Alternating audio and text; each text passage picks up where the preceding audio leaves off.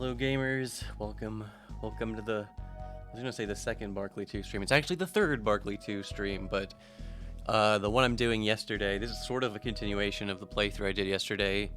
Sort of, and they actually had to recreate the save file basically, but it should be fine, it should be fine. I mean, I'm just trying to give you a rough approximation of what going through the game would have been like, so it's not gonna be exact.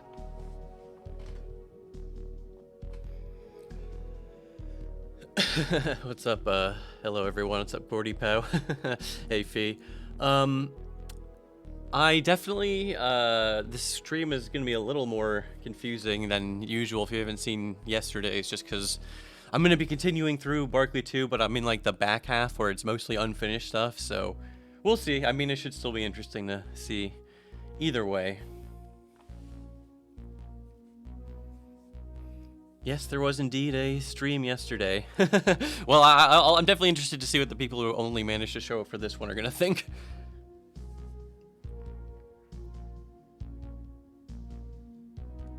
Alright, let me just get this started.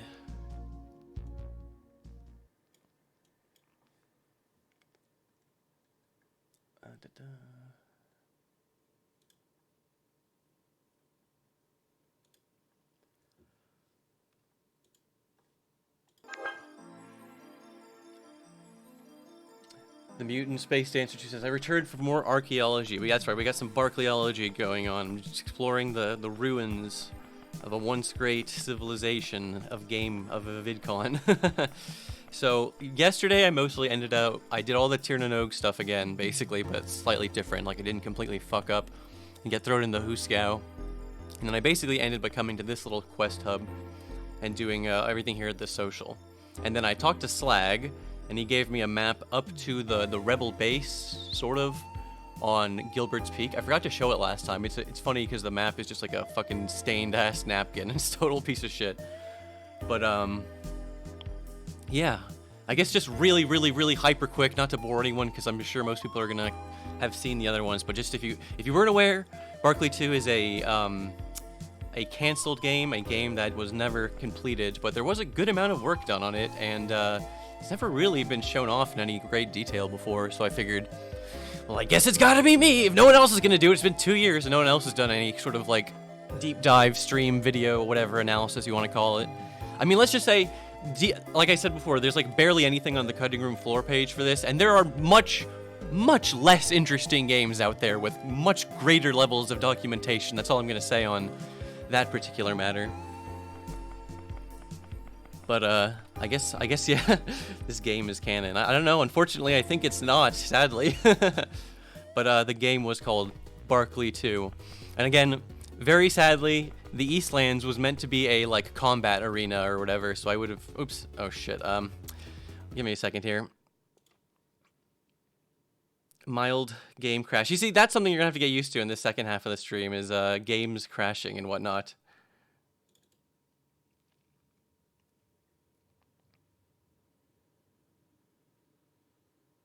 See, I tried to do a little bit of pre-stream setting things up, but things in the second half of the game get very janky, let's say. The janky demo was not lying. The janky demo, honestly, all things considered, did not have that much jank actually in it. Sometimes also when you load a save file, it gets very angry at you. It doesn't like that you're, it puts you in the wrong, like, position. I don't know how to explain it. But, yes, you're going to have to be a little patient today with, curious things happening, crashes and whatnot.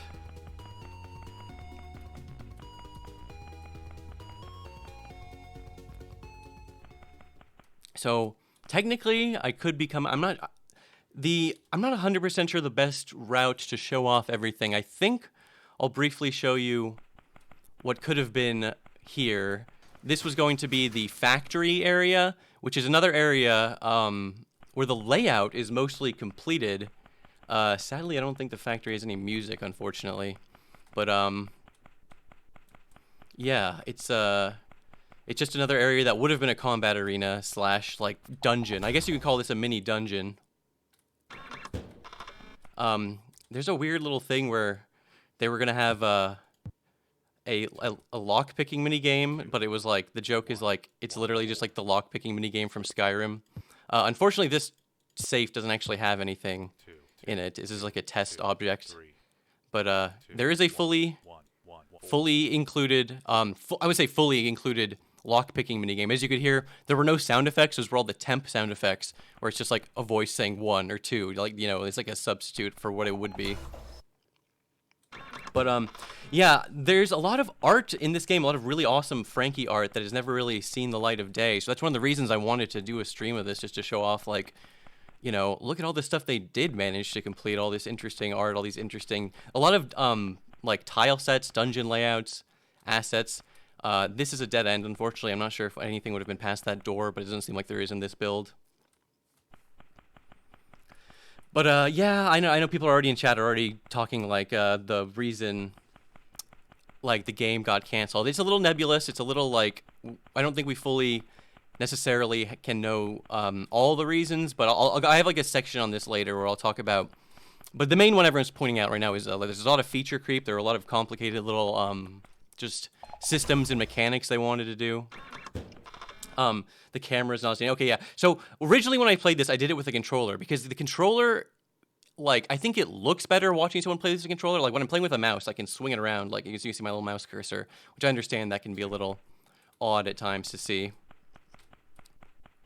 But yeah. Hold on. I got a map of the factory. Let me pull that up over here real quick.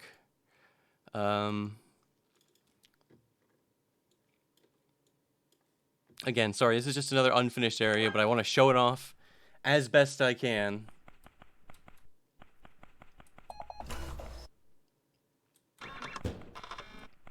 Yeah, Towman John 11 says, "Gosh, I know it's not going to happen. Part of me wishes they could come back together and finish things up, even if they had to narrow the scope."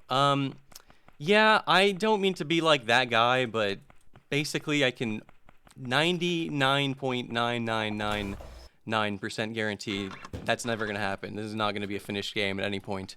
Another very unfortunate thing about the factory not being complete is this is another area with no enemy spawn files, but there are actually bespoke enemies created for this environment. Tectonic Improv says, "I do wonder if there's a storyline out there for this game. I would at least like to know how the story was going to end." I can't give you a full like story breakdown of the ending, but I can. There are notes, like there's like a document that's like an outline of how the final sort of confrontation would have gone down, and that's literally going to be the end of the stream. It's like I'm going to show off as much of this stuff in the game as I possibly can, but then the end of the stream is going to be me literally like reading like TXT text files to you. So here is an interesting NPC. This is the only like NPC you can talk to in this whole map is Renee. He's just like some freaky guy who well, basically his whole deal was he was going to give you a quest where he would kill the brain monsters and bring him brain parts, and then he would like, cook them up for you. It's actually not that dissimilar to the Fiskian Guts quest in the sewers, but unfortunately I can't get to that part of the quest. First of all, because there's no enemies, I could manually spawn them in. But second of all, you can't get to that part of the Renee dialogue because he has a hard crash in his dialogue if I try to progress past a certain point. But it's interesting. It's interesting. This is another case of a guy who I know had a... I'm so bad at this one. Let me add an image source, add a new source. Let me find the right folder.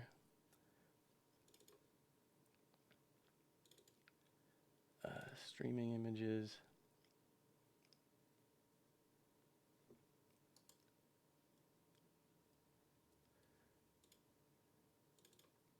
Okay, here's a... this is how deranged I am. I was going through old Frankie did pixel art streams and like time-lapse videos. The time-lapse, I don't think any of the streams are still available, but like there's like time-lapse videos of it still available on YouTube. And you can see right here, it's really hard to get the picture big, but you can see right here, this guy did have a face sprite. I don't know why I felt the need that like this is really important for me to let you know. But this is how unfinished the factory area is, that poor Renee doesn't even get to use his facial sprite in-game.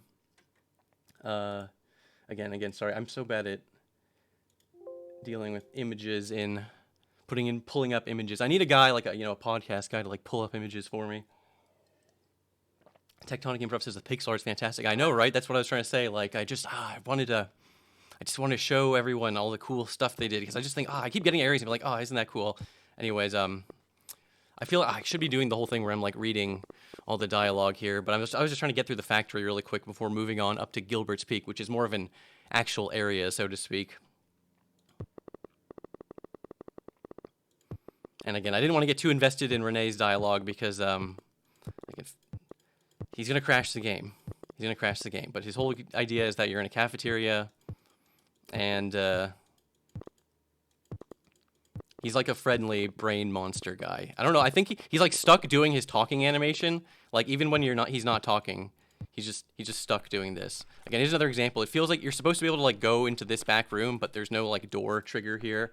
Like I said, like I explained before, I feel a little bad starting the stream with such an unfinished area because last stream I was trying to like I start with Ternanog and the more finished areas, and I was gonna ease you guys into how fucked up and unfinished the back half of the game is. This is the default like placeholder NPC. I don't know why it's like a pulsating orb, but there would have been some kind of food supply unit here with little like little flavor text or whatever, but we don't know what it would look like. And I gotta say, talking to these placeholder NPCs, if just for my fellow Barkleyologists doing research in this game, talking to these things is like a 50-50 chance it's just gonna crash your fucking game.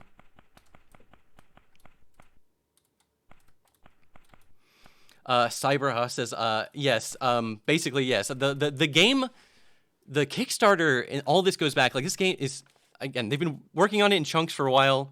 They had been, but it started development over like a decade ago. So yeah, like that's one reason I was like, I think it's a good time to maybe do a little Barkley 2 stream, maybe get some closure for this old dog.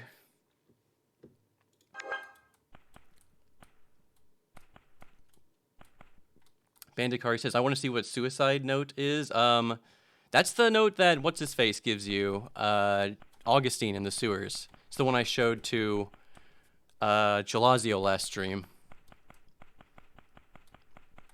Sorry, it's really easy for me to get lost in these freaking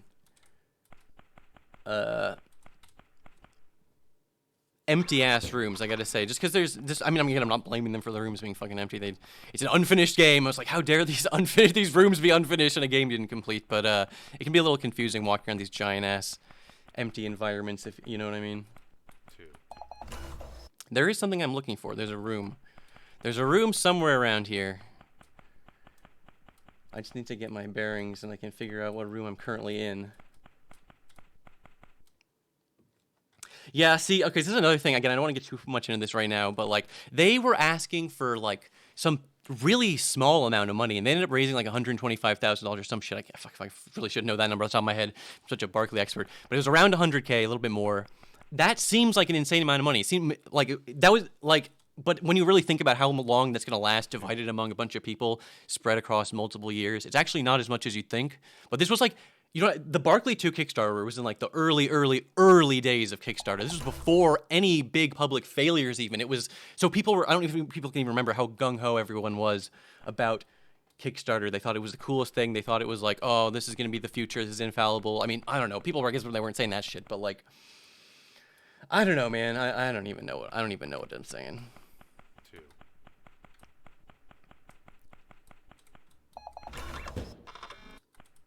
Oh, okay. I keep forgetting. The one thing I keep forgetting to look is for these connecting rooms is these little divots at the floor. I don't know why I keep missing those with my eyes. But this is a room. Oh, these aren't even supposed to be here. These are left over from me fucking around with spawning in enemies, but that's okay. Oh, wait, actually, that one is baked into the map. Never mind. I'm looking at the actual map file itself. So there's supposed to be an elevator here. I don't actually earnestly know if you're always meant to have access to East Collab and Biotech. I think you're supposed to have access to Biotech. Either way, Biotech is unfortunately not in the game. If you try to take this, it just warps you to Brain City for whatever fucking reason. And East Collab, I'm going to show later. That area eludes me. That's sort of an enigma of an area.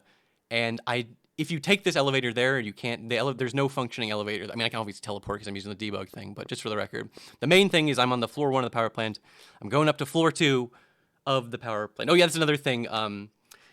ENCZ Zuba says something about or mentioned stretch goals, and that was another thing that was sort of they had. I don't know. It wasn't even like they had the craziest stretch goals, but you know they did have stretch goals too on top of everything. I think it's not just, it's just that when they got all that extra money, they felt like, oh, we have to expand the scope of the game like threefold because we got 3 times the amount of money that we were, you know what I mean? So it's just like, that's not exactly how it works. Again, I'm not even a game maker, so I'm not trying to be out here giving them advice. So floor 2 of the factory is interesting. If you hadn't already realized, the factory is the opening area, the tutorial area, the original area that when the game starts takes place in the factory. But when you return to the factory later, it's gooped up. Like, the map files are literally, like, the same map from the intro, but at the end, it has the word gooped. So it's like brain is all fucked up. Unfortunately, there's no dialogue for these guys, but I always thought, I don't know why I always thought this, but I always thought you'd get to return to, you know, in the tutorial, Roethlisberger and some other fucking guy, this guy, whatever his name was, they, like, you know, they shoot you, they fuck you up. I thought you'd get to, like, have revenge on them. You'd get to come back and kill them. But I guess you would come back and they would already be horribly mutated into freaky brain monsters. Cyberhat says, does this game have combat? It does, and I showed off a good amount of it last time, and I will show off some more of it later when we get to the swamp, because that's the last area that I haven't really been to that does have enemy spawn files. Anyways, there is a little dialogue here for this one where he's just like, yuck. Again, I have to assume there would have been a little bit more going on with these guys if this area was completed. There's a really funny gag here that I was not expecting, which is, if you remember in the tutorial, there's a guy called Zhang who, you know, he's in the middle of explaining Zaubers to you when he gets shot in the head and his head explodes. But I guess, like, a brain, like, possessed him and you can come back and he's just, like, finishing the Zauber tutorial to, like, no one. The Zhang brain. It's kind of fucked up, honestly. And that's all you need to know about Zaubers. This completes the tutorial. Good luck on your adventures, Chosen One. This is the gooped up, like, if you remember, there's when you walked past this area, and they sort of makes a big point to highlight this. If you ignore this factory stuff later, and then you start the main quest, there will be a part where Hoops is like, oh, I think I remember there being a cybersphere piece in the factory. But there's a few switches here. Now, I don't,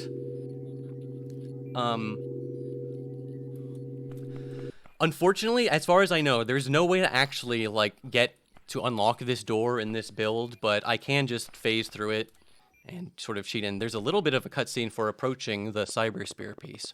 Ah, it's that thing I saw when I was rescued from here. Think I should take it with me. I mean, why not, right? Again, that's what I was trying to allude to earlier, which is, if you know about the cybersphere in the main quest, I think he has some slightly different dialogue where he's like, oh, look, a cybersphere piece. And so this is interesting. It's another little, you got the cybersphere piece. It says cyber handle. I assure you that is not the cyber handle. That is the cyber wing, as was obvious enough. I think that's just like some placeholder text. So yeah, it's a sort of unfinished thing, but there are 4 cybersphere pieces you need to collect as like the main quest of the second half of the game. Technically, I shouldn't even know that because I haven't gotten to Brain City yet. But anyways, I'm just going to grab it while I'm here.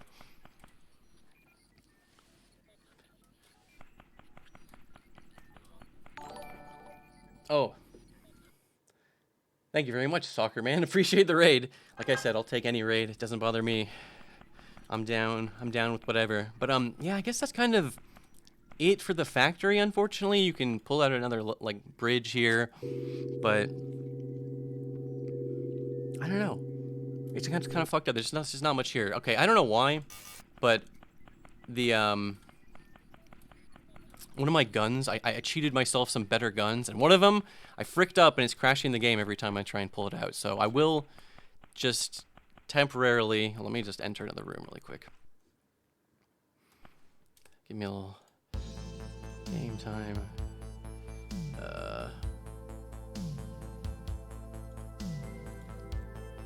I'm just gonna do another quick little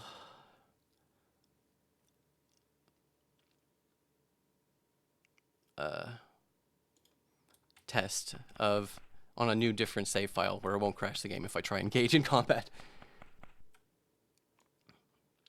Now, let me just find a nice big room. I thought that would be a good big room for combat, but actually not. Oh wait, this is This is the bottom part of the factory, my mistake. Anyways, the reason I'm stalling or whatever is because I'm about to show you a very... I've fucked up the game by messing around too much with this, but this is the enemy spawn placement thing. Step 1, do not use this, because this is like add a permanent spawn to the room. This is add a temporary spawn. These are the lists of enemies you can have. You have to click one, then you can, there's lists of enemies depending on which part of the game you're in, and you have to S to cycle down to the power plant, E confirms. So this would be a medium-sized alien menace.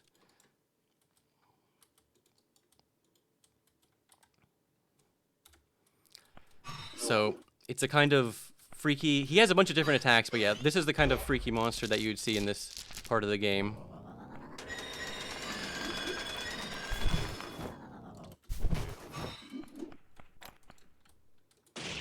Oh god.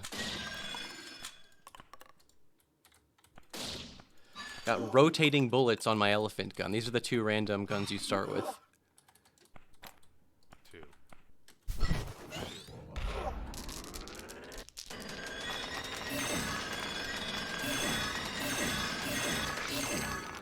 Okay, yes. I think if I kill a few of them, I'll start getting some better guns. Goofy Grass Uzi. That sounds interesting. What other enemies can you spawn in?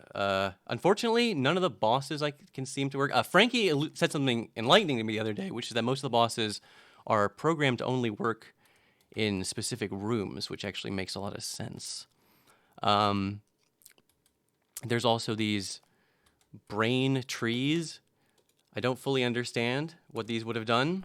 They have like a weird pulsating thing they do. They don't do any damage in this build. I'm not sure if this pulse would have done damage to you or would have like buffed enemies or something. But God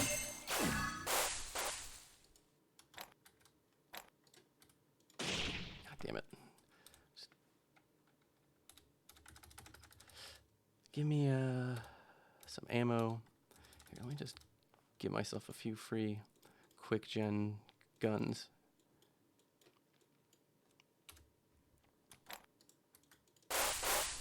But yeah, obviously a lot of these enemies are unfinished. So those towers would have been a thing, and then the last enemy that I can really spawn that would have been here is these like alien egg things.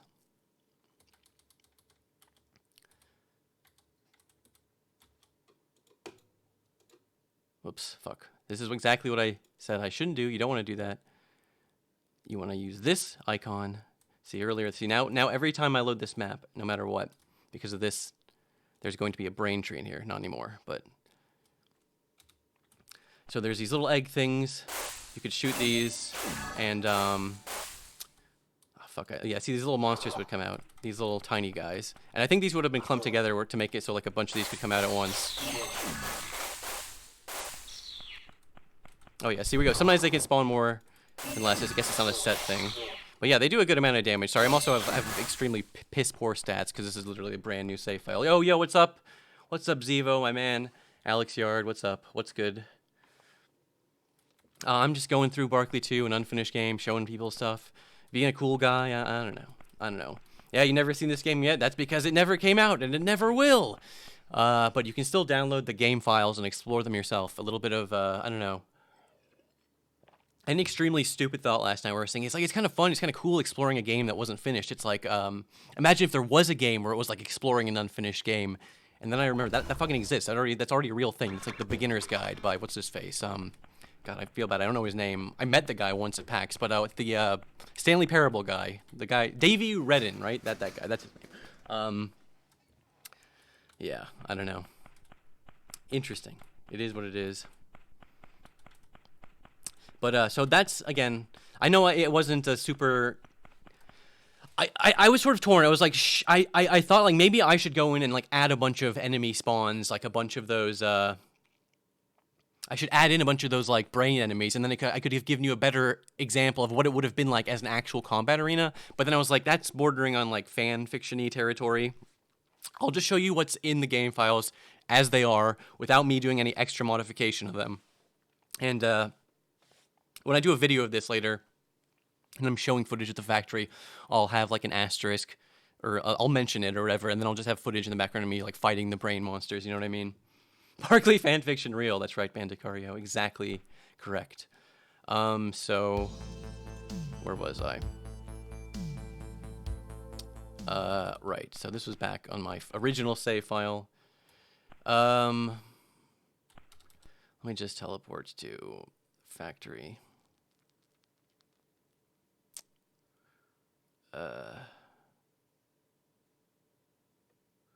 Big room.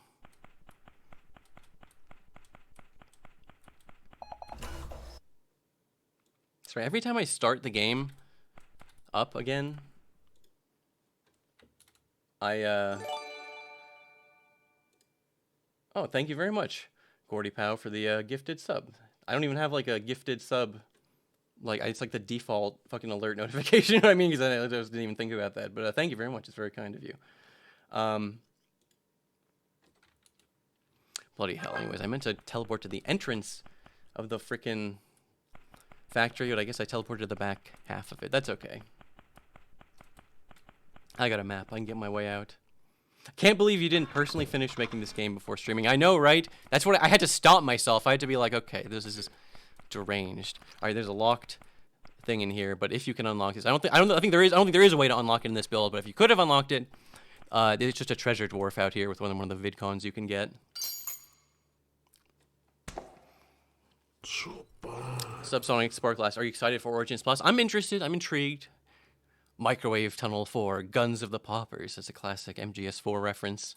I'm excited for Origins Plus. I'm excited for playable Amy in an official capacity. I'm not really excited for a bunch of fucking Game Gear games. Like who gives a fuck? I don't know why they thought that was worth adding, to be honest, frankly. And then they could have at least added the Master System ones instead of the Game Gear ones. But whatever. Whatever.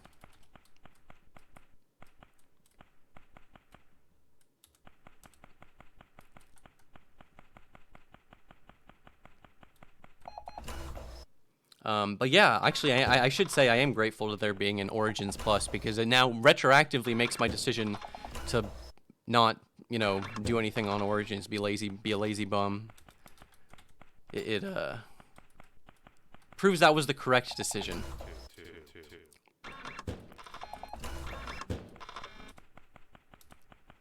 Some of these, exit garages are not functional yet, which is slightly annoying, I have to admit. But I mean, it's again, I feel like I have to constantly clarify to people in case they just weren't aware. I'm not like, I'm not doing an AVG, and what were they thinking? Like, I understand what they were thinking. The game is not finished, so it's not a finished area. So I'm not trying to judge it like it should be one. Anyways, so this is north of the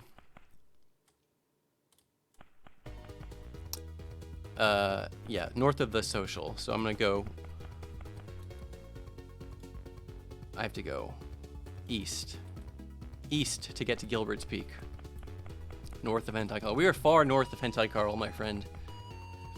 I actually thought about I was gonna read you Hentai Carl's dialogue, but I can't. It's too. You would actually hate him by the time it's over because it's so long. It's one of those. I love this. I really do like this game. I really enjoy a lot of the humor, but there is a sort of. I didn't even notice until I started playing and documenting. There's sort of a reliance on just really, really, really long, wasting the player's time type gags, and that's Hentai Carl. It's another classic one of those. There's a fortune teller, Madame Cannondorf. Alakazam, abracadoo. Oh, I didn't see you there. I was just conjuring a devilish hex upon my many foes. I like to dabble in the dark arts in my spare time.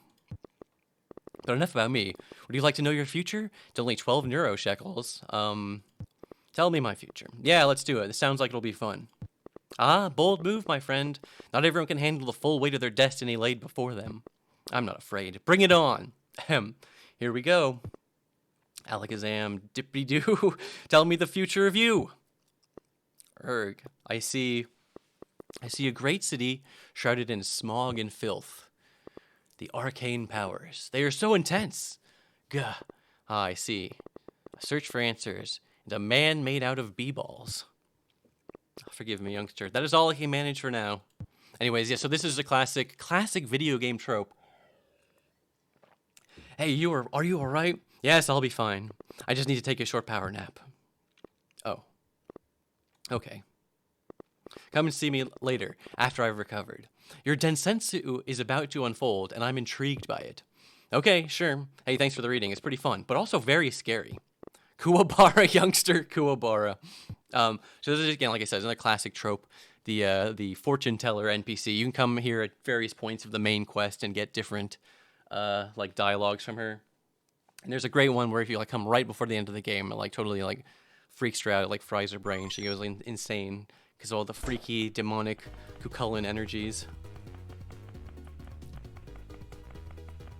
Right, all the crucified NPCs. I think that means we're getting close to the Huskao, which is where I want to be. Yeah, definitely this is a Huskao map because there's no fucking music. Hold on one sec.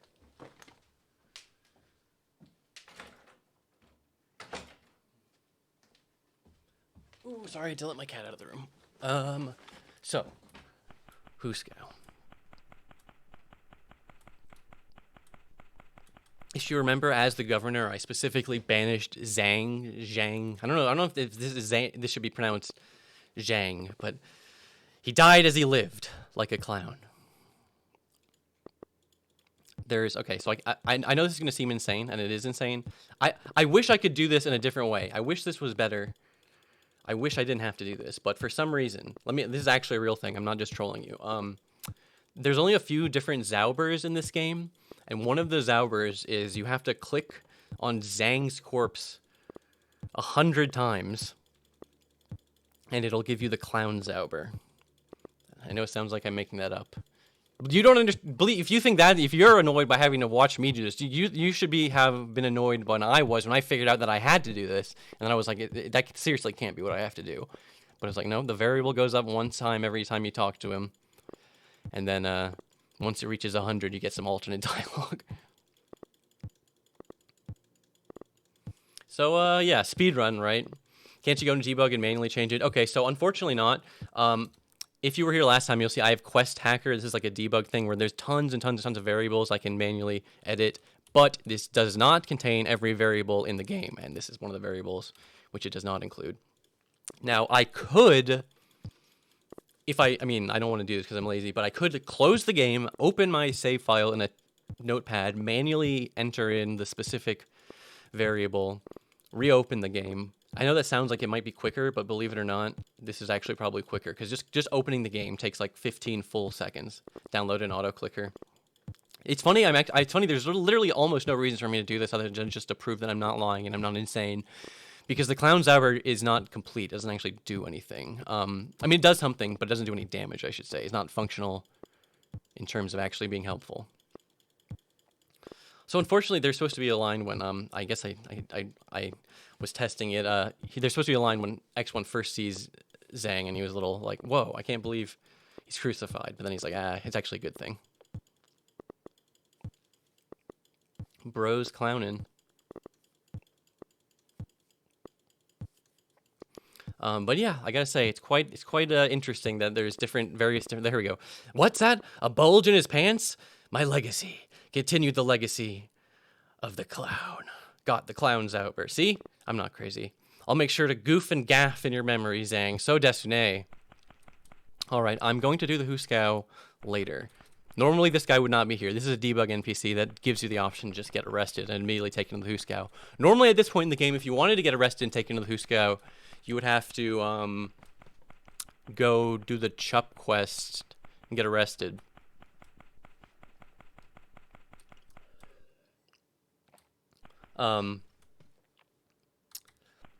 Subsonic Sparkle says, I really wish Origins Plus included Chaotix or R. I agree. Chaotix would have been nice. So this is Gilbert's Peak. This is another area that would have been a combat area, but unfortunately there's no enemy spawn files. There were a couple interesting, weird, enemies. I think they are in the game. I guess I can try and show them off later too.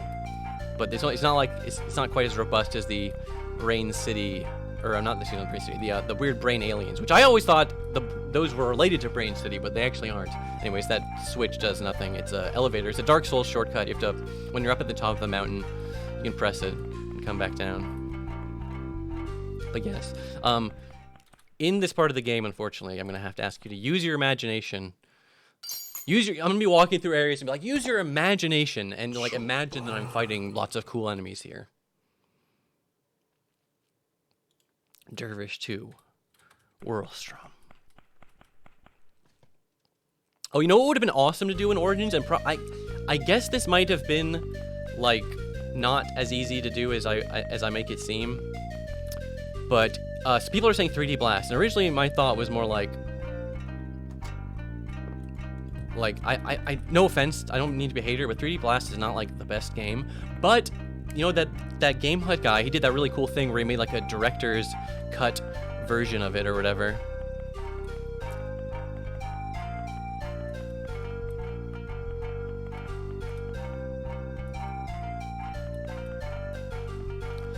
Okay, I guess this is actually not the proper entrance to Gilbert's Peak. This is the Huskao alternate entrance. Who is that? Thank you very much, C Sunday. It's much appreciated. No one's under any obligation to you know, give me any freaking subs or whatever, but it's much appreciated. It's much appreciated.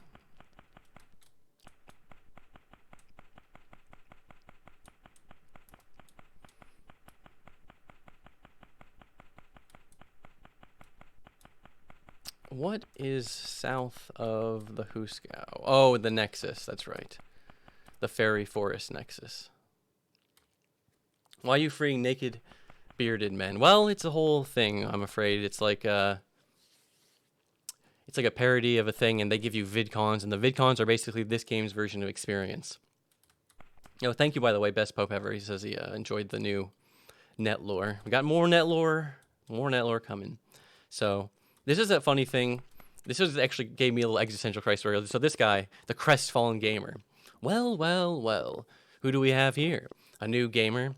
Let me guess. A youngster on his path to a gamer's destiny, right? You're not the first one to try and grasp that glorious destiny. It's like the only NPC in the game that has like voice dialogue. He says heh, which is a classic heh. Oh yeah, also excited for the next Love Web episode? Yeah, I am excited. It's about Homestuck, which I actually don't know anything about, so that should be very interesting to see. Well, actually I have seen it, but it is good. Let me just tell you right now. It is good.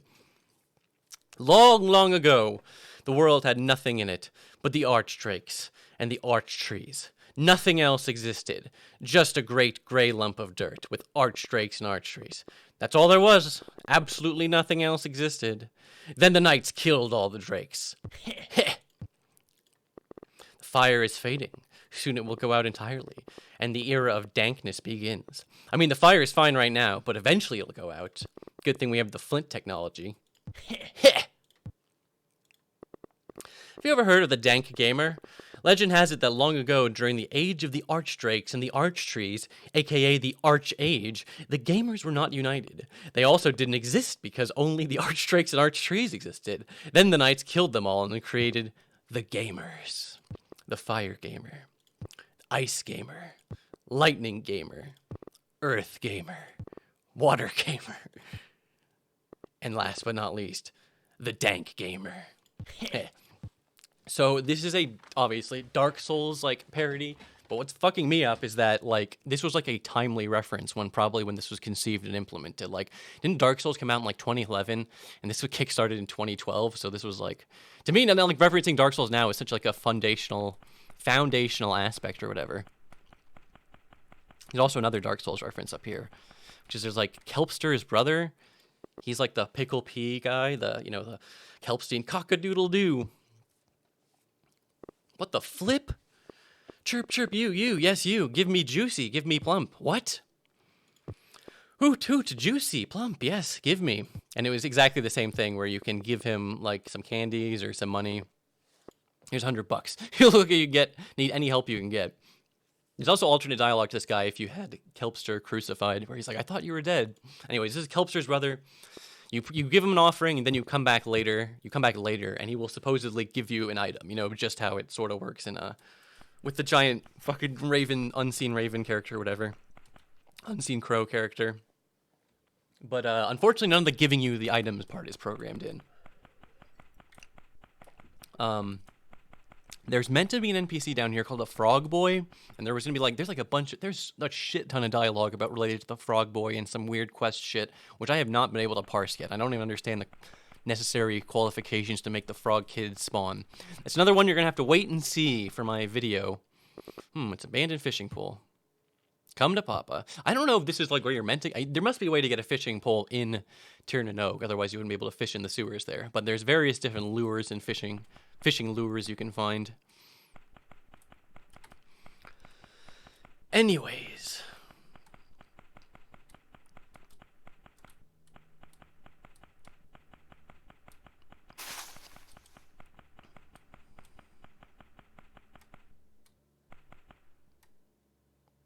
Oh, Bandicario asked, will you ever cover the original version of Barkley 1 sometime? I streamed it already. I don't know if you mean, like, in a more, like, in-depth way than that.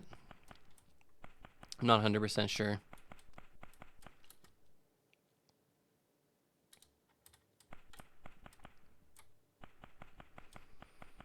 I also can't fucking... God damn it. I can't fully remember how to... get to Gilbert's Peak. I know there's supposed to be another better way to do it. Oh, do you mean the RPG Maker?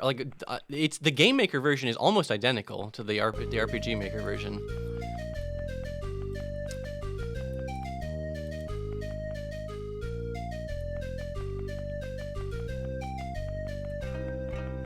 Oh, the Genesis Barkley 2. Someone mentioned that yesterday, and I meant to read that comment, but I forgot to.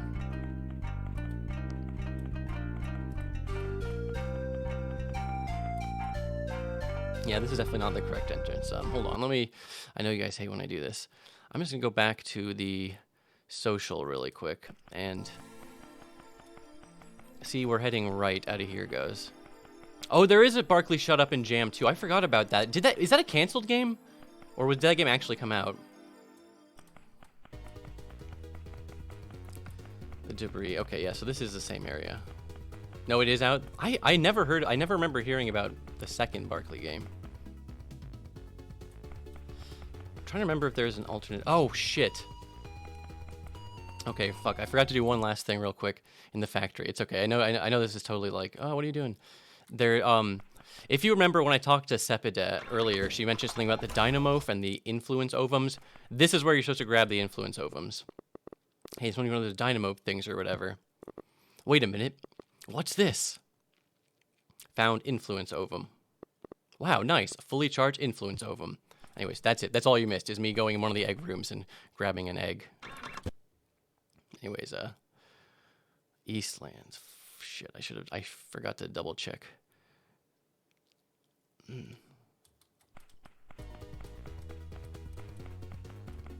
The mountain path. Right, okay.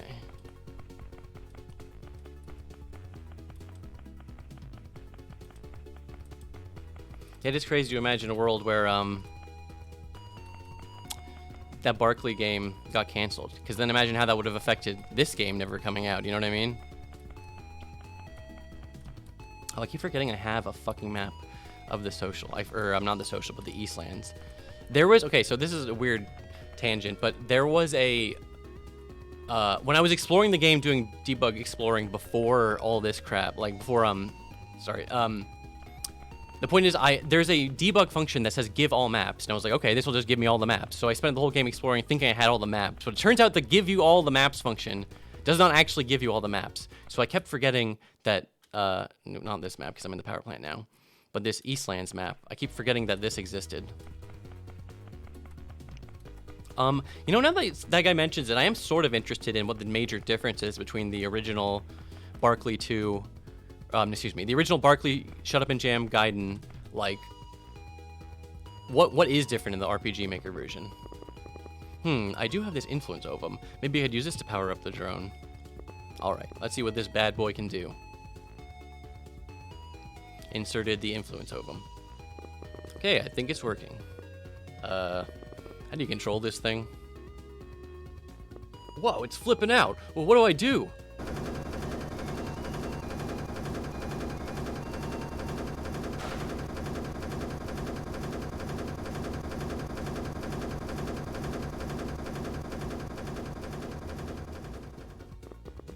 I wonder where the heck it went.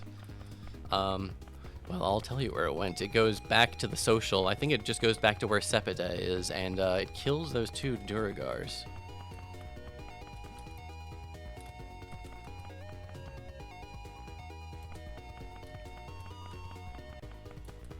Unfortunately, I don't think that there's anything else you can do with Sepida. There was going to be another quest line where you could divert power to the social. And there's going to be another, see here, it crashes, it kills them both. Classic. Look at this. Look at my drone, it's ruined, man. I will never catch those Christmas ham thieves. Oh, Lord. Christmas is ruined. Oh, yeah, by the way, thanks for hanging out, Subsonic Sparkle. Appreciate it, dude.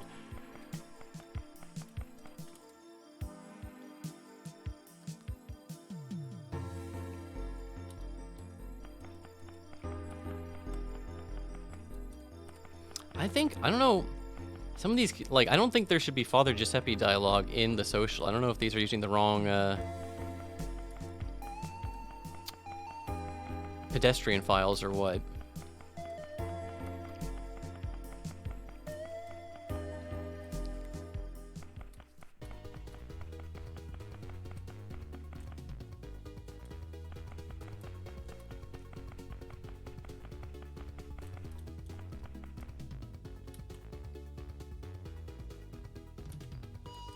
That goes down there.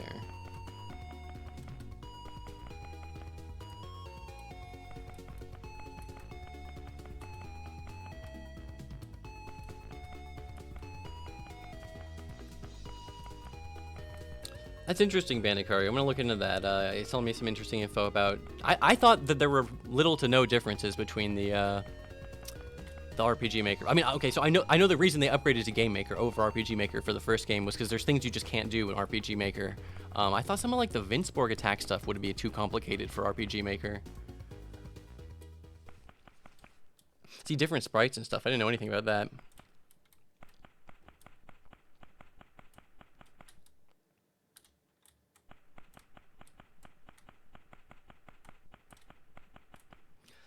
Just give me 1 second really quick. Huskao.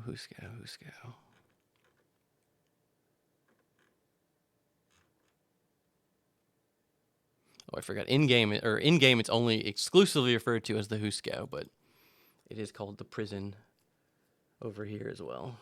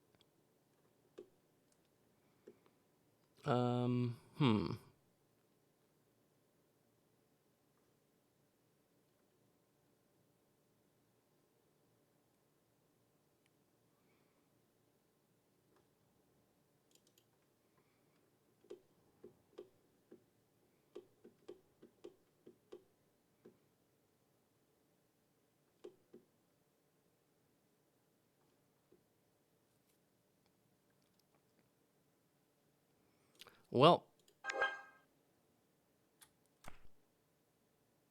yeah, sorry about that. I was just doing a little research. A little off-screen research over here. I would love to show you. I tried to do this. I tried to like get Game Maker up on the stream, but the thing is, every time you open a new window, like that doesn't show up in the screen capture software. I'd have to manually like capture each new window that comes up. Anyways, I hate to do this, but I'm just gonna go to somewhere in the middle of Gilbert's Peak, just to show you basically what the general area was like. Because I'm afraid this is another area that was not completed.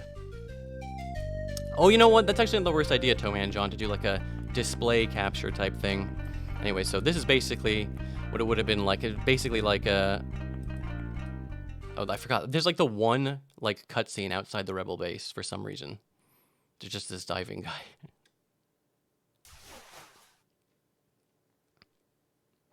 That was the most beautiful thing I've ever seen. I have something to believe in now. Right. Thanks for hanging out, Bravia8. Appreciate it. But yeah, I don't know why. This is strange. It's a strange area, I have to admit. I'm not sure what kind of enemies there would have been here besides those like flying harpies. But yeah, I'm trying to. This is halfway through, so if I go out the entrance, I should be able to figure out where I'm supposed to come in from.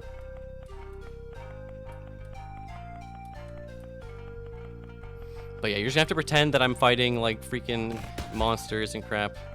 This is another, again, the second half of this game is gonna be full of just areas where it's me going like, Use your imagination, folks. You gotta use that imagination.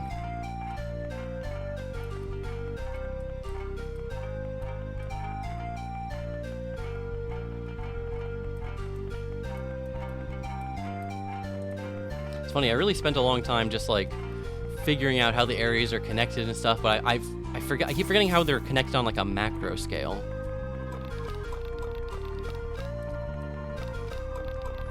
You know, I never did use Game Maker that much myself. I fucked around with RPG Maker. They're not that different, I have to fucking be perfectly honest and admit. They're really not that different when you get right down to it. But yeah, I feel like I have to show off areas like this, even when they're not complete, just to show this is what the area graphics would have been like. This is what the BGM would have been like. Some areas, I don't think they have complete background music, unfortunately.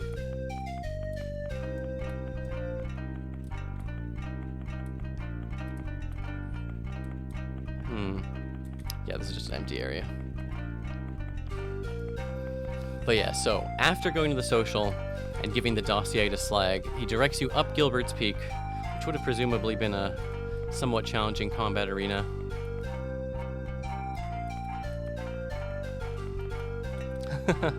Your boy Joseph says, "Yo, Cybershell, you're my childhood." It's so weird hearing that from people, because it's like, damn, I guess I have been making these fucking videos for a long-ass time, huh? It is weird, like, you know, I was talking about this to someone where it's like, you know, there's some creators who, like, blow the fuck up, and they're, like, get, like, 1 million subs, but they're only been around for, like 2 or 3 years, which is, like, cool. I'm not, like, saying anyone's superior just for having been around for longer, but it is kind of just crazy to think that, like, I don't know, there have been people who have been, like, following me for so long. Oh, you can get here from the fucking Nexus. Which side is this on? Oh, okay, it's above this part.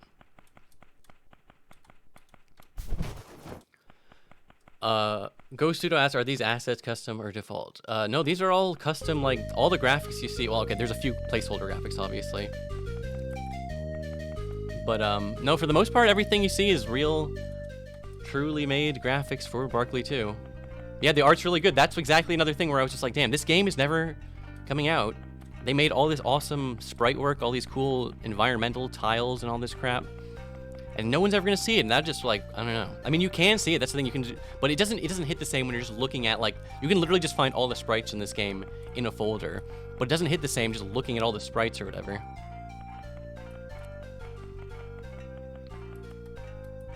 Big Frog Man.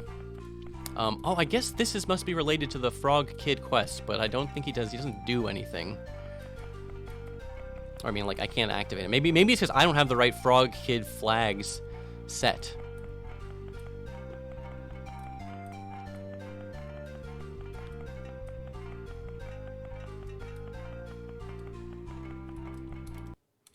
Gato Pass, right. So yeah, Toman John. Okay, I guess if people aren't aware, I do plan on making like a real video that's like a guide. You know how common it is now on YouTube, you'll see like a guided tour through this or so-and-so, this game or whatever. And it's like, well, I just think it'd be interesting to do like a guided tour through a game that wasn't even finished and being like, this is like, what it would have been like. And for parts like this, instead of watching me like aimlessly wander around for like whatever, I would like cut it down nice and clean, and I would, you know, I would make it more interesting, you know what I mean? But I wanted to stream it too, just because, I don't know, I'm having fun just walking through and exploring the unfinished ruins of a game that I did personally help fund myself. I got my, hey, let's just say I got my money's worth out of Barkley 2. I'm gonna make it back just from having streamed it and getting subs or whatever, so I can't be too mad. Plus, I got my Cyberdwarf body pillow. I guess I should show a picture of that sometime.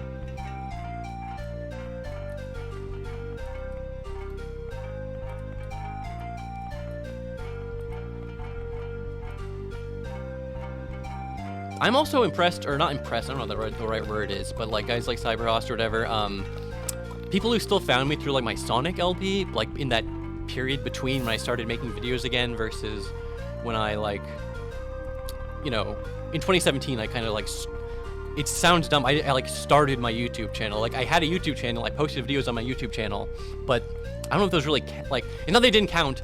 I've already explained this a million times, but like I posted my Something Awful Let's Play like videos on my YouTube channel to post on Something Awful. I had zero conception of like, oh, people on YouTube are gonna find this, people on YouTube are gonna learn to love this or whatever.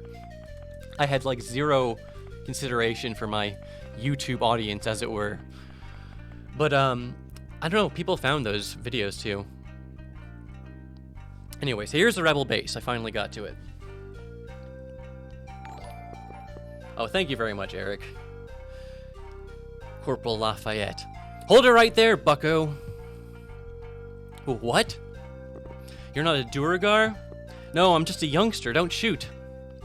Uh-oh. Thank Clispate. Thought those Durgs finally found our little hideout. Phew. For a moment, I thought I was a goner. Hey, thanks, just Andy again. Appreciate the Prime sub. You guys are part of Longinus, right? This is the secret Gilbert's Peak branch of Longinus, at your service. Yes, finally I found you guys. Are you one of the new recruits that HQ promised to us? No, I don't think I am. Aw, shucks. Well, glad you aren't a Duragar at least. Here, let me introduce you to our merry band. I'm Lafayette, the scout. Ex-scout. The disgruntled grunt is Meinhardt, our quartermaster. He's the silent type, very mysterious. Over yonder is Florian, our medic. But don't let that fool you. If you have a medical emergency, don't come here for help. You won't get any. Hello. Last but not least is Compson. I think he's our leader, but I'm not too sure on that. He's a bit of a Debbie Downer at times, but his mind is as sharp as a jewel-encrusted dirk. Pfft. Here I was hoping I'd get to die in battle. We used to have a bunch more guys and gals in here, but our numbers have dwindled down to just the 4 of us, I'm afraid. Wow, sounds like this is a dangerous neighborhood. Indeed it is. Alright, fellas, the danger's over. Let's get back to being hopelessly crestfallen by our situation. Alright, and then there's the little... It's not much of a base here. I think there would have been, like, bunks or something, graphics, if this was fully completed. So, who exactly are you? Where did you come from? I'm X114Jam9. I'm just a wayward young traveler, I guess. That sounds interesting. Did you climb through the mountains? Not too much climbing. I walked a lot. You should try climbing sometime. It's really fun. I'm a scout, so I used to climb all sorts of things. I used to really attack the crag. What happened to you? Why, can't you climb anymore? One of those vile Duragar brutes knew I was scouting this one area of the peak, so he put a landmine right on my route. I didn't see it. Now I can't climb so well anymore. I can empathize. B-ball. I can empathize. VidCon. Sounds like you watched it. Bet you're great at climbing. I like conquering VidCons probably as much as you like to climb. I'd be really sad if the Duragars, or parents, did something to take them away from me. Yeah, you understand what it's like. Even though I can't get around, I'm always thinking about cool stuff to do in these mountains. Well, anyways, we're part of the Longinus resistance. They call this a forward operating base, or FOOPBA for short. We're supposed to run all kind of reconnaissance missions from here, but we're kind of on lockdown with those Duragars in that outpost close by. We can't really get anything done. On lockdown, huh? Yep. It's quite a quandary. We can't make any progress unless we can get rid of those Duragars. You want to talk about something else? Oh, I have something for Lafayette. Oh, I have something to give a Lafayette, and since there's no other Lafayettes around here, then it must be you. Now let's see. Which one was it again? I like that the resealed thing just has a thing that says tape. I don't know if that was a placeholder. I think it was, but it still looks funny. You have the resealed secret dossier? Wowee, this is some juicy intel. Juice to the gills. Really? What's it say? Well, there's a whole slew of neuro shekels in here, and it says we in the Football need to keep Operation Reverse Dunkirk going. Wow. Whoa. Wow. That's it? What are we supposed to do? It says liberate the Huskao. Liberate? How do we do that? Looks like HQ figured out a way into the Huskao through an underwater stream. We're supposed to access the stream, then swim into the compound and liberate the inmates. Sounds risky. I wonder who's gonna actually do this mission. Well, I think it's pretty obvious that I'm gonna do it, right? Yeah, probably, but I don't think you can get anything done until you get rid of those Duragars out of that encampment on the peak. Right. Well, I'll do that first and then report back here. Alright, it's very unfortunate, but for whatever reason, you can't, it doesn't matter if you take out that Duragar camp, Lafayette's dialogue, it just never will update, and I even tried manually editing variables, but there's conflicting, it's supposed to be one variable for part of his dialogue, it's supposed to be another for another, so unfortunately I'm not going to be able to finish that part of the quest. Also, I hate to do this, but I'll be, right back. Give me literally, 60 seconds.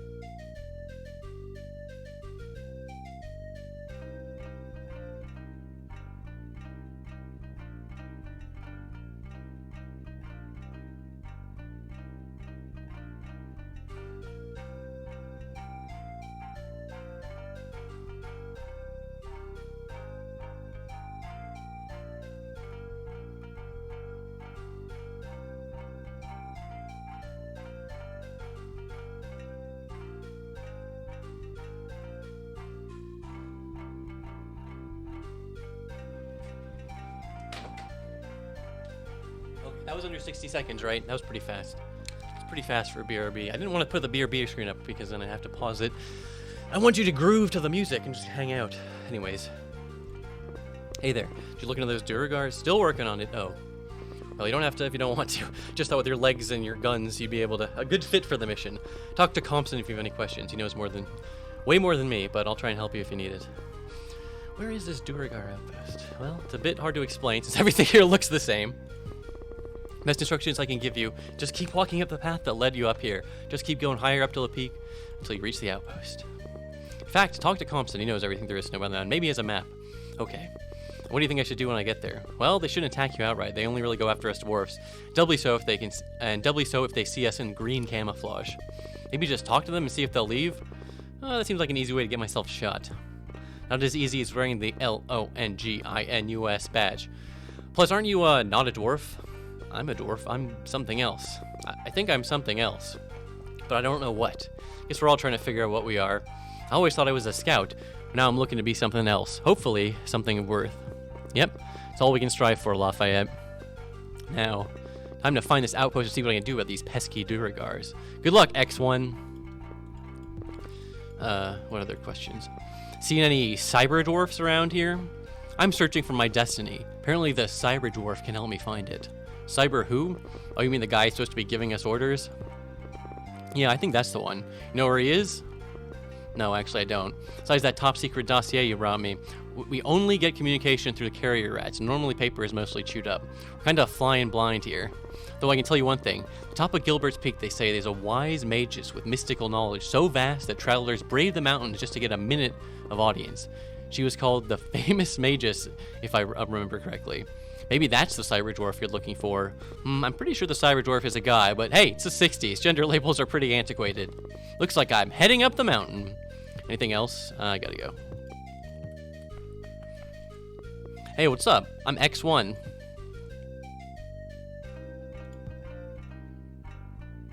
Okay. Is it something I said? Oh, that's Meinhardt. He doesn't speak. Got some shrapnel in his throat. But you can just hand him your money and he'll give you what you need for your journey. He's really good at math. Okay. Hello, Mineheart. Mind if I look through your stock?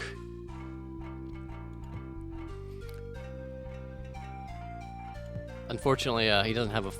He's meant to have a gun store, but he doesn't have one, as you can see. Lieutenant Florian. You aren't, sick, are you? A little banged up, but I'll survive. It's common for a braster like me, I guess. Why? Are you a doctor? I'm the base medic, but I'm not really good at it. Honestly, I'm a little relieved you don't need any medical attention. I've had a bad string of, botch jobs recently. That's not good. Not good at all. Thank you. Good. I was afraid I'd need to operate again. I'm really bad at, operations. Operations are really the worst thing I've ever experienced. I hope you never have to operate on somebody. Anyways, can I help you with something? Do you know anything about those Duragars out there? They're all over. They're the biggest threat to our safety. Most of the dwarfs I stitch up are because of them. No, I mean the camp nearby. There's an outpost real close by. What? Nearby? Are you sure? Lafayette seems to think so.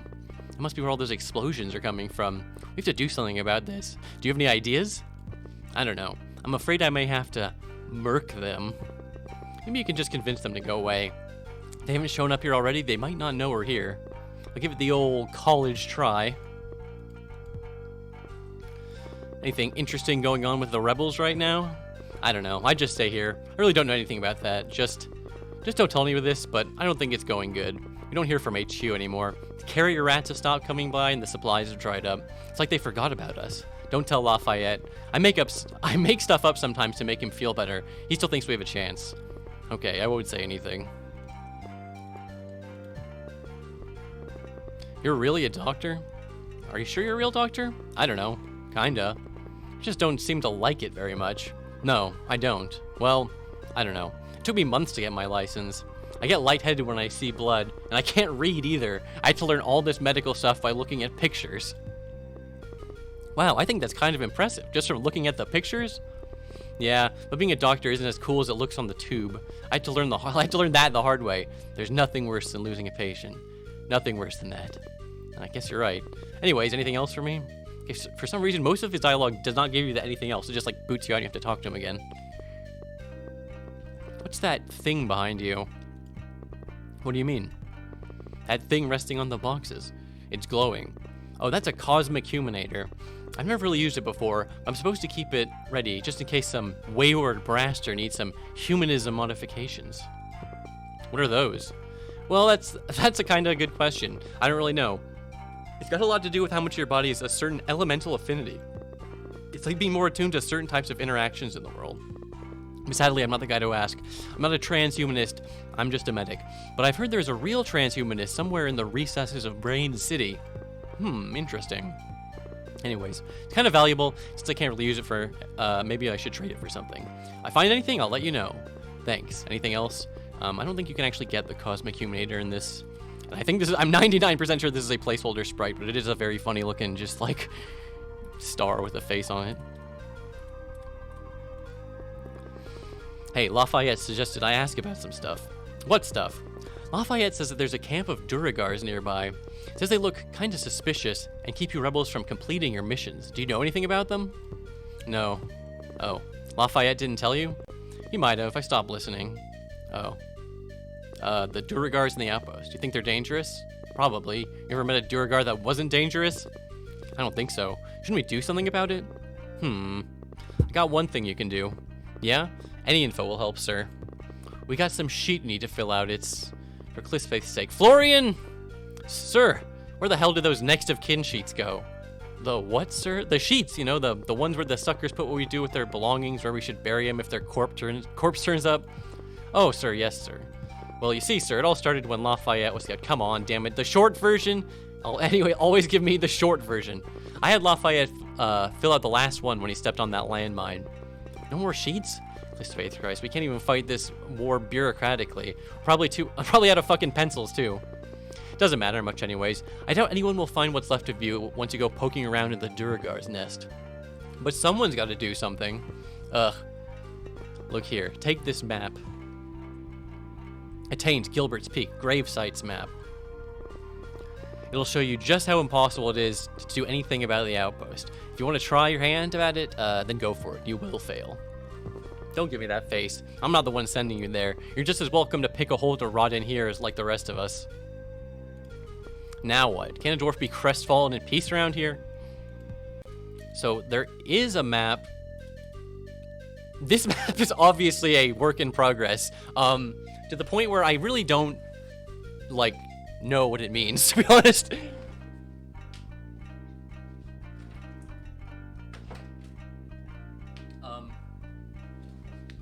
It's not that useful, unfortunately. The advice of just go north is actually probably more useful. But I don't know. Yeah, the unfinished, like I said, the further you get from Tir na Nog, the less finished the game kind of gets. Did he take my... No, I did get the re-sealed. The re-sealed secret dossier. Good. Because I'm going to need that when I get to the Huskao.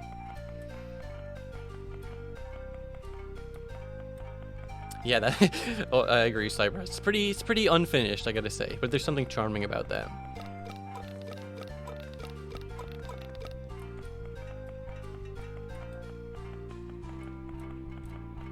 There is a Duergar encampment. You can find the Durgs. The Durgs.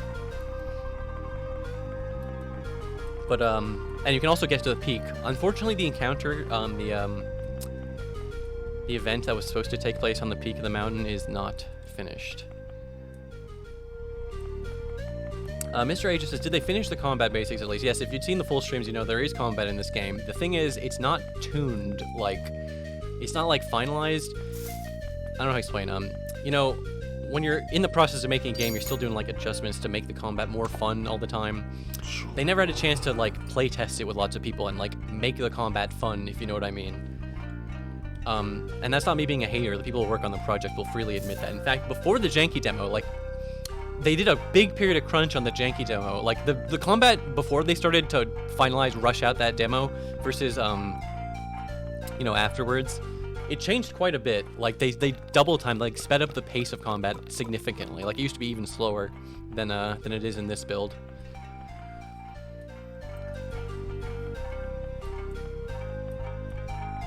But yeah, again, just imagine that I'm fighting all sorts of monsters as I'm coming up the peak. Actually, I'm not sure how populated it would be with monsters.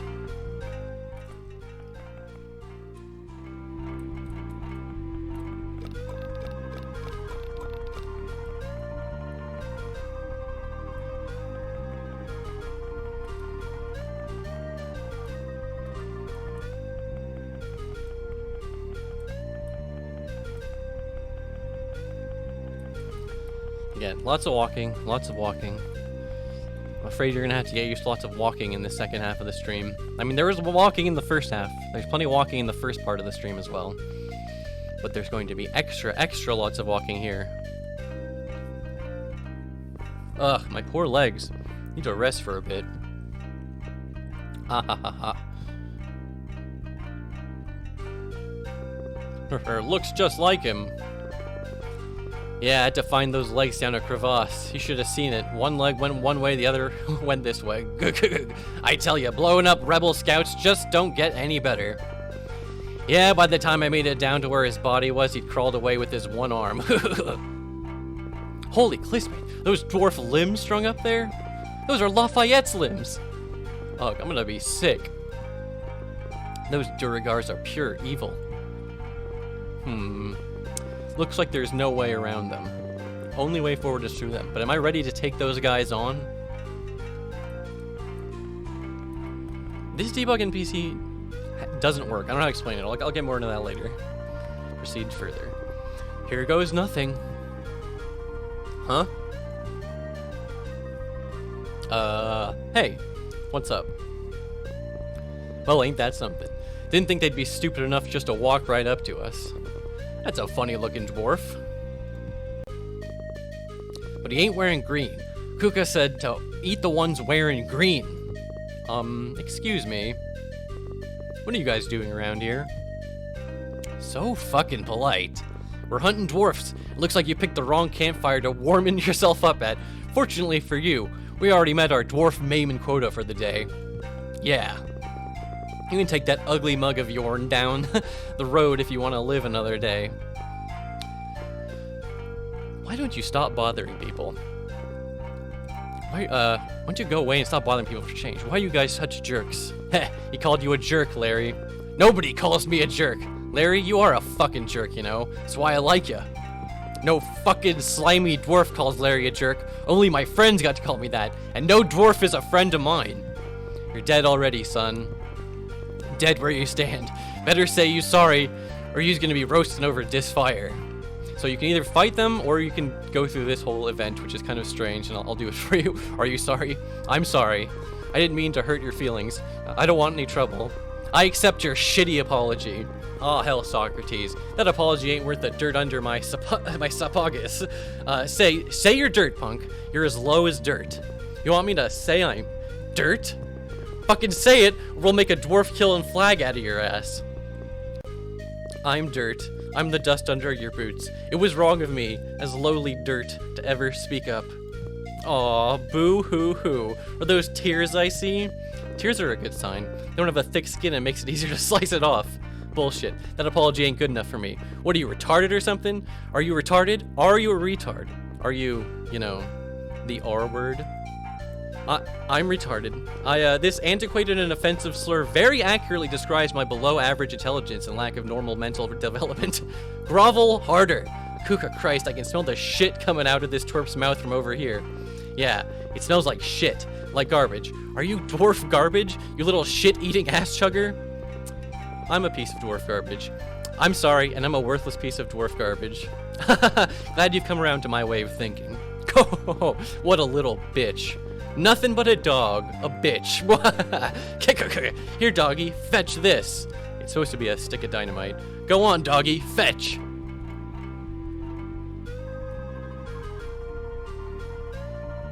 No, you go fetch. It was a dud. For a moment there, I was almost worried. Huh? What the hell was that? Kuka Christ, the TNT box is counting down!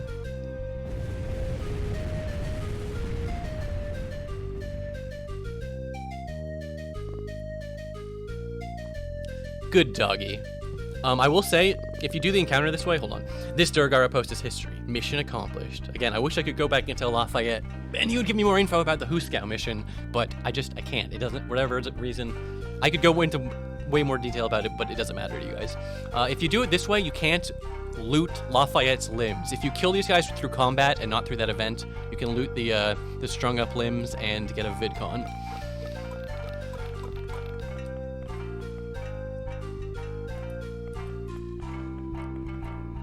Bandicari says, I saw a Slender Man sprite while looking through the sprites of the game. I think you're probably thinking of a guy from Yeast Collab. I'll show that off later. In fact, oh wait, you might be also thinking of the portraits. There's like an art gallery in Brain City of various monsters. One of them is Slender Man.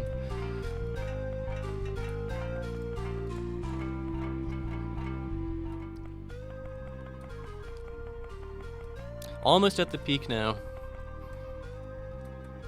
Oh, and this is the, if you were here for my very first Barkley stream, not the one yesterday, but the one before that, you'll remember I got thrown into the Huskao, and I had to swim out.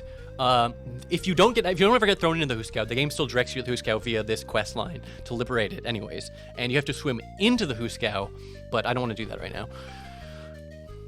Yeah, it's from Biotech then. That's part of the Yeast Collab quest line.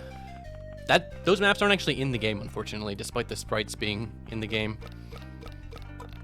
I'm gonna have to do the reconstruction of that questline is gonna be a huge pain in the ass for when I make that video, but you gotta do what you gotta do. Anyways, we're finally at the peak.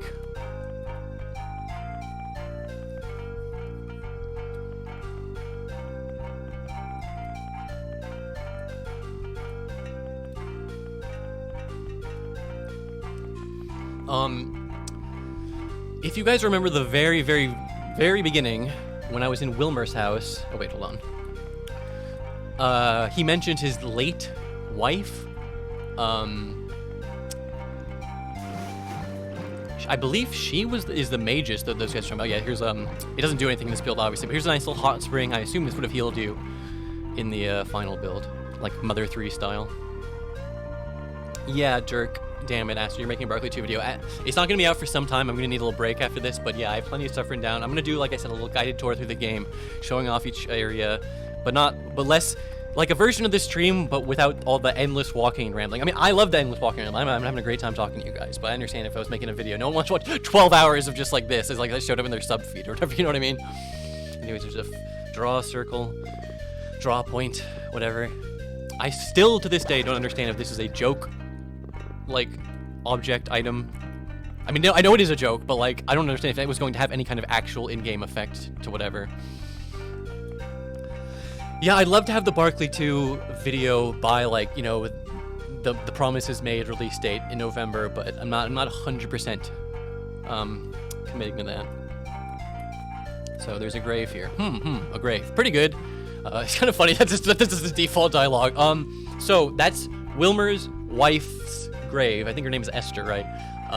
If you are in Turn and Oak and you don't send Wilmer to the Huskao and you don't pay his rent and you don't fix it as governor, then you talk to him one last time before leaving, then Wilmer dies, he turns into a ghost and he haunts you and he hits you with a curse that makes it so when you eat butterscotch, which is like the default low level candy, instead of healing you for 25, it hurts you for 25. And he says, you need to take my bones to the peak of Gilbert's Peak, to the peak of the mountain, and lay them at my wife's grave.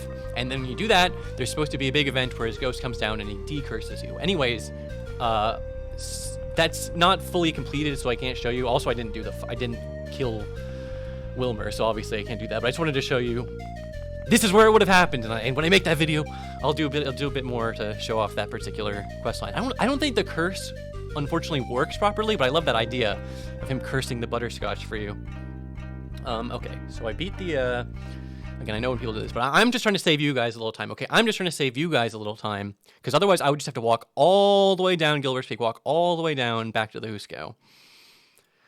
And I know nobody wants to see that, so I'm just gonna come here. Oh wait, can I? Oh shit, I just crashed the game. Sorry, I forgot. I forgot I can't open my menu or it's gonna crash the game real quick. So that's okay, that's fine. That gives me a chance to just take a quick breather and reassess what I'm gonna do next. I guess I'm gonna do the Huskao quest line next. And liberate it. I could have liberated it from going inside that stream, but I did not do that. So hold on. Sorry, I have like 48 million like folders open and like pictures and like whatever you want to call them.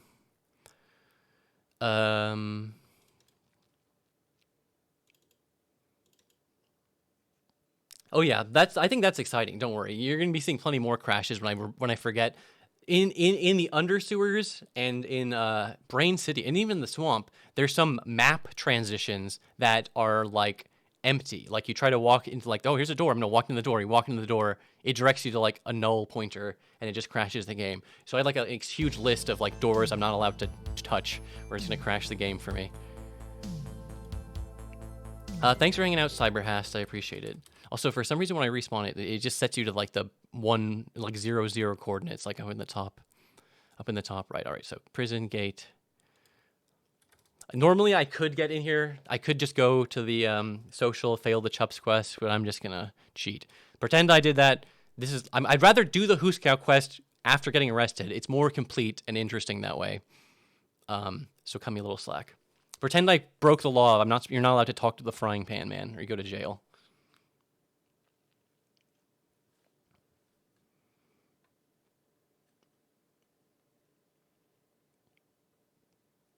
You'll actually be familiar with this cutscene if you watch the first Barkley stream I did. Stop right here, bootlicker. Looks like you have the privilege of witnessing one of Warden Thrax's legendary gloom servants. Pay attention.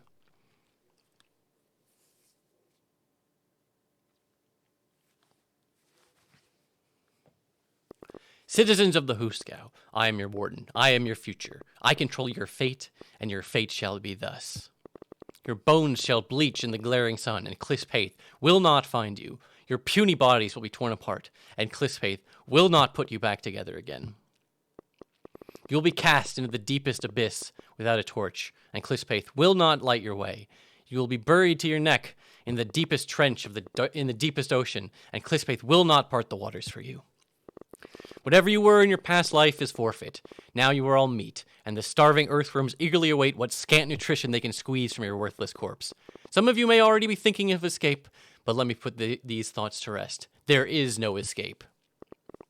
Everything you knew is gone. Every dwarf you knew is dead. Every hovel you cowered in is now destroyed. Every succulent fruit you tasted has rotted. Every gem you hoarded has been lost. You are the Huskao. The Huskao is you. Welcome to your new lives.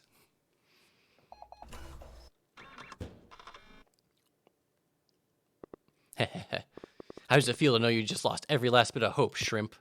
But silence! Enough dicking around. Move it, dickwad. You're about to get processed into the system for the rest of your natural life.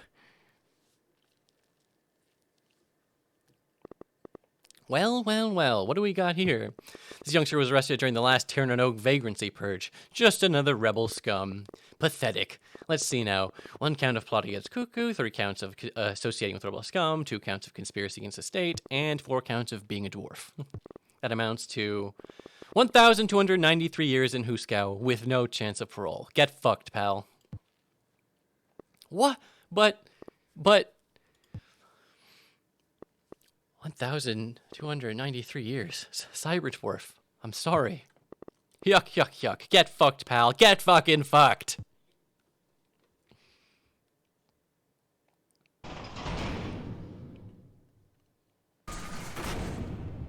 Make yourself at home, shrimp. Whoa. What are you in for, Jugend? Me? Well. Don't matter anymore, youngster. This place is a way of forgetting the past, erasing history. Some dwarfs come in here, dwarfs with the future, with promise. They took a wrong turn. That's all it takes. One wrong turn. Who are you? That don't matter either, youngster. When I get out of here, my old life won't be waiting. My old lady, my kids, they moved on, left me behind when old Blue slapped the chains on me. For the best, all for the best. When I get out of here, nobody's gonna recognize old me no longer. Clisp sakes, Huskao is scary. Clispate has nothing to do with it, kid. It ain't this place that frightens dwarfs. The real thing you should be frightened of, youngster, the thing that'll keep you up in cold sweat in that bunk of yours, is what this place turns you into. Golly! Looks like my time's almost up, youngster. Here, take these. The dwarf that was here when I got locked up gave these to me. Seems only fitting that I pass them along. Plus, where I'm going, I won't be needing them. Got a pack of smokes. Holy smacks! Huskao smokes! Maybe they can help you avoid the next wrong turn. Cliff knows they helped me through all these years. Thank you? Don't mention it. Time to see what's on the other side. So long, bitches. Wow. The Huskao really changes you. Uh-oh, I gotta go. I need to find some place to get relief quick, or else. People in chat are speculating. Yeah, I really don't understand. I don't fully know what what Balthios' deal was, if he has any relationship to Balthios or whatever. He never shows up again, at least in this build. Theoretically, he might have, but I couldn't really find any reference to him. I don't think it could be Balthios because this takes place 4,000 years later. The only reason Hoops is alive is because he was in suspended animation. Could be a descendant. I don't know. It's left vague. I don't know. We don't know. We'd have to ask someone who worked on the game. But look, we can see Kunigund from the social. Even though that I thought that quest was broken because it puts you in the cutscene won't finish, but I guess it progresses enough to activate the flag to really send her to the Huskao. I guess I get the bottom bunk. Take a rest pause. A nap will do me good.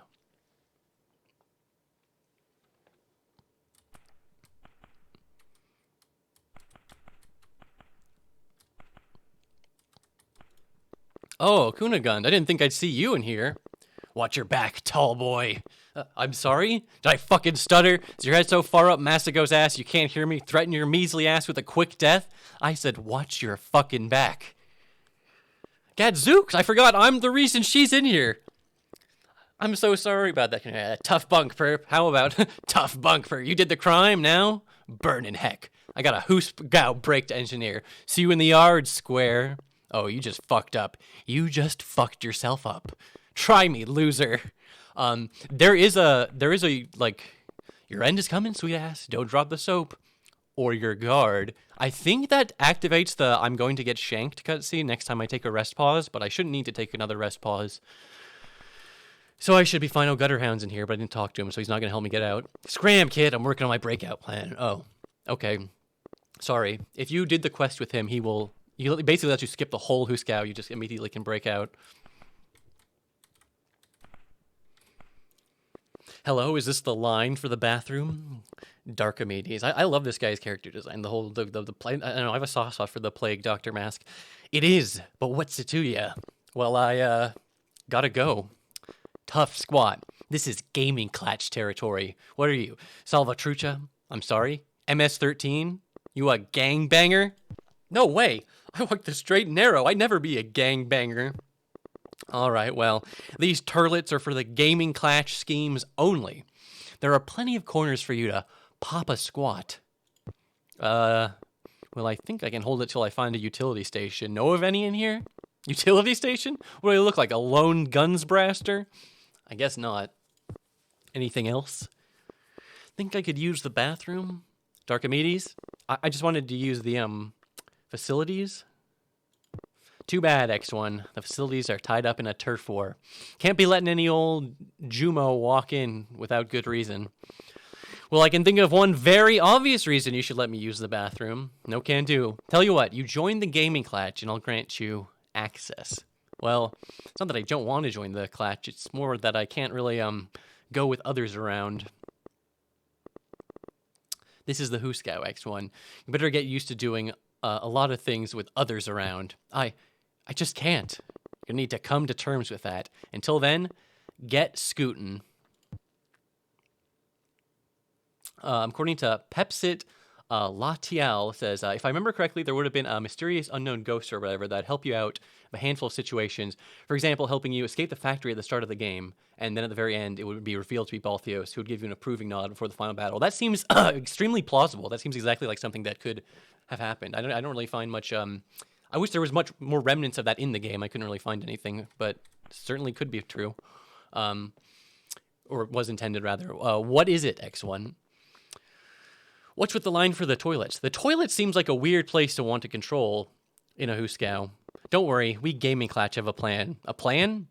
Yeah. So check this out. See that turlet up there? Yeah, I see it. Looks beleaguered. That's right. We've already taken down 3 of the 4 turlets, one by one, with the duties of countless prisoners. You know what happens when all 4 of the pipes clog up? Kablooey. Daggone. So if you want to join up with the gaming clutch, just be ready to drop trow and contribute to the cause. What do you say? Well, I would if I could, but I kind of have a problem with, going in public. We're in the Huskao X1. Everything is public here. You need to unclench yourself from the fear you cling to and leave it all out there. I'll try. I'm just not ready yet. Very well. Come back when you need to answer the call. What is it, X1? So you think maybe I can go now? No headway on using the toilet in privacy, is there? First of all, it's pronounced turlet, and secondly, no, we're in the process of clogging the pipes. You either contribute to the cause or get left behind when we bust out of here. Daggone, I've got to get over myself. I just can't yet. Keep an eye out for ships. They have a funny way to name kidneys. I don't know if that's a threat or what. There is, if Pellicrite is in here, there's a different subplot you can do to escape, I think, which involves you have to shank Darkomedes, which I still haven't done that version of the quest yet, and I don't think I can do it this time either, because I saved Pellicrite. I got him to Brain City. I'll say that. It looks like I'm in prison. Unfortunately, this is literally her only dialogue. At least they updated her with the, prison sprite and everything. Again, her script files say she's supposed to be happy in prison, but I guess I didn't have a chance to work that out. So there's, if you go back to Lafayette, he explains to you that in the Huskao, Longinus rebels wear the green armbands. Hi, I'm X1. I'm new. No shit, you don't say. What are you in for? Look, if you aren't here to bust me out, I'm not really up for making friends. Wait, Lafayette didn't send you, did he? Oh yeah, I know Lafayette. I met him in a cave on Gilbert's Peak. What a nice guy. Feel sorry about his legs though. Yeah, you're sorry. I'm sorry. We're all sorry. He didn't give you anything, did he? A dossier by chance? A dossier, you say?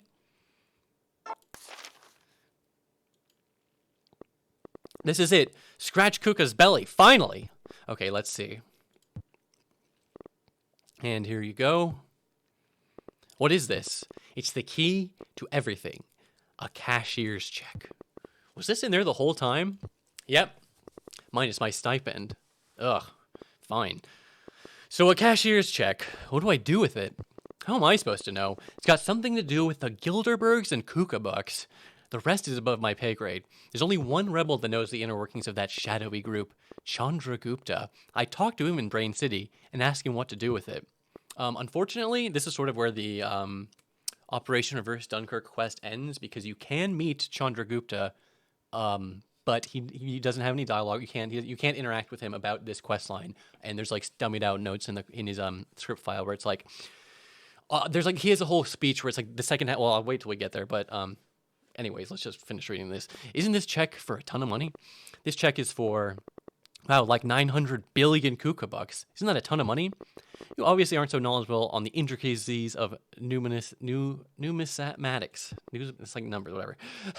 I guess I'm not. Kuka bucks are a new hypnocurrency. It's new. It's got the backing of that inglorious bastard Cullen, but for now, it doesn't have much financial clout, and that makes it vulnerable. Operation Reverse Dunkirk is looking to exploit that. Chandragupta could probably tell you the rest. Who are the Gilderbergs? Like I said, they're a shadowy group. The best way I could describe it is this. You know how there's a sort of spiritual energy, an ethereal substance that streams beneath the surface of all planets in the galaxy? Yeah, the life stream, everybody knows that. Well, there's also a kind of fiduciary energy, a force that influences all market transactions and exchanges. The Gilderbergs are stewards of that financial ebb and flow. Sounds like a powerful force. Maybe. Ask Chandragupta in Brain City for more information. Anything else? Funny enough, that whole financial energy thing ended up like just as a pure coincidence. That like sort of ended up being like a central plot thing in the universe of Cruelty Squad. Pepsi Latiel says, "Oh no, I remember that Balthios scene. It would have somehow parodied the scene in The Last Crusade where the knight guy gives him the final hand motion when everything is collapsing. He never says anything. He just does the farewell hand wave. That sounds like a funny and appropriate way to include a." A nod to Balthios. Neri Yemine, they'll head out. So this guy, hey, what's up? I'm X1, I'm new. Benedict Mole Judas. New. You wouldn't happen to be affiliated with Longinus now, would you? Why do you want to know? Look, just cut the crud, okay? I'm all business, no pleasure. So who exactly are you? I'm the secret informant working for Longinus from within the system. I'm not convinced about you being a Longinus. What? Hey man, do you see this green armband? That's all the proof you need. Come on, help me out. Give me some juicy intel or something. Maybe some other time. So I mean, obviously, Trilindra is the one you're actually supposed to talk to advance the quest. I mean, if the name Benedict Mole Judas wasn't obvious enough, this guy is a traitor, and I don't know fully what the consequences would be, because even the main quest doesn't really continue. But presumably, if you give him the dossier instead, that would be bad. That would be a bad thing to have done. All right, let's check out the courtyard. Dr. Lou and Absalom would be here if I got the rebels arrested, and the poker playing guys would be playing poker inside. Wilmer? Oh, hey, X1, what's cracking? Is that really you? How'd you get thrown in the Huskao? Delinquency, I guess. Figure one of those Durgars in Tierno caught wind of my mortgage payment and decided to round me up. I don't understand. I thought I had that took care of. Wait a minute. I gave that paper to Gelazio, didn't I? Did he sell my info to the Durgars? Wilmer, it might be my fault that... Let me stop you right there, Tyke. You don't need to apologize. In fact, I've never felt better. I should be thanking you. What do you mean? Look at this swole. Look how yoked your boy is. I'm a freaking hench beast.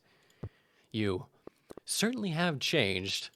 The Huskao really changes you. So, you'll have to wait for me to finish this arm. Come back in a few hours. Oh no, I didn't need to lift. I was just coming to see if we were still cool.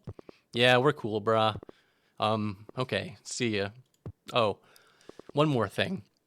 I can't help you much inside the Huskao. That's MS-13 and Clash territory. But out here in the yard, I got your back, little one. Thanks, Mr. Wilmer. Pepsi says he would take the dossier, but there was some way of getting it back. I think that part wasn't really thought through. Yeah, that's understandable, considering that's already like a tiny splinter of players who would even be giving him in the first place. So probably want to do the stuff that more players are going to do first. Again, I don't know. I'm no game designer, but it's my theory. Looks like you've gotten yourself into a tight spot, X1. Not unlike the last time we spoke. Oh, hey, wait. How do you know my name? What do you mean? You don't remember me? We've certainly met. We have? I think I'd remember meeting you. What's that supposed to mean? I'm hurt, X1. I really am. Here I was spilling my guts to you just a few hours earlier, and you don't have the decency to remember me? You think you know someone. Ain't got time for this goof troop bullpuck. Playtime has transpired. Proclaim thine identity. All right, cut the bunk. Who are you? And how do you know me? Not so fast, X1. Information is shekels, and shekels are power. There is no such thing as a free lunch in this parsec of the galaxy. If you want me to refresh your memory, you'll need to pay up. Oh yeah? How much? Oh, no. Shekels may be power, but I'm more interested in the former. Information. Tell you what, let's play a game. If you can figure out who I am, I'll tell you how to get out of here today. Really? What do you say, X1? Think, X1. Who have I met that I couldn't see their face? Someone with a mask. Can't fool me, Dunkirk. You're the bandaged prisoner who gave me these smokes. Bolius. You're Stahl from the plantation. You're Tarchimedes from the thing. Okay, normally if you talk to everyone else on the plantation, it gives you a bunch more options too, but I sort of... Anyways, it doesn't matter. I already know. It's Stahl. I got it. You're Stahl from the plantation. Well. Looks like you have a brain on you after all, kid. Yeah? I knew you were Stahl. It's not that difficult. I mean, the clues were all there. Who else on Necron 7 speaks at my vocabulary level? You all kind of sound the same to me, to be honest. That's because we're all from the same maker. What? Our Lord and Savior Clispaith. He gave his life so we could have ours. I didn't take you to be religious. We all have to find our way somehow. Now take this military-grade MAD and drop it down the turlet. The turlet? Yeah, the turlet. Drop this thing in there, and you'll have your way out of here. You'll have your way out of this place. Got the military-grade MAD. Gee whiz, a real M80. I've only read about these things in The Anarchist Cookbook. Paul Phoenix says, do you see a sprite change his hormone? Yeah, not to, I know the game's not finished. I'm not trying to be a CinemaSins criticizing everything, but occasionally you'll see his portrait change to the non-prison one. The same thing actually happens with Darkimedes, which I thought was interesting because I didn't even know Darkimedes had a non-prison portrait, but apparently he was at some point going to be. I think you're going to be able to meet him in Al Akihabara at the Gaming Clash place. Gee whiz, a real M80. Okay, well, now you have one in the palm of your hand. But I'm still confused about what to do. All right, look, see that room over there? I think it's supposed to pan over. I just clicked it first. Yeah, what about it? Wasn't that where the warden went in before? Yep, inside is a control room for the whole prison. If you can get in there, you'll be able to not only open the cell doors, but the gate to the prison as well. Then I can get out of here. We can get out of here. Exactly. But how does the toilet factor in? You'll see. Just drop that charge into the prison toilet, and the path will be obvious. Gee, thanks, Stahl. Why are you helping me so much? Let's just say I represent some vested interests. Got a lot of fans out there in the Galaxy X1. Good luck. You'll need it.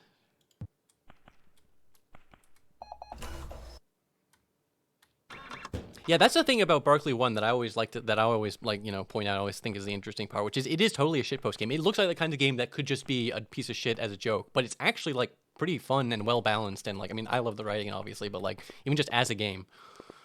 What did I say, sport? That toilet's for Gaming Clash turf is closed, for you at least. What is it, X1? Would this explosive help?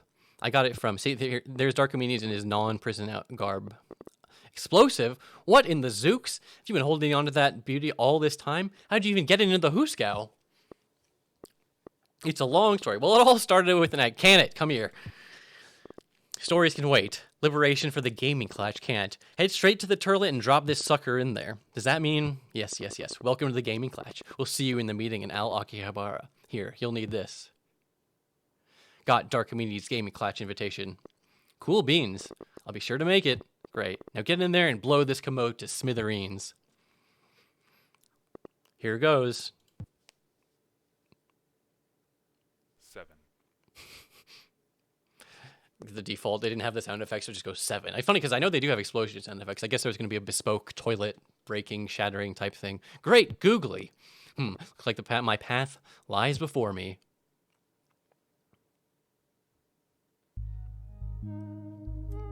And I love that they made this whole little bespoke. I know I keep saying that word. I think it's because there's a bespoke jerk, and I was like, that's a good word. But like a little diving mini game. It's like a real game, not in like a derogatory sense, but like, you know, it's much more like comprehensible of a game than like an action RPG with a million dialogue options. Like, wow, I just have to swim. I just have to go get the sewer grails. Actually, I don't know if those do anything, to be perfectly honest. And then you can run out of air, and there is like a little countdown with the numbers, and it's totally like a Sonic reference. I mean, I think it's a Sonic reference, right? I mean, I'm pretty sure it is. But I'm not gonna die. Sorry, chumps. I love the breathing in sound. So why is there's like a fucking Yeti in the water?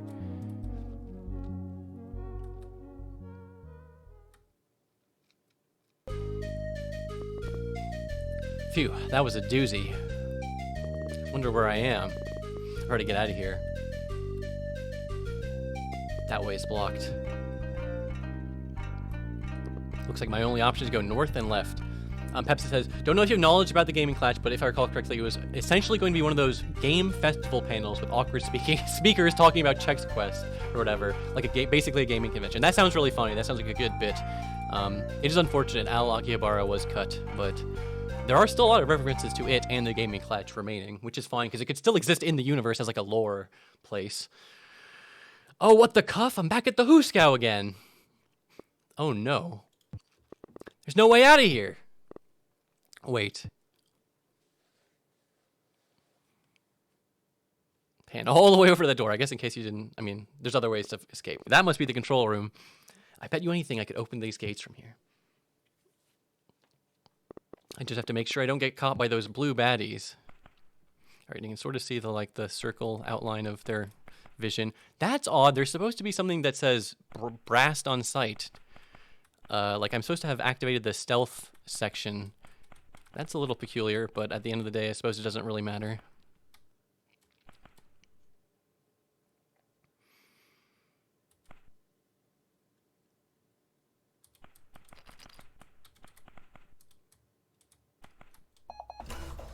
I have to say it's a little unfortunate that Huskao is one of the few places in the game that has literally no music whatsoever. Like there's completely unused areas with no assets made where you go there and there's still a unique music track. But there's nothing at the Huskao. I guess it does add to the ambiance, the scary. And it's not scary. It's actually pretty funny. It's a pretty funny little part of the game, but you know what I mean. It's the Huskao. It's not supposed to be fun games. I'm sure there would have been music in the final version. I'm just rambling. Oh, Pepsi says, this is interesting. I don't think it was ever fully made, but in Al Akihabara, there would have been a mini game where you essentially, as Hoops, take the role as a kid from Home Alone and have to booby trap a house against burglars, sort of a tower defensey kind of way. That sounds really interesting. Do not be sorry for spamming the chat with the nuggets. I think it's very interesting. I'm totally happy to read that stuff.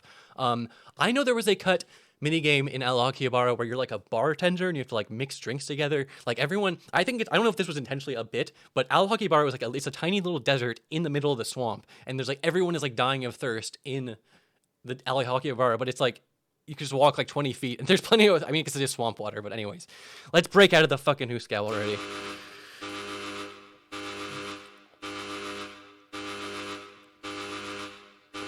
What the Scrooge? Someone just hit the evacuation switch. All the gates are open. The Huskaoers are making a run for it. Hold the line.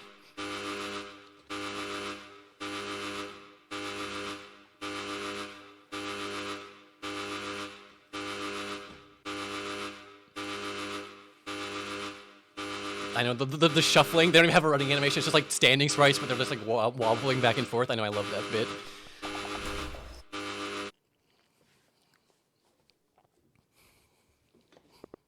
These dwarfs, they are the Huskaoers. All the Huskaoers are free. I've set them free. It feels good. My work here is done. It's time to go. Ha. Ha ha ha. Ha ha ha ha ha. Sorry about my phone alarm. You probably think that I have been defeated, that this prison is liberated. I am but one Duragar among many, at least 40. Which is, again, I thought that was just a gag, but that's like an accurate game statement. We can feel it in our blood. Every dwarf must be contained, incarcerated, or destroyed. Our blood screams out for the death of the infidel dwarf.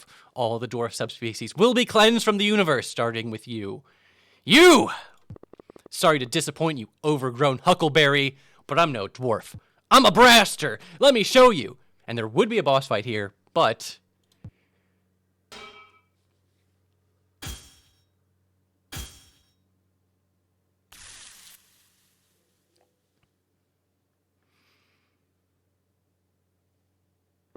Mr. Wilmer! You dead, you blue-skinned bitch! Viva la dwarf supremacy! Wow, what a badass.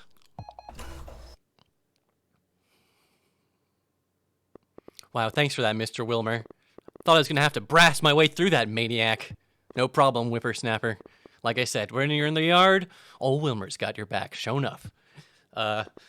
Okay, well, thanks again. I guess the Huskao is liberated now. Looks like it. Where are you gonna go? All the other gyms in Necron 7 have a membership. I've already paid my dues to this place. My membership is free. I'll stay here and finish my arms at least. Okay, well, thanks again.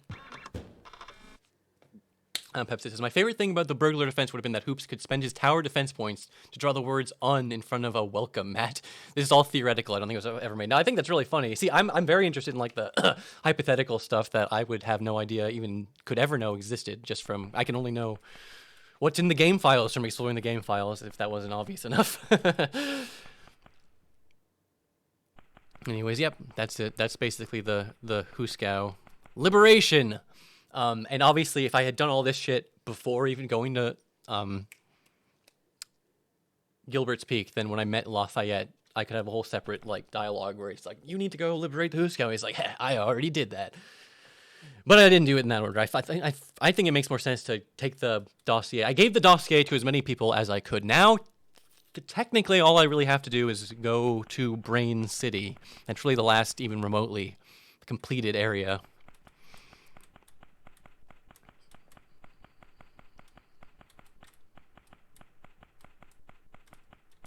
Oh, wow, I had a bot in my chat. That's how you know I'm making it. Well, in that case, there would have been someone called SSJ Omnidwarf. Oh, don't worry, Pepsi. I know all about Omnidwarf, Primordia, the whole throw, inject, destroy choice at the end of the game. See, I know that was all theoretical, but there is stuff about that whole encounter in the get text files, in the game files.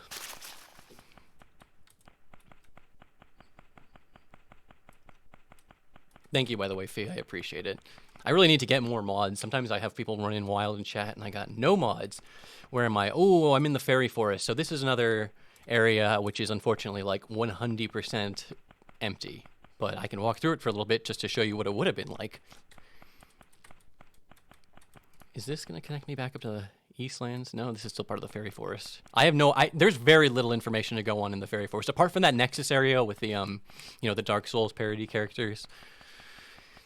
But it's a nice looking place. It's a nice looking forest environment. I can imagine all sorts of hypothetical blasting that could be going on here with my crazy brain assault rifle, which fires these creepy looking background warping balls.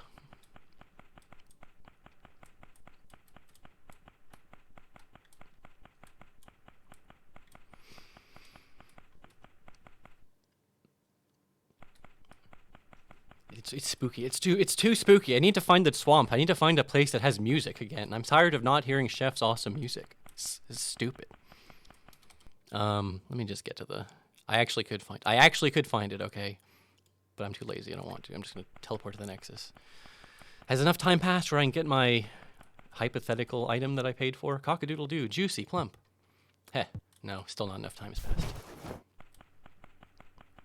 Heh.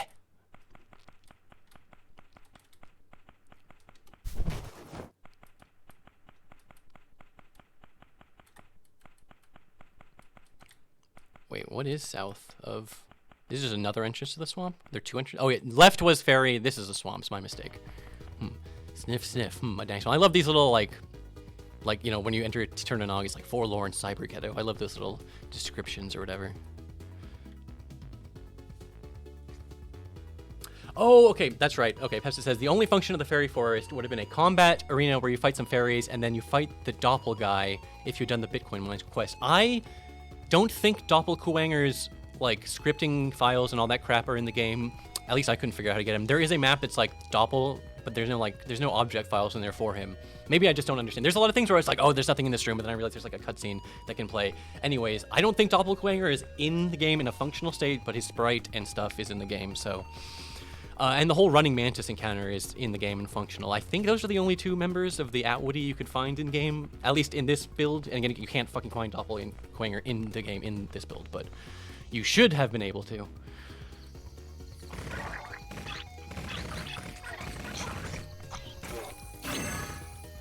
Oh, I love my big brain gun. All right, I think if I press shift to cycle through my guns bag, it will crash the game. No, it won't. And I can get through this area at least. My golden flamethrower. I'm gonna be honest, I'm not to be a hater since I know they never had time tune this, but in the swamp, there's these mosquitoes that if you just let them look at my health, they slowly drain you. It's fucking annoying. I hate them. I hate the freaking, oops, I can't, oh, and I can't even use the quick menu to heal cheat either. Okay, then I will go through this on a new save file really quick. I will be right back. I'm just loading the game up again on a version where I don't have fricked up all my guns. I can probably fix that by editing my save file, but I'd rather do that off stream. I guess I can show off the running mantis encounter. I'm gonna need to give myself a pensioner's gun because I don't know how to get him when he's going at his max speed. Litigate Durgar camp.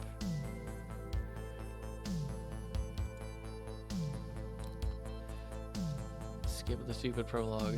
Let me show you guys another awesome thing that I love to do.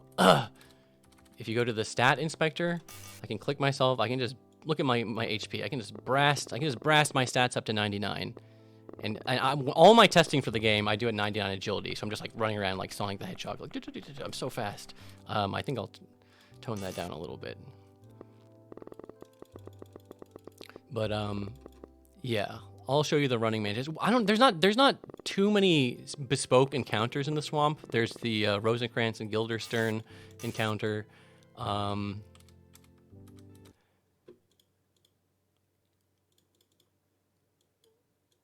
But yeah, I'll show off what I can. You know, I gotta get my signature weapon is the neon mill trail. I don't even know what this is. It's like the old-timey cannon, but with the no scope up, and they boost the damage to, or the health and damage to a unreasonable degree.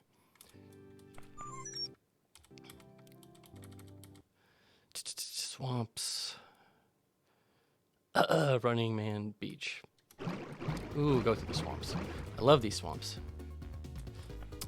Corpse Blossom, the map, there's a big empty lake map that says like corpse, but there's nothing in it. I thought that trying to spawn at bosses always crashed the game, but Frankie told me that certain bosses can spawn, but only on certain maps. Oh wait, I forgot. I was gonna give myself one more very important gun, just to, all right, instead of flooding, instead of that, give me the pensioners. I just want one pensioner's weapon. So, coming in here, hands up in chat if you've played Metal Gear 2, because if you haven't played Metal Gear 2, this joke is not going to make that much sense to you, because it is a very, very specific reference to one boss in that game. Caster, Running Mantis, the legendary sprinter of the Barcelona Olympics, ran the 100-meter dash in 9.693342 seconds. Then he goofed up and got busted for juicing. Then he joined the terrorist organization Quantum Atwoody. There's no way you can catch him with your power level. It's like a snail trying to catch an archstrike. You're gonna have to find a way to use his speed against him. If you can survive that long, that is. Good luck and goodbye. I'm not talking about Metal Gear Solid 2, by the way. I'm talking about Metal Gear 2 for the MSX. Which I guess, okay, was included on the Snake Eater Deluxe, right? Whatever that fucking subsistence was. So I guess it's not like it's that obscure. Oh, another visitor. What a pleasant surprise. And just in time, too. I was about to go for another run. I am Running Man. The world's fastest mercenary, and a member of Cullen's Special Forces, Quantum Atwoody. No one can keep up with me. Check this out.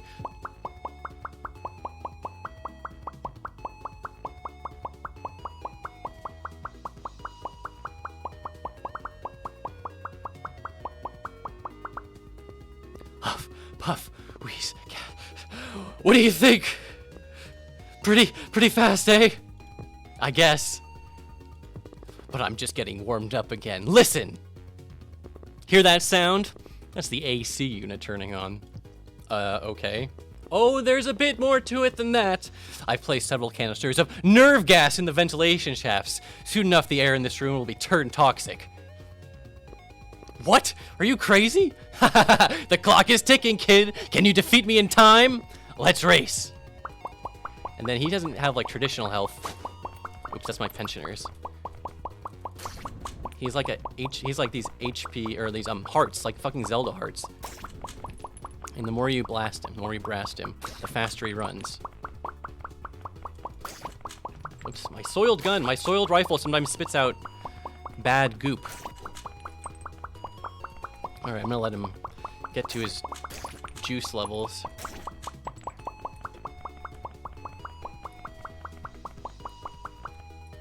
When his juice hits max, he injects himself, and he's super fast. And if you think you can just turn around and get him, he's not a dummy. He will hear me, and then he'll start running the other way. So what you can do is fire some pensioners shots, and then you can like chase him into them.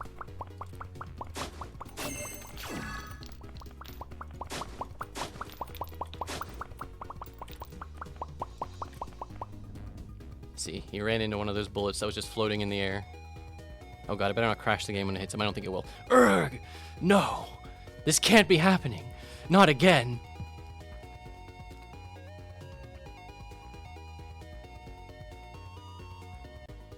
You. Your gun's used against me. What's your name? X114 Jam 9. X114 Jam 9? The world's fastest mercenary lost to some punk called X114 Jam 9? How could this happen? My juice was not enough.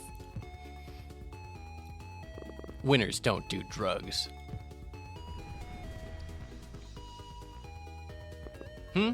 What's this? There's something where his pocket used to be.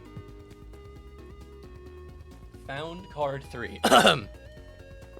Looks like a card of some sort.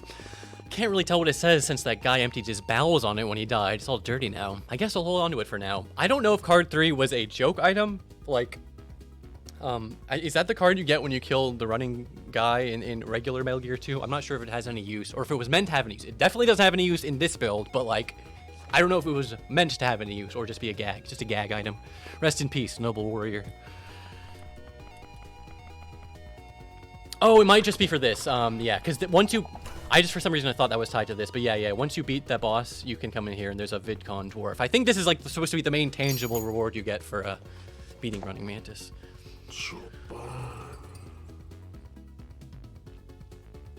Hellbraster Mark II, where angels fear.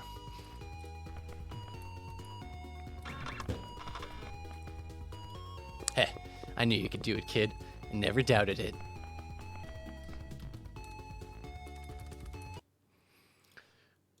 Decided I want another flamethrower. I liked having a flamethrower.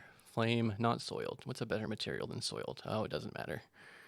I like the gold flamethrower. Give me the gold flamethrower.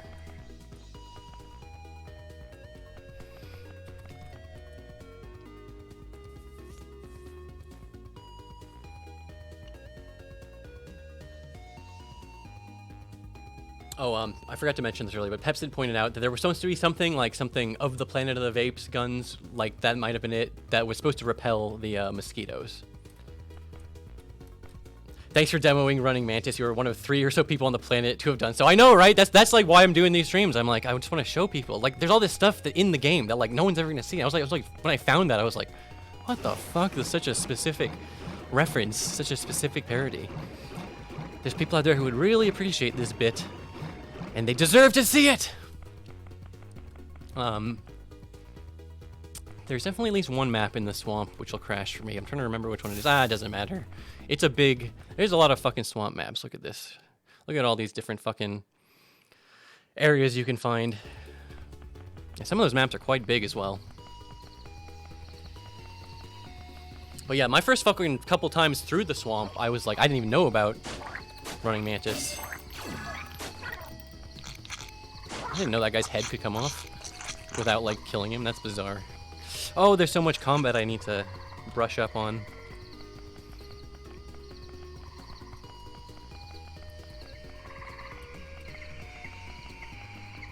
Sorry, I like to just check which, this is like your current map title. Sometimes I just like to check what map I'm on in case the game does crash, I can put myself back. Oh boy. Oh boy.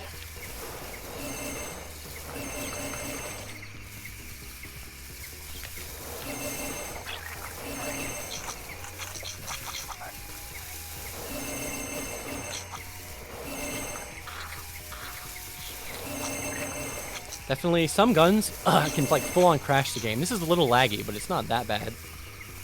The game's areas are needlessly large. Well, at least in some places like the swamp, if you just fill it full of fucking NPCs, you can at least have the excuse of like, you know, it's a combat arena, it's gameplay.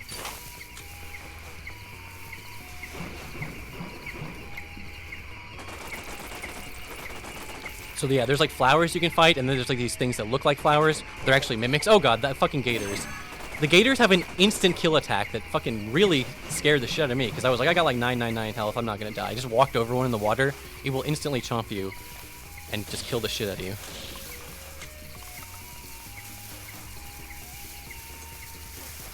Dyslexic bone musket.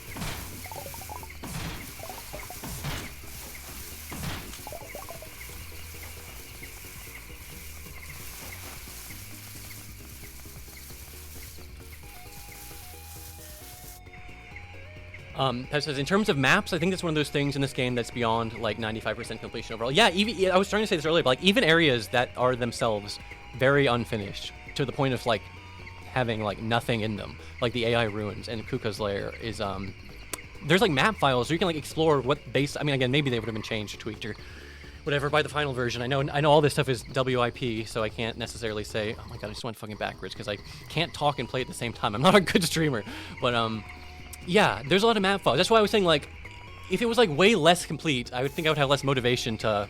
I mean, in terms of being able to just walk around the world and stuff, I would have less motivation to try and explore what's going on over here. But, I don't know. I will say the one thing that's slightly annoying about the swamp is that even when you've got your agility turned up to, like, max, when you're in the water, you move like a slow little bastard. If you roll, it also makes excuses. Yes, I figured that out by being... I mean, I'm bad at video games, but eventually... I did figure that out. Like, if you roll and then turn around and blast them with, like, the flamethrower, that's a good way to deal with them. This is another work in progress sort of event. I can tell because it's not, this shouldn't be the fishing sign. This should be some sort of bespoke sign. God, I know, I'm being total guns cheater. Oh, wait, no, I can just use my Miltreus. It's fine.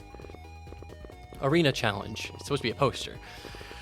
Slay as many beasts and fiends as foes. The last man standing is rewarded with an arena badge. Collect all the arena badges for an epic prize. This is the only arena in the game. I assume that there would have been other arenas, perhaps, in a finished version of the game. Foes remaining 6. Get ready, get steady. Here, there they come. I can see it's a lot of, like, work for, oh my goodness. Ooh! Just annihilated them. Victory!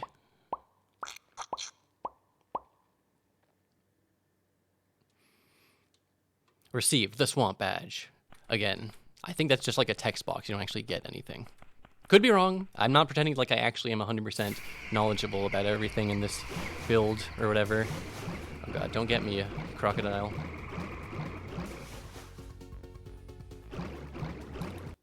Flower guardian. Okay, see, I think I'm near the empty corpse blossom room. Hold on really quick. I know everyone hates when I do this, but I wish I could show off more bosses. In the future, I mean, I'll try and get as many as I can working before I make that video. Add new source, image 1, browse. There would have been a very cool looking boss in the swamps. It's like a giant flower. There's like animations for it in game. This is an unfinished version. Like these would be, imagine that these tendrils are like completed like these guys. But yeah, that would have been the swamp boss. And it would have been cool. It is cool. If I can get it working, I'll get it working and show you guys sometime. Peps, it says, this was a series of arenas and the joke was that they were super shit. Good joke, huh? I think that was a get out of jail free card whenever something needs to justify being in the game. It's allegedly funny if it's shit. Well, it's definitely shit in the sense that, like, they hype it up like it's an arena and then it just spawns like 6 guys around you and they were like insanely easy to kill. I know I cheated by using my stupid 360 no scope laser gun, but even if I wasn't doing that, it's not a particularly difficult combat arena. Just getting through the swamp, just like navigating the swamp is way more difficult than whatever that was. Ooh, my junk pistol.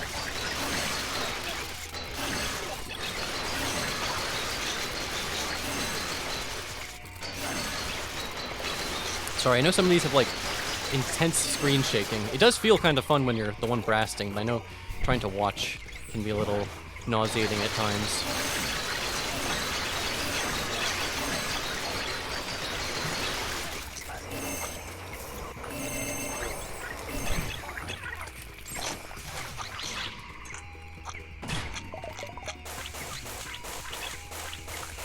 It's like I'm really playing a game, guys. It's like real combat. I'm really savoring this because once we're done with the swamp, like that's it for combat. I'll go to the bestiary room. There's a room that just has like every enemy in the game. I'll go check that out just to hang out, show you guys what's up. Some of the cut enemies don't appear in the game anywhere except in that particular room, so.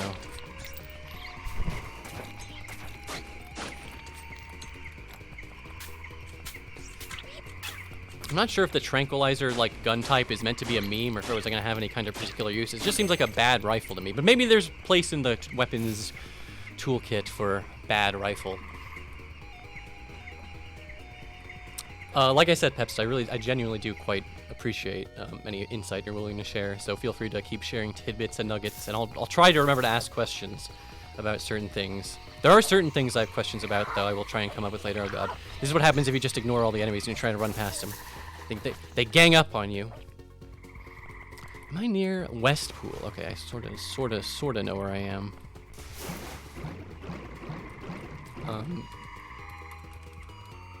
Cheat like a little baby, but only for ammo.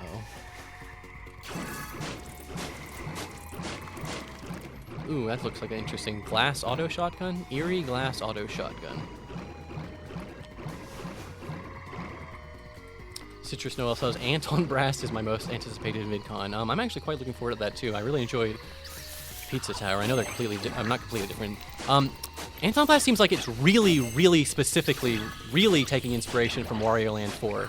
I mean, they both are, but in like different ways, if you know what I mean. If you know what I mean, you know what I mean. I don't have time to explain myself. I'm blasting right now.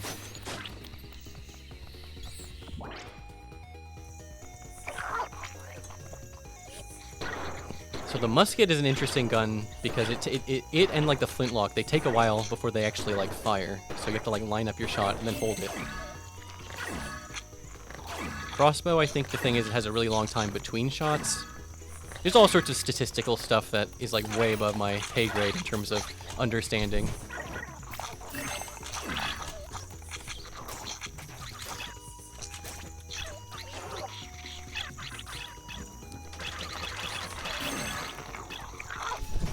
When you find guns, when you pick up a gun in the wild, it does not usually come with full ammo, which is rather unfortunate because that means it's actually kind of an interesting and kind of a fun concept to be constantly cycling through your, your guns bag, your bandolier, just constantly swapping guns because you can.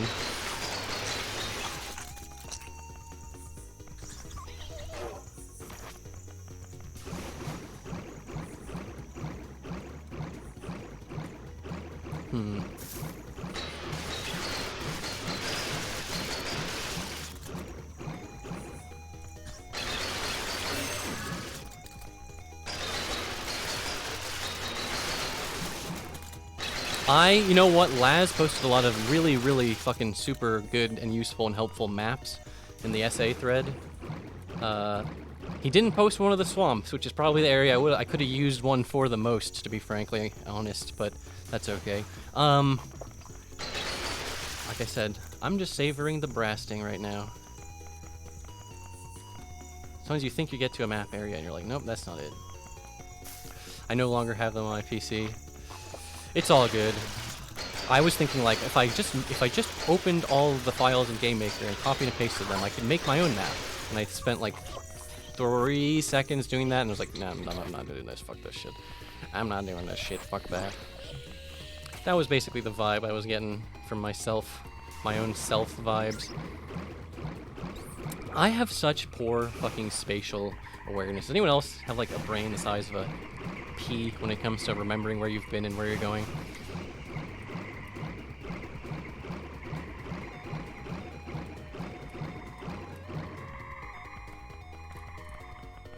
Did the giant mess with the Ogbo map editor. Interesting, interesting. See, I knew there's a better way. I knew the way I was doing was not like I do. Okay, so that is where I came from. So I should try going north over there. God damn it.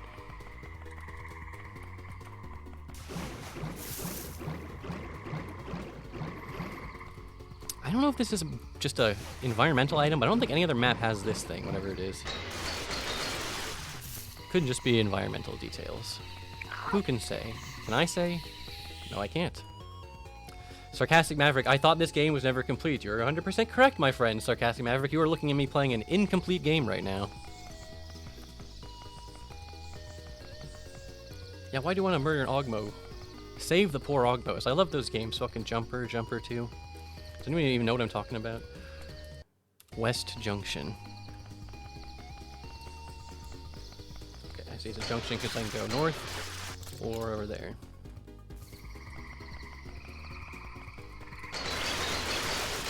Hope it's a fun incomplete game. It actually kind of is, my friend. It actually kind of is. I'm having a good time exploring, checking it out, being like, this is a real thing. Oh, I fucking found the Westlands entrance. See, I know there's like multiple, and there's like 3 entrances into the goddamn swamp.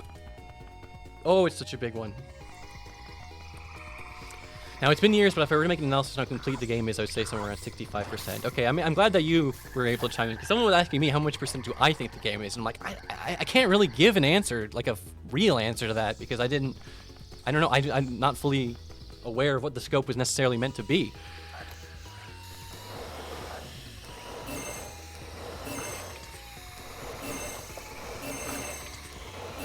But that's sort of the vibe I was getting. You can almost do the whole main quest. It's just like as you get to areas like the factory, which I was at earlier, it becomes incredibly obvious that it's not like, you know, a completed area. But like if you just, it depends on how much, like if you wanted to really do a good job. Oh my god, there's a lot of enemies here. I'm scared. It depends on what you want to do. Like some places like the factory, really if you just wanted to cram in a bunch of enemy spawn files, that area is like almost complete. I guess you need to finish up Renee's whole thing, but that area is almost complete. Like it depends on how good you want it to be, which I know sounds stupid, but like if you just cram a bunch of enemies in the factory, the AI ruins, do a little something to finish up Kuka's lair.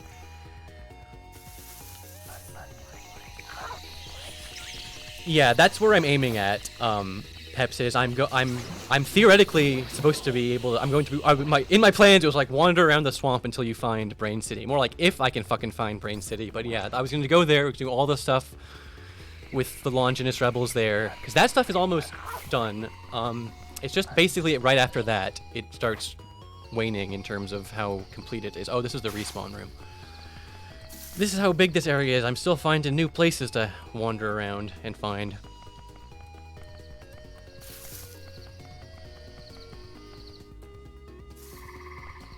Not to my knowledge, Paul Phoenix. If you actually remember the swamps well enough to like point me in the right direction, feel free. But I don't mind. I don't mind moseying around. I was gonna do this for another like 10 minutes, and then if I couldn't find the fucking entrance, I know what map file it is. I could just teleport myself there. Oh, that was the instant kill attack. I'm surprised I managed to dodge that. Brain City is to the southwest. Alright, that sounds about right. That's why I was generally moving west, because I came in from the east side, from the fairy forest area. Oh, here's the, I did this last night, but I'll do it again real quick. This is the Round Mound event. This would have been where you choose your major alignment. Huh? Is that a b-ball? Wonder if I should wait out and get it.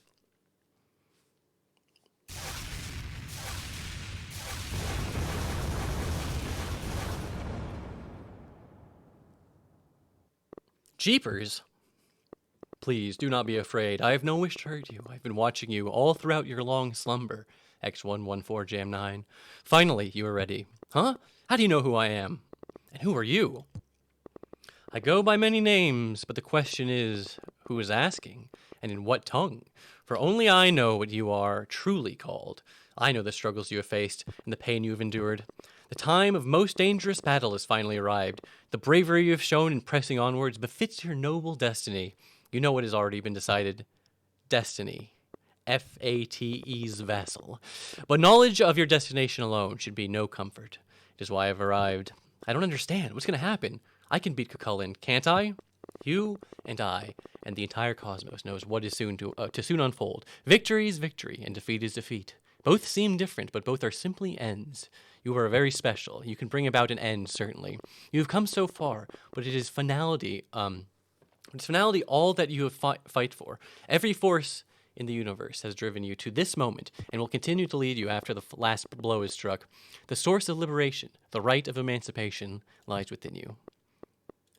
I don't know what's happening. I don't know who I am, and I know that Cullen has answers. I have to fight. My time here expires soon. I will be gone again, watching and waiting from the flow of existence. Your immortal substance has ripened and matured. Use your blazing spirit and awaken your soul. At long last, your destiny becomes your densetsu. Now, child, tell me, what does your soul fight for? Gaze upon my shape, gaze into yourself, and choose. Again, normally you'd have a bunch of choices here, like candy, vidcons, etc. I guess this is just the default choice. I really don't think the round mount event is complete. Like, I don't think even if I went and got all those dialogue options, they would show up. Cullen is the scourge of the universe. Nothing is safe until he's gone. His goose is cooked. It is done. The government we now share is firmly fastened to the gospel of the cosmos, held true by the bond of consanguinity.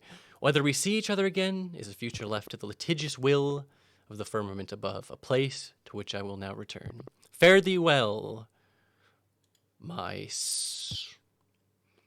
So yes, as I explained last night briefly, that was going to be Barkley's appearance, which I think is quite amusing, how it's plausible deniability, or whatever you want to call it. It's vague enough where they could get away with it. Oh my goodness.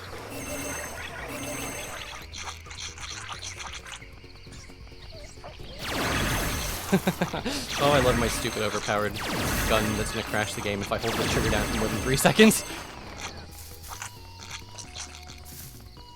Yeah, I know they use the Japanese Barkley 2 logo during testing. At least I saw some like debug screenshots posted in the Something Awful thread from devs, and their title screen used the Japanese logo. I don't know if that was going to be like a thing you could actually get in game, or maybe it was. I think like I know this is so like insane, but I think they really wanted to like actually take the time to like translate the game into Japanese at some point, and maybe that would have been the title for that. Just go west till you can't, and then go south. Got it. Got it. There's a couple maps that you can't even access. Like, there's different versions of the Cullen elevator as well. I don't know. There's a few... The swamp is actually navigatable if you're, like, a normal person. Trust me. This is, like, one of the few parts of the game that really is pretty much, like... It was meant to just be sort of a walkthrough combat arena type place.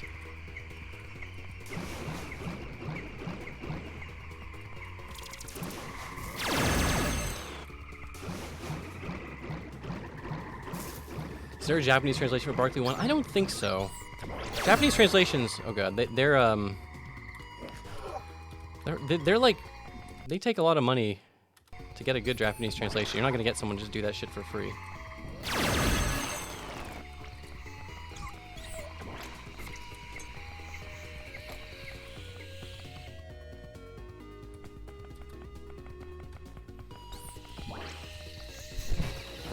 My rolling strat. I know all the Barkley 2 speedrunners are like, why isn't he fucking rolling? You just gotta roll. Everyone knows rolling is the most efficient way to get around. It's like, I know, okay, I'm sorry. I'm sorry, I just forgot. Alright? I forgot. It's just a little annoying to have to... Oh, I love when they hurt each other. It cracks me up. You know, that's something I've always adored in any game. Like, I used to just go into Gary's mod and spawn a bunch of Combine and Antlions and watch them fight, because I'm like, wow, the NPCs are fighting each other. This is amazing. This is the most amazing thing I've ever seen in my life. Speedrunning included. And there was some hero. I legit feel bad. I can't remember his name. You can fucking search this on YouTube right now. There is a guy who legitimately ran the Janky demo. He can like Huskao %. I think he was the only fucking guy in the world who did any runs. Oh no, wait, there was some one guy who responded in the comments. He had like some unlisted videos. But yeah, if you want to be a Barkley 2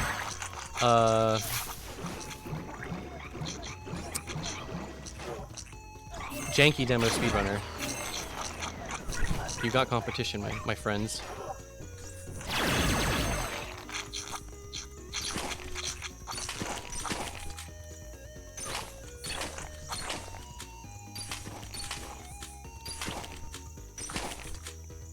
That's a weird looking fucking gun.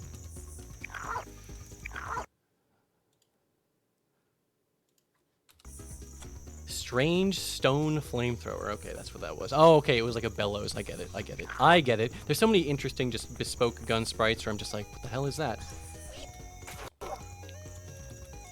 What map am I on? I'm in BC. Dead end. Oh, that means I'm close. That means I'm fucking close.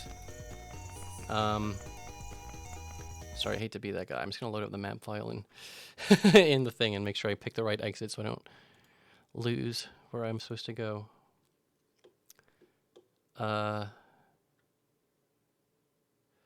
Romps West Pool.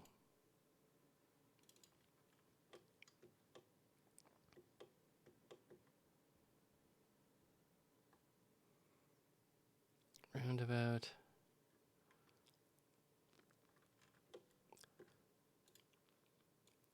Okay, this is definitely a dead end, but I'm close. I think I'm supposed to be close to where I'm supposed to be going. You can debug, walk to the south end of this map. The south end?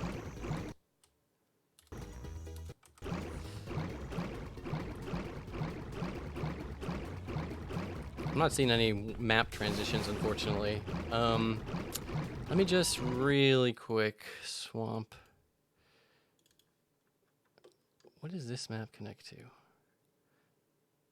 Oh, it is past the Duragar encounter. I don't want to show that though. I'd rather show that when variable takes him out. Okay, I promise this is, I know this is so embarrassing, but I promise this is not actually that much of a stretch. Swamps. BC entrance.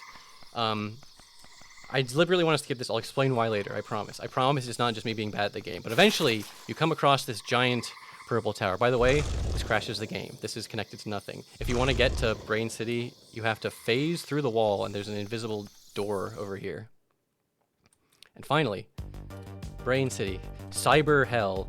That gave me a chuckle when I saw it, because as you know, my second channel is called Cyber's Hell. And this was obviously made way before then. It's not like it was a reference or anything. But yeah, this is what Brain City is like. I thought Brain City was going to be more like a city. I don't know how to explain it, but it's actually just a series of connected towers. So this is the Brain City Church. Unfortunately, the NPC who's supposed to be here is just not here for whatever reason. I know, the fucking Brain City music is such a banger. I really want to pause it so I can show you the image I saved of the Brain City priest, but I don't want to interrupt the music because it's so good. And it's just like, I got here and I was like, damn, this epic, cool, all this stuff, all these sprites, all this cool music, and no one's ever gonna see it. And that was when things was like, I gotta do this stream. I gotta show people. All right, hold on real quick. Image, add source, add new source, browse. This is what the Brain City priest would have looked like. I don't know exactly what would have transpired to make him half cyber, all freaked out like that. But yes, I think if you weren't there, if you weren't here for me saying this earlier, yes, I was so deranged. I literally was just like scouring all the old Frankie live art streams and time lapses, just looking for like even more tiny morsels of Barkley 2 that I could get my hands on. But yeah, Brain City, unfortunately, also pretty incomplete. There's supposed to be a whole wedding little sub-quest here. Let me talk to this guy. Dang, you're looking slick, kid. That's one booty poppin' hawk you're rocking. I think you'll fit right in here. What's up? Here for the Duke of Booty contest? The biggest booty base hootenanny this side of the Sombrero Galaxy? He says it twice for some reason. He says it the dialogue for getting here, and then the dialogue for bad news, you missed it, but our new booty royalty DJ Booty Slayer and the Enemy Bulldog are still turning up on stage, so what's up, kiddo? What is this booty brouhaha? I think this guy might have meant to be in like the club when you first do this shit. There's a separate map for that club. Hey, so what are all the booty shenanigans going on, huh? You mean the club? Man, this is the most poppin' booty-based venue this side of the Sombrero Galaxy. Forget that Tyranno warehouse. We can really cut loose and flex our glutes in here. The Anime Bulldog and DJ Boo Slayer are the perfect match for this place. Keep up the rump ruckus hype. And you're gonna be here for the Duke of Booty contest? Man, place is gonna be wild when that gets going. Pretty soon, get here early because this place is gonna be packed. Whatever. Any work? Seems like the kind of guy who knows what's going on in Brain City. Is there any work around here for a kid like me? Work, huh?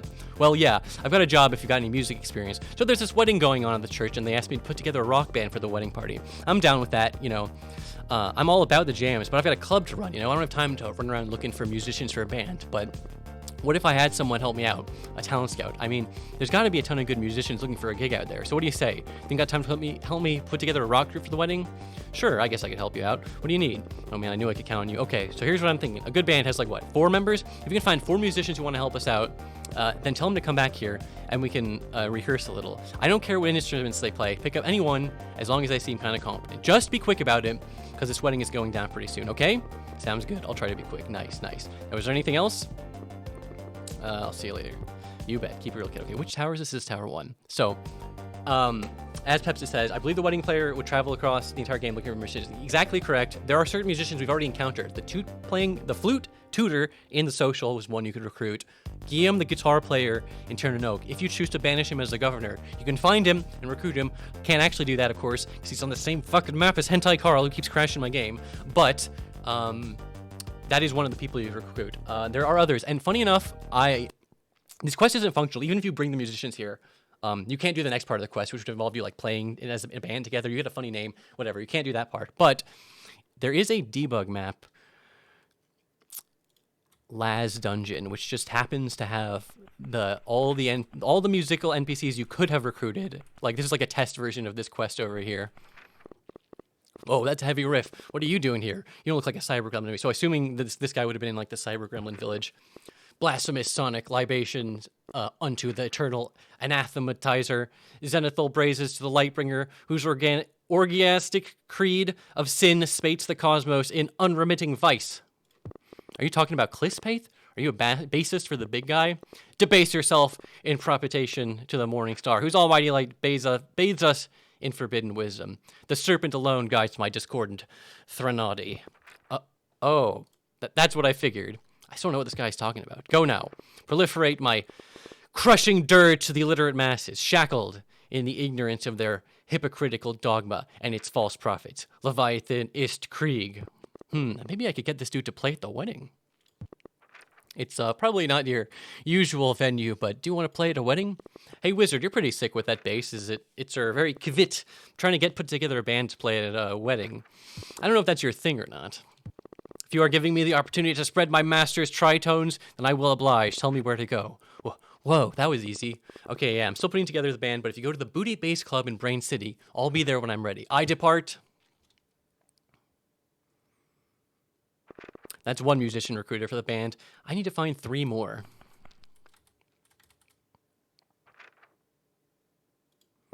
Whoa, you're pretty crazy with that keyboard. What do you do now till you're all by yourself? Soloing. Just want to shred. Never learn no chords, never learn no notes, just solos. Dang, man, you're pretty good at it. Why using that do sound, though? 'Cause I gotta. Okay. That's cool, I guess. Anything around here I should know? Don't go out much.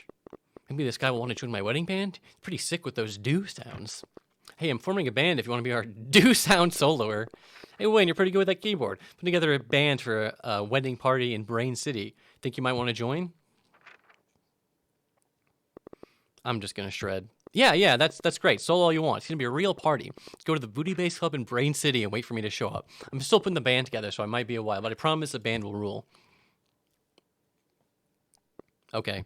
All these guys also have to have separate dialogue for if you invite them to the wedding and then don't show up after a certain amount of time, they go back to the original location and then have extra dialogue being like, why the fuck didn't you show up at Brain City, you asshole? Which is, again, there's just so much crazy dialogue that, like, even if this game was complete, how many people would even see it? Has 2 musicians halfway there now. Wow, you're an amazing accordion player. What's that song called? Leave me to me, accordion landlubber. I'm in no mood to hear your tiresome squawking. Huh? What's the matter?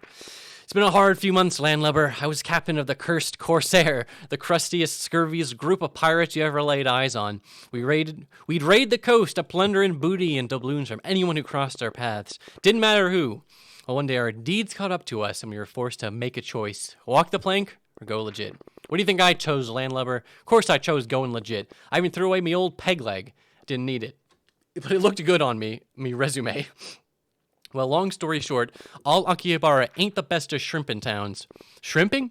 Out here? There's no water at all. It was an unwise business decision. Now leave me alone. I'm in a bad mood and I want to play me accordion. And where's that blasted bartender? Actually, I am looking for musicians. Maybe I can get her to play in my wedding band. Got a job for if you want to play. You know, Captain Shane, you're pretty good at the accordion. Put together a band for the wedding. You seem like you could join. You could work. A wedding band, eh? That doesn't sound too lucrative. But I'm stuck out here eating hardtack and lemons. All right, landlubber, I'll budge. Where do I have to go? Still putting the band together, but I'll be ready soon. If you want to meet me at the Booty Base Club, Brain City. All right. Just don't take too much time. I'm not in the mood to wait around. So that's an interesting NPC. That is one of the only NPCs you can talk to. That NPC would have been an Al Akihabara. I don't know. Obviously, if that area was cut, they would have had to move her somewhere else. But she still talks as if she is in Al Akihabara, which is interesting. This is also an interesting character. She is playing as musical Zauber, and I believe the every NPC or whatever, every sprite has like a prefix, and this is the only NPC in the whole fucking game that has a prefix for the Death Tower area, which was cut. So I believe this person would have been from the Death Tower. Zalmoxis, silent cretinous villain, can you not see that I am deep in my meditations? Oh, I was kind of wondering what you were doing. It's a weird sound you're making. What's that floating thing? Weird sound? You fool! This is the Kuika Zauber. The Kuika Zauber. And I am its master, its wielder. The only one with the knowledge, the artistry, the mastery to wield it. One of such lowly birth and scholarship as yourself could never handle, let alone appreciate a Zauber as potent, beautiful as this. So stay back, I say, and let the artist work her craft. Wow, that's quite a mouthful. Sorry for stepping on your toes. So what exactly is a Kuika Zauber, and why is it making that sound? Only a fool would not know what a Kuika is. It is the most decadent instrument, fit only for the ears of the artistic and cultural elite. You're fortunate that I'm even allowing you to hear it. It's unfortunate that there's no music or any sound effects or any of these instruments on this map, but, you know, it is what it is to hear it. The Kuika Zauber takes its beauty, its power, to an entirely new level. In addition to its Kuika noises, it can also make clown nose honks. I think this lady might want to join my wedding band. Those squeaky sounds are kind of interesting. I'm forming a band. So is Almox's. I'm actually here because I'm putting together a rock band for a wedding, and I need the power of your Huika Zauber. Yes, of course you do. And of course I already knew. I have no choice but to accept and enlighten the ignorant masses to the splendor of the Huika Zauber. Tell me where I must travel. Wow, great. Kind of wasn't expecting that. So the wedding is going to be at the chapel in Brain City, but we're all meeting in the Booty Base Club. I'm still putting the band together, so I'll get there a little later. Yes, I'll be there. Do not be late. All right, I did it. The band's got 4 members. I should get back to the Booty Daimyo and let him know. I'll talk to the rest of these guys later. Brain City, Tower 1. This is mildly unfortunate down here. This was meant to be a guy called Chaya Porn, and then he had 2 groupies. He's like a guy with a big brain, and he was gonna be like the exposition dump NPC of Brain City, where he just tells you a bunch of stuff. And the gag was gonna be, you could ask him all sorts of questions, but if you asked him, who am I, then his head would explode and he would die. I'm not 100% sure, but I think I have an image of him. Let me show you. Whoops, so I accidentally added another BRB screen. Not that, ignore that. I'm not being RB right now. Add a new source instead. So yeah, here's just a screenshot, a screen grab from one of Frankie's things. So Frankie will like be doing art and then he'll like zoom out and it's like a speed draw. So he's like zoomed out for like 2 frames. I have to like pause it and grab it. I think this guy might be the guy. He is listed under Brain City NPCs.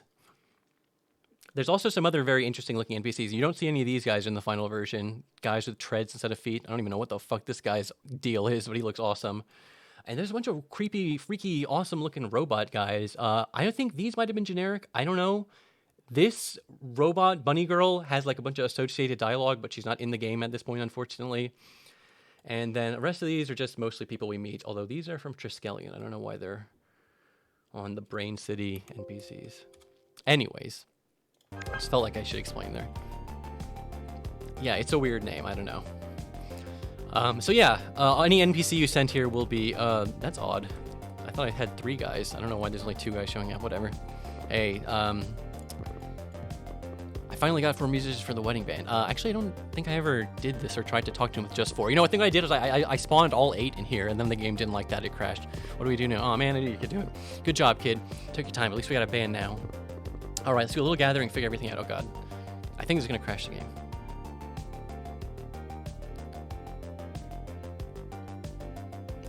Well, it didn't crash, but it gave me a fade out, and then it never faded back in. I guess I'll give it a few seconds. Pretty sure it would have faded back in by now if it was going to fade back in. All right, unfortunately, like I said, some of the quests here are not complete. Tragically, sadly. Anyways, also, by the way, when I came in through that grate, I should have come up here. This is where I should have spawned in the map at the bottom, coming up this ladder, I believe. A monitor of some sort. Looks like it's out of juice. I'm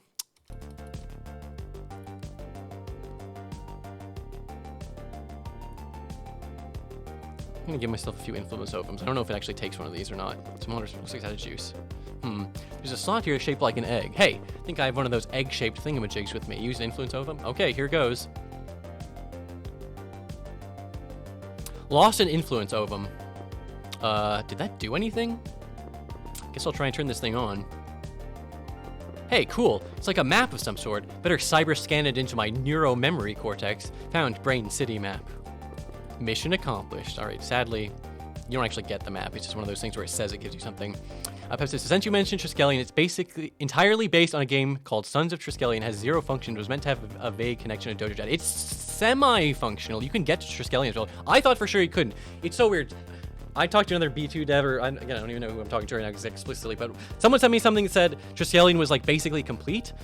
And I was like, when I looked at it in game, it does not look complete to me. But you can get to it if you blast all the Triskelion totems in the frigid inskirts. There's an NPC. I think he's a debug NPC, but it'll teleport you there.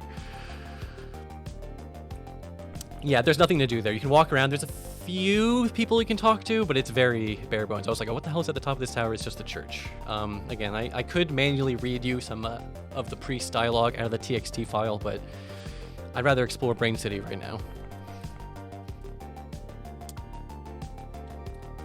But yeah, you have to go to Triskelion to get the letter to give to the dojo dad to get him to leave, to let you talk to the guy, this sensei master guy, to get the whatever fucking Zauber he was going to give you. I forget which one. But so yeah, Brain City, it's a bunch of towers connected. Well, as you can see in this map, this is the MS Paint approximation of what Brain City is like. It's a bunch of towers. There's some NPCs, including Chayaporn, mention there's a giant brain in the center of Brain City. This is never seen at any point in this build. Again, I assume in the final game. In fact, Ooze also mentions it in cut dialogue, which you can't find in game, that there was supposedly something mysterious under the giant brain. I don't know if the point I was trying to make is, I don't know if this is meant to just be black background, or in the final build there would have been like Brain City background here, but as it is, you just can walk between the towers here. You would see the brain at these catwalks. See, that's what I was expecting. That's what I was assuming was correct. This is another semi-unfinished map with weird events. It's just a debug NPC. I don't know what this guy's deal would have been, but you can talk to him a few times. Greetings. Greetings for a second time.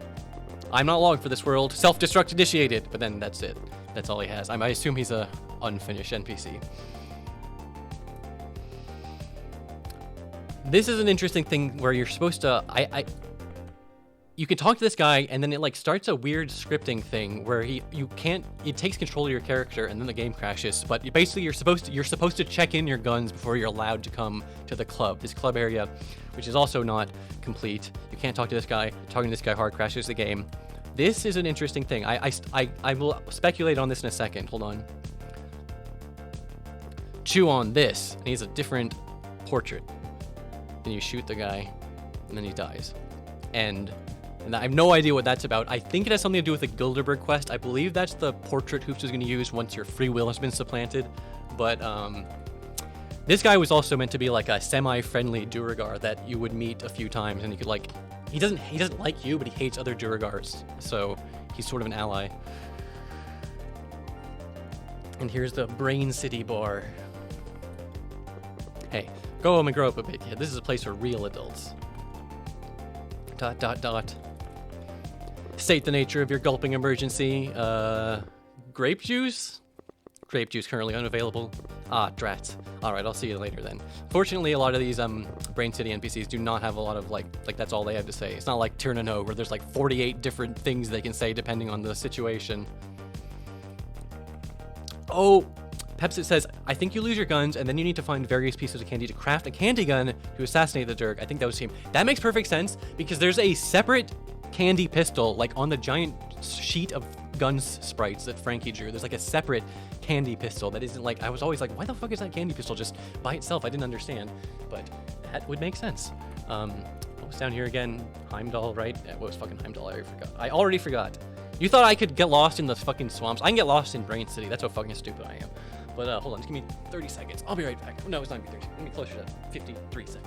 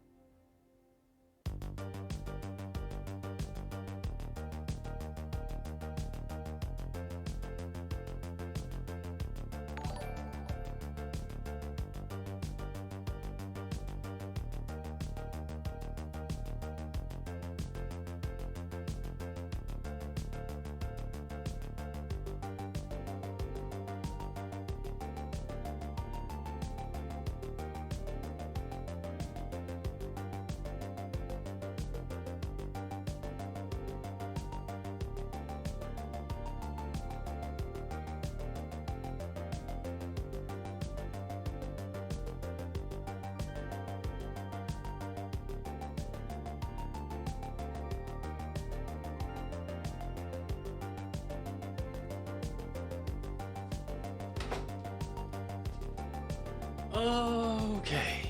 Oh my goodness, I can't believe I missed a raid from Frankie while I was in the bathroom. What's up, my man? What's up, my dude? Secret raid. I almost missed it. It's okay. I left you guys with the fucking Brain City music. Just groove. Just groove. Just groove already. This guy. This is interesting. I thought there's gonna be a debug NPC related to the whatever event going on up there where you assassinate the Dirk, but it just tests two different NPCs portraits. I don't know why that was here. I guess because these are musician NPCs. I guess that means maybe they would have been found here for the wedding. I don't know. Yeah, I remember vaguely hearing about that or seeing that candy gun and wondering what it was about. That makes way more sense if it was tied to that particular subquest. There was also meant to be way more stuff you could do at the arcade. Like there were going to be like playable arcade games. This whole thing was going to tie into the gaming clatch to some degree. This very odd pool table sprite, which is a straight up square. It's obviously like, you know, an early stage. Presumably something related to the pool thing could have happened at some point. This guy's no dialogue. This lady has no dialogue. I love the VidCon posters though. The tallest tower holds the deepest secrets. What's at the top of this one? The library? Fortune favors the bald. Classic. Classic. No, oh, it's Pellicrite. Oh, I forgot to set the fucking Pellicrite thing again. That's okay. I really don't want to do the Pellicrite thing right now because he's another quest that's like annoying on purpose. Oh, the arcade's supposed to be animated. That would make perfect sense. Of course, the arcade would supposed to have animated screens. Yeah, sadly they don't. Looks like a fun little, cool little area though. Oh, this is an NPC. What do you have to say?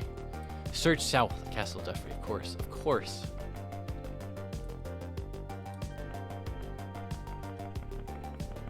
I don't remember seeing those in the game files, and I literally looked through all like the sprite folder. I could have just been missed that. Okay, this is the Oligarchy Online tower. I'll do that stuff later. This is a classic place. Animaster. I'm but a simple fisherman who likes to dabble in the art of painting in my spare time. During my travels on the seven seas, I've come across many wondrous lands and strange beasties. This gallery is my humble attempt to create a compilation of the things that I have seen go bump in the night. Enjoy. Oh, and by the way, I do indeed have a PhD in anime. Hell Monster. Hell Monster are considered to be one of the most formidable demons of Hell, and their high position in the demon hierarchy supports this viewpoint. They use devastating hell magics to battle their foes, and have the ability to conjure Iliork's infernal worms without spending any magical points. Hell Monsters are arch nemesis with Spore Lips and Elder Stardusters. The Drake Scorned are a noble subgenus of orc who shun the use of all nunchucks. Versed in asceticism, the Drake Scorned live in the secluded mountain monasteries where they train their minds and bodies to deflect bows and arrows. As their name implies, they receive a -2 penalty to all Drake-based skill checks, but more than make up for it with high-level juggling. The Drake Scorned are known for their elaborate wicker baskets. Goofsters are tall and slender creatures, most well known for their supernatural, hardy constitution. While goofsters are considered to be benevolent social creatures, they are rarely if ever seen among their kin. Instead, they prefer the company of sentient mallards and rats. Goofsters live and thrive in ancient subterranean ruins, but are highly susceptible to microwave tunnels. That's the second microwave tunnel reference of Metal Gear Solid 4. Sergals are the mystical offspring of the highborn elves and werewolves. They are worshipped in many cultures almost as exclusively as benevolent deities protecting the realm. All Sergals have a pathological fear of ghosts. They try to avoid ancient ruins and graveyards any way they can. Geldrax are a very common barnyard animal found on the many traditional farms. They are genetically engineered species that are bred for the sole purpose of being cattle, and on some rare occasions for their milk. They are easily identifiable by their mix of black and brown fur. Classic. I love those two-tone face guys. Slendermen are the cursed offspring of a forgotten Mesopotamian king. They are born without a face and are such forever plagued by an insatiable hunger. Dark magics that run in their veins make them immortal, which rather than being a divine blessing only serves to prolong their suffering. These conditions make Slendermen weak and malnourished, hence their name. Finally, here's my favorite one, the Dire Juggler. That's a great, I love that, I really do. Dire Jugglers are distant cousins of the more well-known species, Jugglers, isolated and imprisoned onto a distant island during the events of the Second Cudgel War. The firstborn Jugglers slowly change their existence to a more dire existence. To this day, not much else is known about the Dire Jugglers, but their recent resurgence aligns with the prophecy of the end of times. Oh, Geldrak? Oh, right, the reference to B1. I love all the B1 references I can find. Oh, and welcome to the Brain City Library. Computer signups are over there. The library, huh? So I can check out any of these? That's right, we've got some great collections in here. Is there anything in particular you're looking for? Any genre you're fond of? I want to read some fantasy books, like knights and magic spells and stuff like that. I see, yes. We have a nice collection of orc books down in the back. They're right in the back there on the orc section. All right, thanks a lot. I want to read some informative books. I want to be filled with information because information is power, and I need more power. I suppose all these books hold lots of information, but what you seem to be looking for in particular can be found right over in our info dump section, right over there. All right, thanks. I'll check it out. Welcome back to the Brain City Library. Anything to help me with?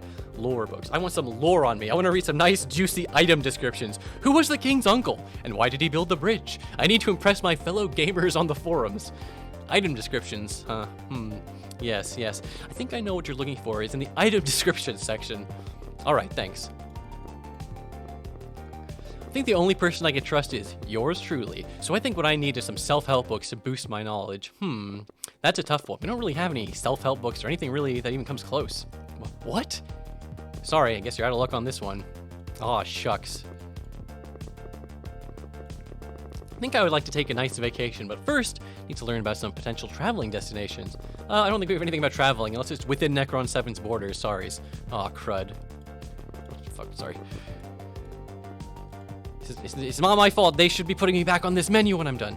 I want to dive deep into some game reviews. What you got for me? Game reviews? I don't think we have any, sorry. What? No. Yeah, sorry, I think you might have to try DwarfNet for that sort of thing. I want to read some spooky detective stories, criminals, and robber barons dueling in the heart of the city with only one man able to stop them. No, sorry, we don't have those. Darn. Reading is fundamental. Books. Yes, books! Books! Have you heard? Brain City has the largest library on Necron 7. Books! Books! God, I love it's the largest library. It's like 30 books. Reading is fundamental.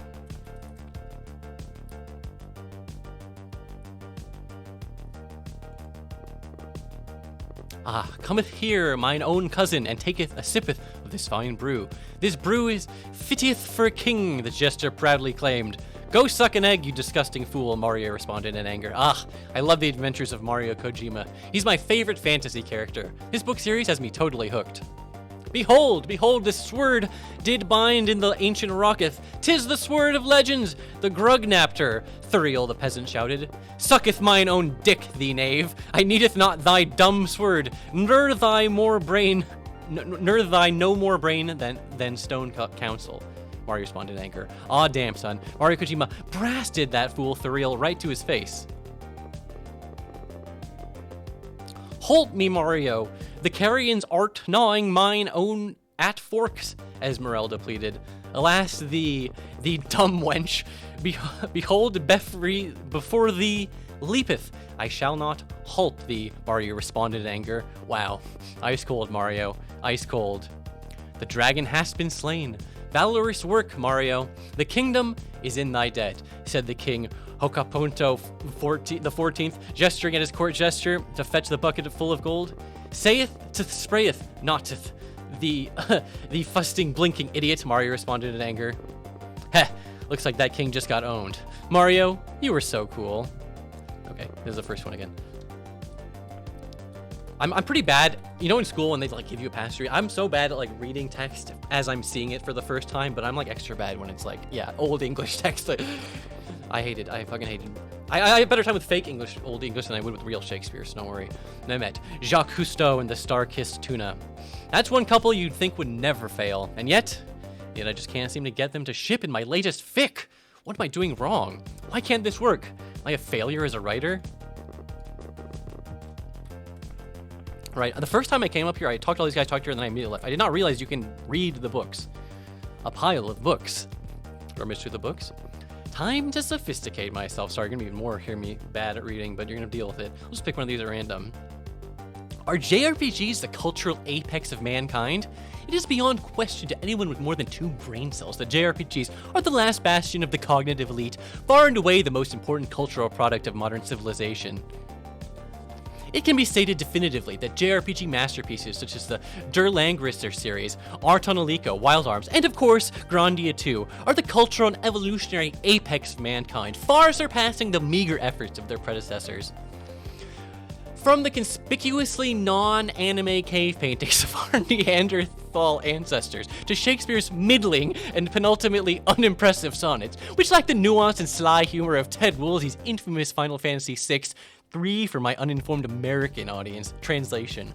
Why is it then that we as a species have largely decided to ignore these cultural treasures in favor of low-hanging plebeian offal like Halo and Madden? The answer is simply that the American people, and I use that word reluctantly, are too dysgenically stupid to understand their grandeur and sophistication. If instead of stumbling and outdated works like The Catcher in the Rye and The Great Gatsby, our school system taught Ark the Lad or Valkyrie Profile, the American people might have the intellectual wherewithal to understand more philosophically minded works such as Terranigma.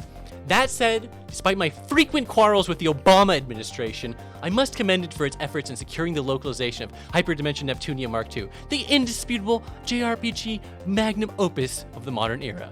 Truck bump. I'm trying to get a gauge. I guess people are enjoying me reading the truck bump ones. I'll at least read these ones, because there's like 4 or 5 of these books in quotation marks per like pile. Time to sophisticate myself. I'll just pick one of these at random. Baldur's Gate, a retrospective. Ah yes, Baldur's Gate, just what the doctor ordered. The doctor in question being a fool and ignoramus. Baldur's Gate, or Baldur's egregious failure, as I have taken to calling it, is an infuriatingly flawed Western RPG that is often touted by Western RPG apologists as a shining beacon of the genre. If, in fact, the VidCon is the magnum opus that they claim it is, then their precious genre is as shallow, laughable, and worthy of scorn as the modern first-person shooter, which no more qualifies as a VidCon as it does a coloring book. the VidCon's combat is cumbersome and tiring. Its setting bereft of even a single dojo where I can hone my skills, and even its writing, supposedly a high watermark for the genre, is lacking the soul and passion of writing like Lunar 2 or even Lufia. Had the VidCon a soundtrack composed by Motoi Sakuraba, replete with a piercing rock organ and haunting chorus pads, I might be able to overlook these glaring flaws, but instead we are treated to an utterly forgettable yet thoroughly Western orchestral score. In conclusion, this VidCon is best suited for a chimpanzee, or perhaps, if I'm feeling generous, the slightly more evolved snow monkey from the infamous gaming archipelago of Japan. My suggestion? Avoid this farcical disappointment and check out Our Tonalico, a VidCon that has innovative soul dive system. That's innovative soul dive system has aged like a fine game fuel truck bump. Good God. I've never been so blessed with so much correct wisdom before in one sitting. A message of warning to Food Lion. It has come to my attention that Food Lion has stopped carrying the wildly popular Japanese delicacy poki, typically romanized incorrectly as Pocky. I have written numerous times on the virtues of this confection, especially in regard to its use in elite VidCon and anime communities. But it seems that Food Lion has chosen to turn a deaf ear. Pocky is, without a doubt, the most preferred snack for high-level VidCon performance due to its portability, sugar content, and exceptional Japanese engineering, though this has all been discussed at length in my essays. And by refusing to sell it, Food Lion is turning its back on both the extremely prestigious VidCon and Japanese communities, both of which hold significant influence. This is your first and final warning, Food Lion. Put Pocky back on the shelves, or your act of extreme betrayal against the VidConners will be met with an economic retribution that can only be likened to a tsunami, the Japanese word for tidal wave. Okay, I'm almost done with the truck bumps ones. I think I'll move on after that. Katanas or longswords? My cutting rebuttal. The eternal katana versus longsword debate. Although I rarely write on topics outside of my well-established and highly recognized niche of VidCons, I am considered an expert on numerous other subjects, including, and not limited to, swords and swordsmanship. So skilled am I with the folded steel that my local karate dojo was forced out of necessity to invent a rank even higher than black belt specifically for me. That is why, although it is not customary for me to speak outside of my field, it is certainly within my range of expertise and, in the current climate of debate on the subject, unfortunately necessary. Katanas are, without exception, superior to European longswords. Any attempt to argue otherwise is wildly ill-informed pablum at best, outright malicious disinformation fueled by the misguided Eurocentrism at worst. The katana is faster, sharper, harder, and far more precise than even the most expertly crafted longsword. Although the discipline needed to wield, or dual wield as I prefer one, is vastly more demanding. The master samurai is trained from the day he is born to cut through cars and titanium slabs, which I do regularly to subdue my opponents, with the flick of his wrist. Cutting through longswords and pitiful western plate mail is as easy as cutting through tissue. In fact, the greatest of samurai were known to cut through multiple fully armored knights with a single blow.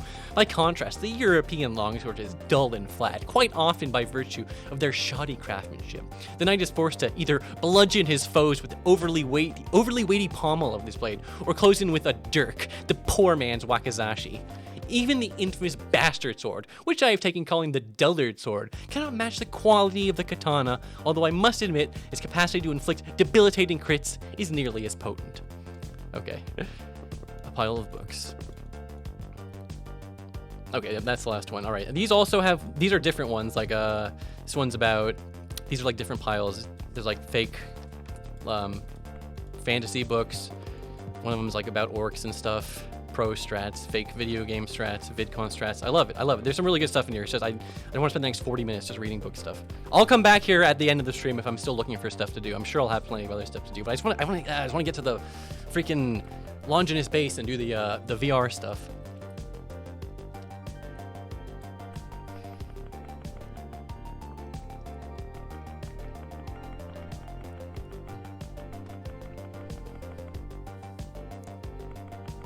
So the Gilbert stuff presumably would have tied into some of the endgame stuff.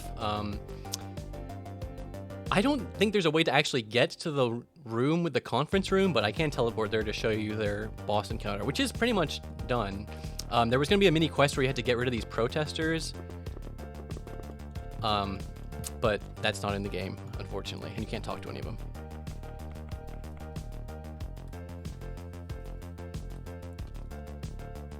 mailroom. There was gonna be a thing where you could like impersonate someone. Like if you talk to the right people, you could be like, "Oh, I'm so and so," and they would like give you access to a certain point of the tower.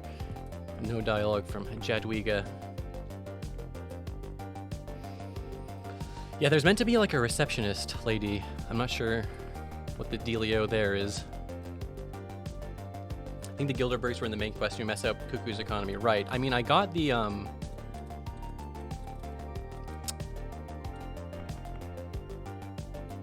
cashier's check. I don't know how. You're supposed to give it to Chandragupta, I think, but in this build, he doesn't take it. But yeah, it would have had something to do maybe with the bull, you know, that giant minotaur. I looked at its code. It has something to do with like the bear market, bull market. I think that might tie into that in Kuka's lair. That's like the only like object in Cullen's lair. But yeah, the Gilderberg tower is not super fleshed out, but there presumably would have been office worker, NPC type people in here.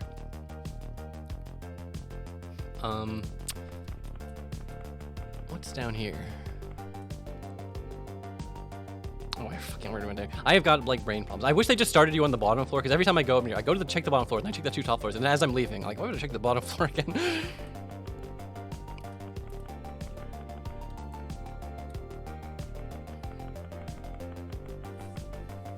Yeah, that's one of the main reasons that Cubic is saying, one of the main reasons I've been interested in showing off Barkley 2, just showing off all this cool pixel art, all this cool, awesome Frankie pixel art and stuff.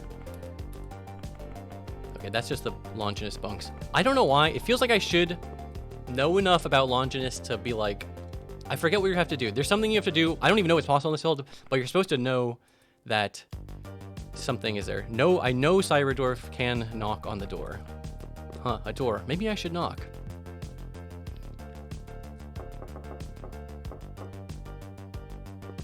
Huskao, what the heck was that? That wasn't the knock. This clown's obviously not Longinus. Nene has forgotten the lock, or forgotten the knock. Yet again, he never fails to get drunk at the milk bar. Hey, wait a sec, did you say Longinus? Is the Cyberdwarf in there? I'm X114 Gem 9. I was rescued from an egg by Longinus, and they told me to find the Cyberdwarf. You gotta let me in. I don't care who you are. You're not getting in unless you know the knock. Shucks, looks like I gotta learn the knock.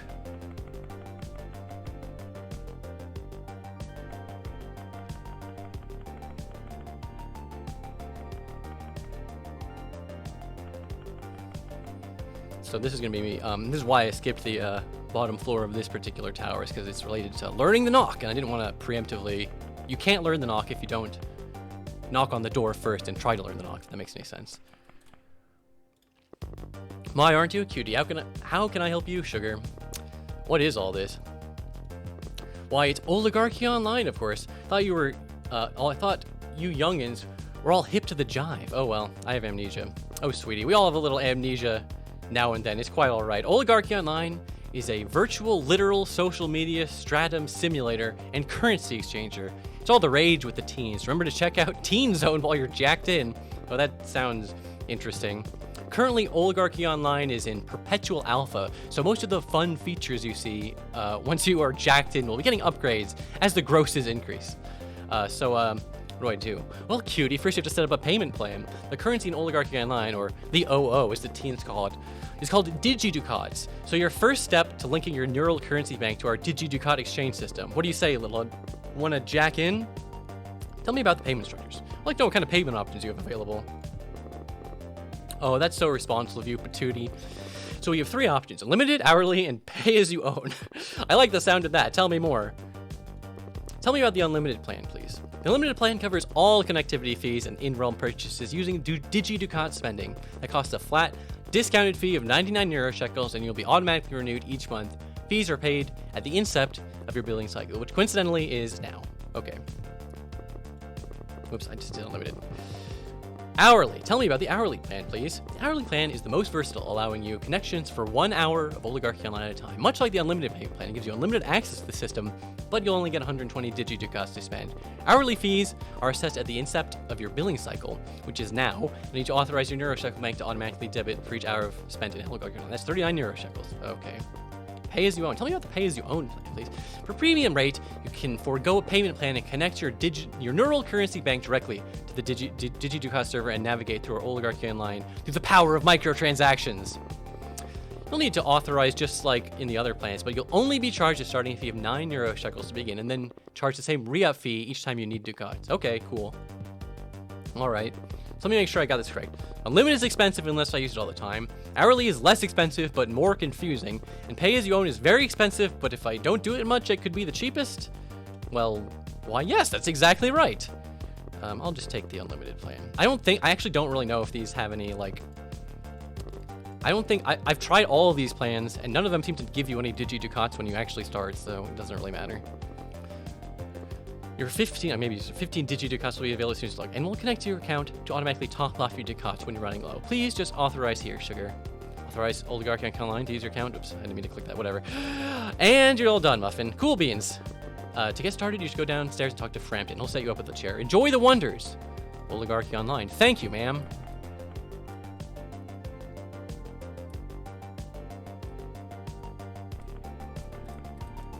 This right here is our good friend Nene. Wow, this guy is jacked into the max. Wait a sec. His name tag says Nene on it. This is the same name Nene that those in Longe's dwarves behind. Yeah, yes, exactly. I already know that. Just like everyone else, you can sign up for account upstairs at the Intra-Reality Index cassette. Get you started with an Oligarchy Online account. What is all of this? All this? Well, it depends on how much time you have to kill. Time is on my side. What are these machines? These are the techno-organic interface stations for Oligarchy Online, the premier online experience on Necron 7. Never heard of these? No, can't say that I have. They are the most state-of-the-art machines this side of the galaxy, capable of fulfilling anyone's wildest dreams and ambitions. And Oligarchy Online? A superb masterpiece of gaming technology hatched by the most brilliant of dwarf minds. Many historians and ancient scholars say that the moment when OO was first introduced to the techno-organic interface stations of Necron 7 was the moment when history was split into two eras, pre-Oligarchy and post-Oligarchy. Wow, sounds like people really love this stuff. More than you could ever know. Now, is there something else you wanted? Who's that spiky-haired guy? He looks pretty cool.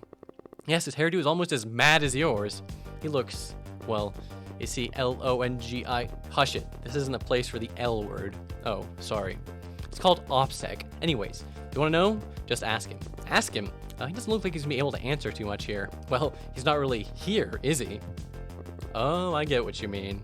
Not here. Right. See you in the chair. Was there something else? Sorry, friend. Duty calls.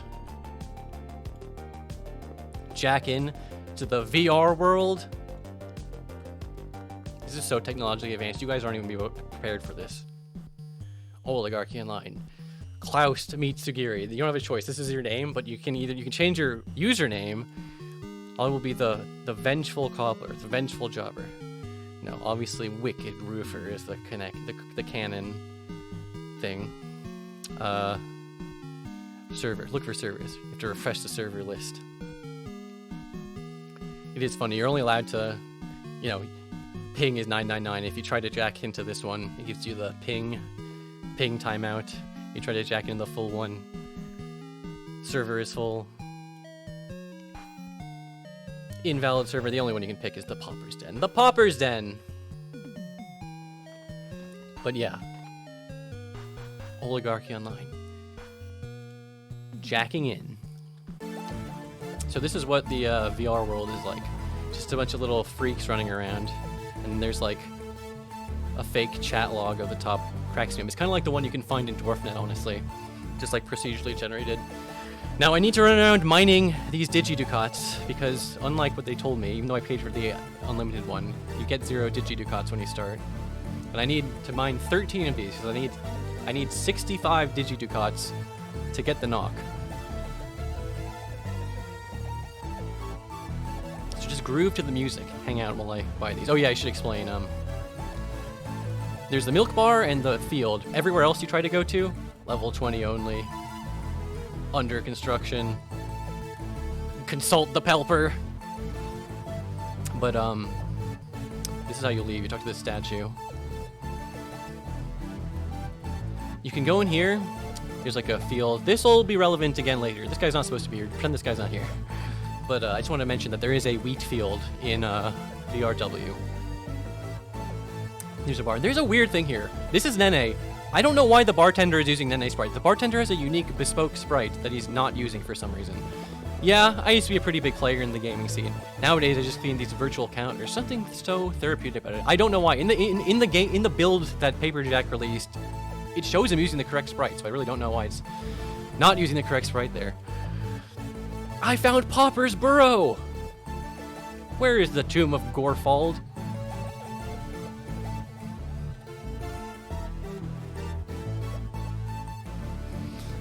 I need to mine a few more Geraldo power crystals, I'm sorry. I know it's not the most exciting thing.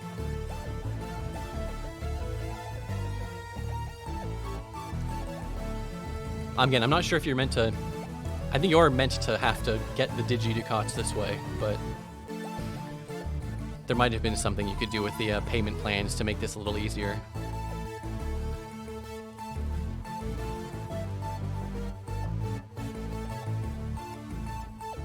I kill poppers with great ease. Okay, I know it's a little annoying. I like to let the chat play, but the fastest way to farm crystals is just to enter and exit the milk bar.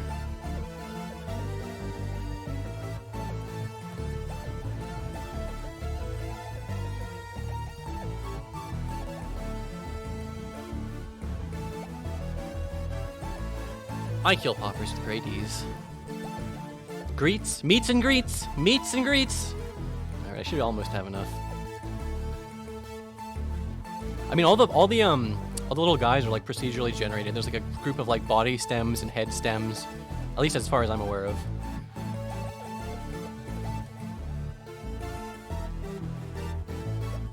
But yeah, I love the depiction of, the description of Oligarchy Online is like the most advanced MMO ever, and it's just this fucking. This fucking place. I might have gone over, but I don't want to not have enough, because if you come in with not enough, you're supposed to be able to like do this in steps, but for whatever reason, if you leave without getting the knock, it like resets the entire Nene encounter, which is annoying. So I just really want to make sure I have enough Digi-Ducats. Again, that might have been part of the joke, you know, is making you have to mine tediously these fucking crystals.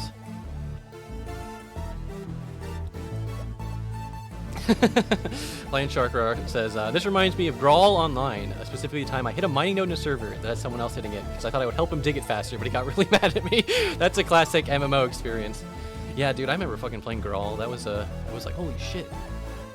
It's like multiplayer Link to the Past? What? How is this even legal?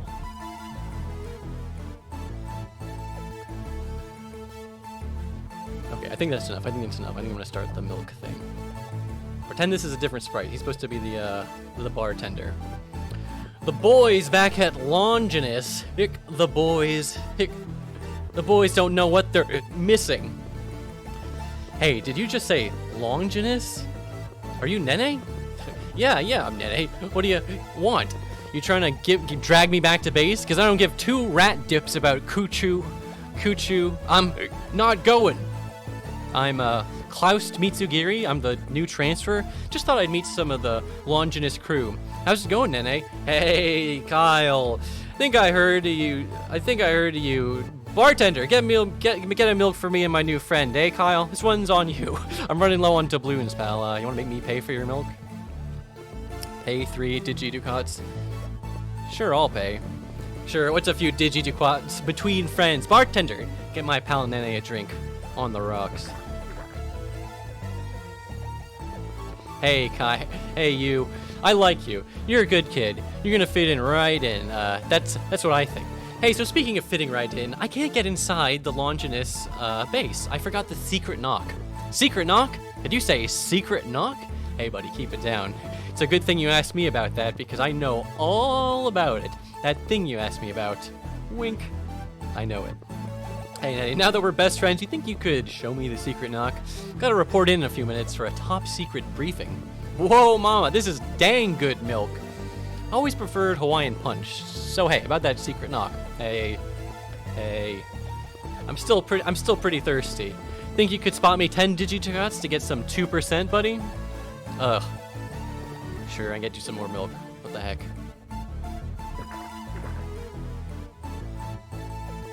Hey, thanks, Clarence. This is 2%. This is some damn good milk. So wait, buddy, what were you just talking about a minute ago? The knock, remember? The knock? You gotta do to get into Longinus? I'm the new guy, and I forgot the knock. So I'm asking you, remember? Yeah, I remember now. Hey, buddy, Clyde, let me tell you something. I always liked you. You're a good friend. Yeah, you too, Nene. So hey, you think you show me the secret nog now? Chad, I gotta tell you something. You've always been there for me. Been there when I needed it. Now I'm down in the dumps. There's nothing I can do about it. Okay, where's this going, Nene? He's got a 50 Digiducat tab. Holy Clispate, Nene. You've always been such a good friend. You think you'd help me out this one last time? Ugh, fine, I'll pay your tab. Clispate Christ. Oh yeah, okay, Nene, I'll pay the tab. Here's the Ducats, just now you've got to show me the knock. Oh man, I'm getting dizzy. Think I had too much. No, Nene, no, don't pass out, please. You gotta show me the knock. No, Nene, come on, wake up. Wake up, Nene, you gotta show me the knock. Yep, he's out cold. That's just how he gets. You're not gonna wake him up. How is that even possible? This is virtual reality. Come on, Nene, wake up. Wake up.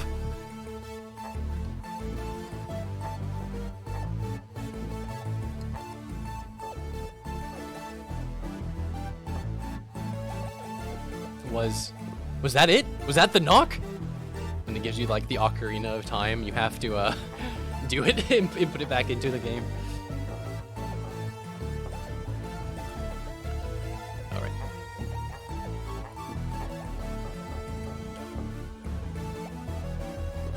Oh man, I hope that was it. Thank you, Nene. Thank you.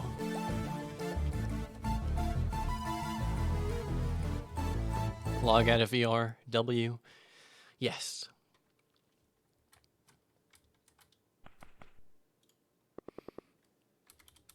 How are you enjoying Oligarchy Online? I love OO. The only reason I'm IRL is I'm just waiting for my purchase tokens to refill. Huh. Wait. What? Oh, nothing. I just thought you would deride the graphics and features as barely passable for even a prototype, and there is nothing to actually do in Oligarchy Online. That is just a communal bonfire of hero shekels, every dwarf throwing in their share just to impress the others on how much higher the flames reach. Oh. No, I thought it was pretty neat. That's interesting. Guess I'll be seeing a lot more of you then.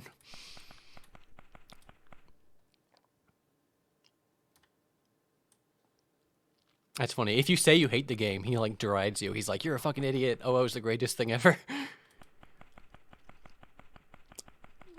Ah, come on. Give me the Brain City music back. This is horrible. I need my Brain City music. It's too cool. Okay, it'll start up again at some point. Predicted the NFT metaverse. Yeah. Guess anyone could have predicted that. Okay, now I should know the knock. How did it go again? Okay, here goes. And then the video just tells you, because I guess in case you were doing this earlier. Presumably that wouldn't have been the final game.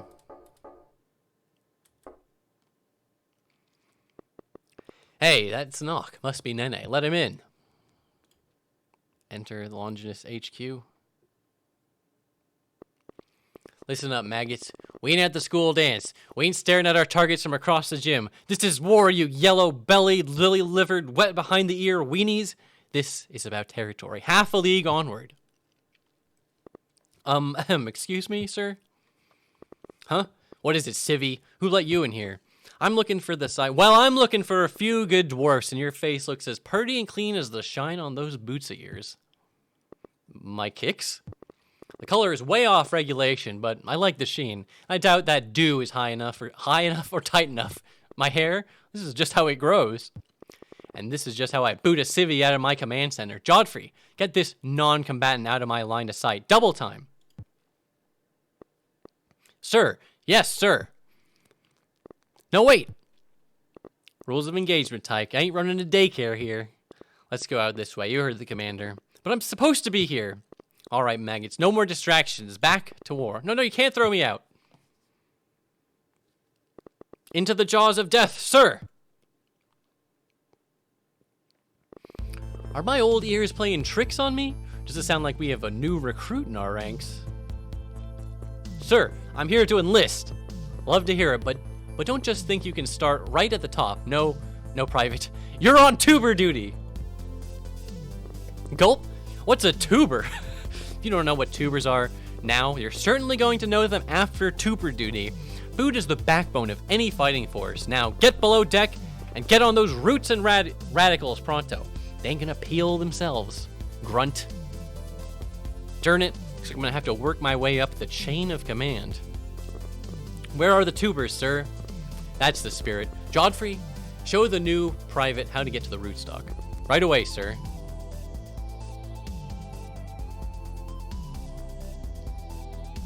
Listen up, Private. You have been tasked by the commander to travel to the rootstock and peel a day's worth of tubers. The rootstock. But zip it, Private. Do not talk back to your superiors unless explicitly asked to. Sorry, sir. Now then, you are going to need this. It's the map of the undersewers with the location of the rootstock marked on it. I would have loved to have this map if it existed, but it doesn't. The rootstock, one of our underground outposts, is governed by a man called Chandragupta. Find your way to the rootstock ASAP, make contact with Chandragupta, he'll fill you in with the tuber details. I've opened this previously locked door to our barracks for you. From there, you can gain quick access to the undersewers, which is where the rootstock is located. You could also just ignore the route I've laid out for you and get yourself killed trying to get down there on your own. Whatever route you take to the rootstock is up to you. Weapons and equipment are OSP. You have until midnight to peel the tubers and return them here to Longinus HQ. Got all that, Private?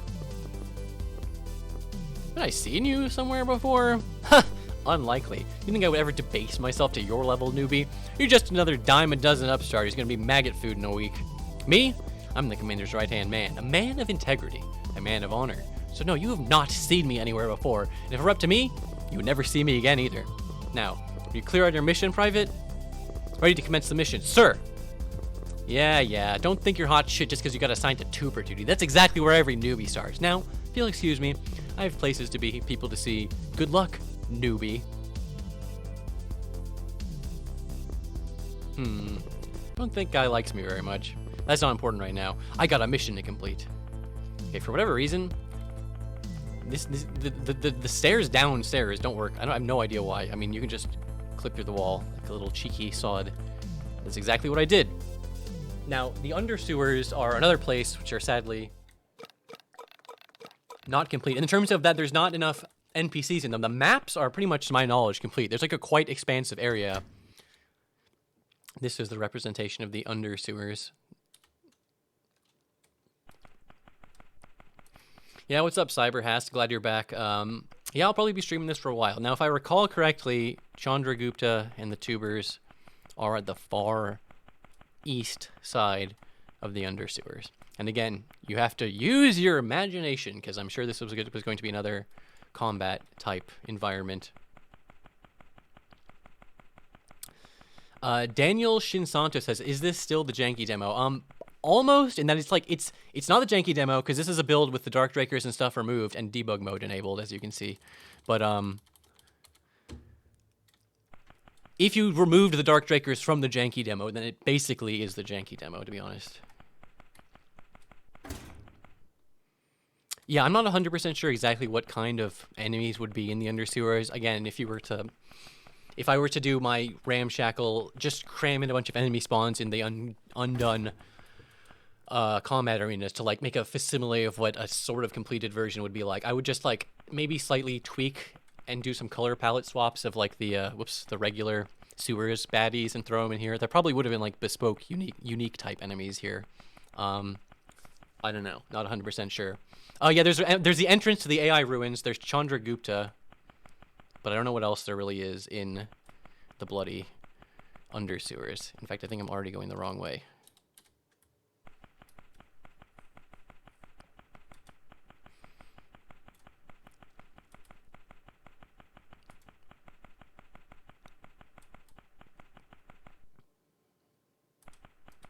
I see. Something kind of nice is, like, you can really appreciate the Z height level differences when you're using the clipping thing to allow you to walk off of ledges like that.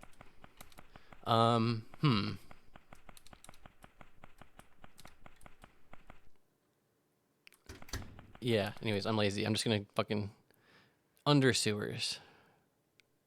Get me to the, see, there was gonna be a gaming classroom in the undersewers. Sometimes you just have to look at the names of the maps to figure out what was going to, you know, be there. Anyways, this is the rootstock.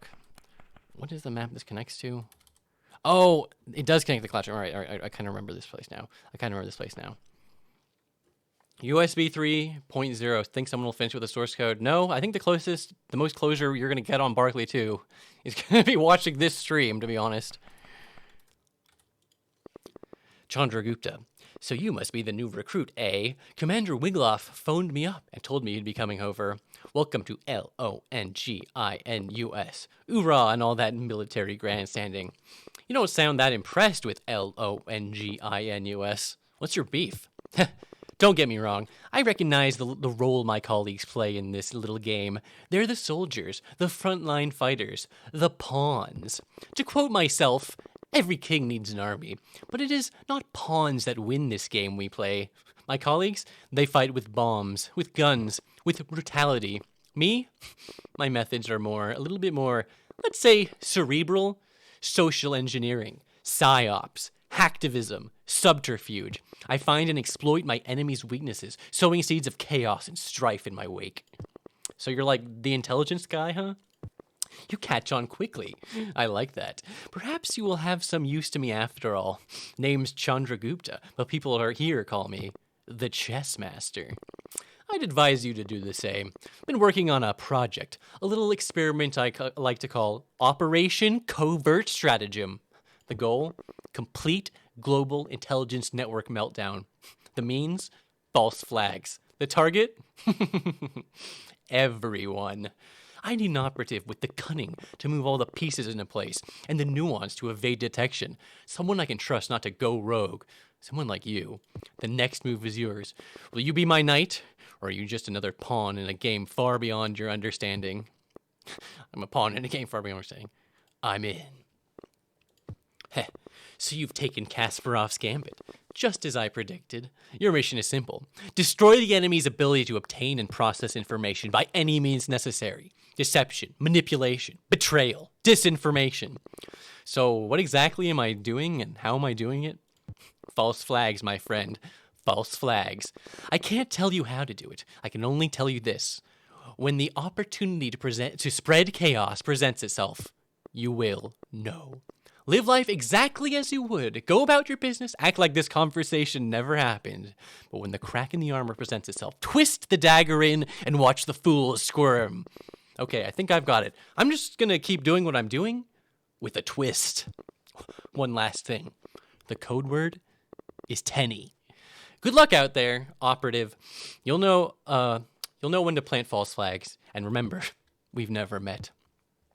Tenny. Oh, also, I'm here for the tubers. Oh, yeah, they're right over there. Thanks. I can't tell you when or where to do false flags, but trust me, you will know. And remember, the code word is Tenny. Tenny. All right, time to peel some tubers. All right, tubers, prepare to meet your maker. How hard can it be? Easy does it. 2 down. Ugh. Ugh. So hard.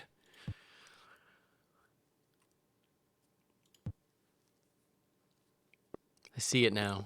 Their deepest secrets revealed to me. The hue of these golden rinds glisten as they part from the ecru interior of these hefty tubers. The flash of these brilliantly earthy tones reminds me of scrumptious morsel of a controller cable, probably in front of mother. Obviously, I do the vidcons. These twists like the coaxial cable, spreading out of my favorite system. Surely the conquest of a vidcon is more constructive than peeling these stupid roots. As I sit here peeling, I wonder, am I peeling the tubers? Or are they peeling me? Ugh!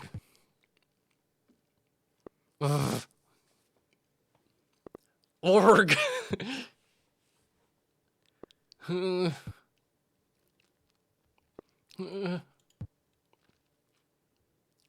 Almost done. Just one more tuber. No more. No more tubers. Time to head back to Brain City and bring these fine tubers to the commander.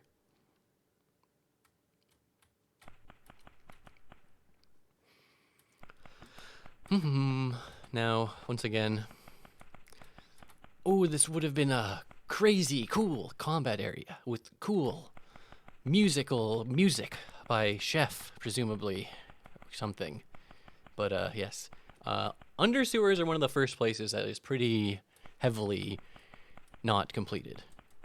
What goes in here? Oh, this is what got me lost last time. I knew it was far to the east, but I saw the door, and I was like, I gotta go in the door.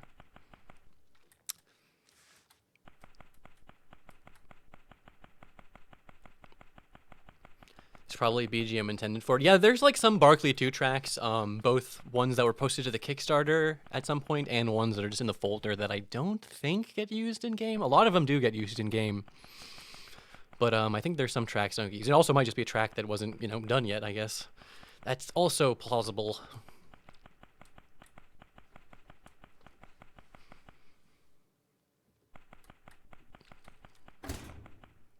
These masks are the last thing I did. It says, Pepsit. In a way, Silence is its very own kind of soundtrack. I know, right?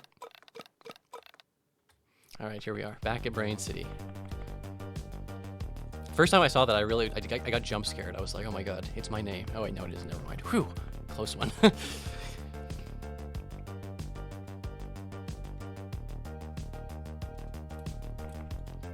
Wow. Wonder what they're planning. If you have anything you want to say to the commander, you better bring it up the chain of command. The chain's biggest link is me. Sir! Tubers have been peeled, sir! Well, time for a debriefing. Let me see them tubers. What in the name of Cliff's Faith is going on here? I didn't serve 4 tours of duty to see tubers this poorly peeled. It was my first time peeling tubers. It won't be the last, Private. Practice makes perfect. Get back down to the rootstock and peel them again.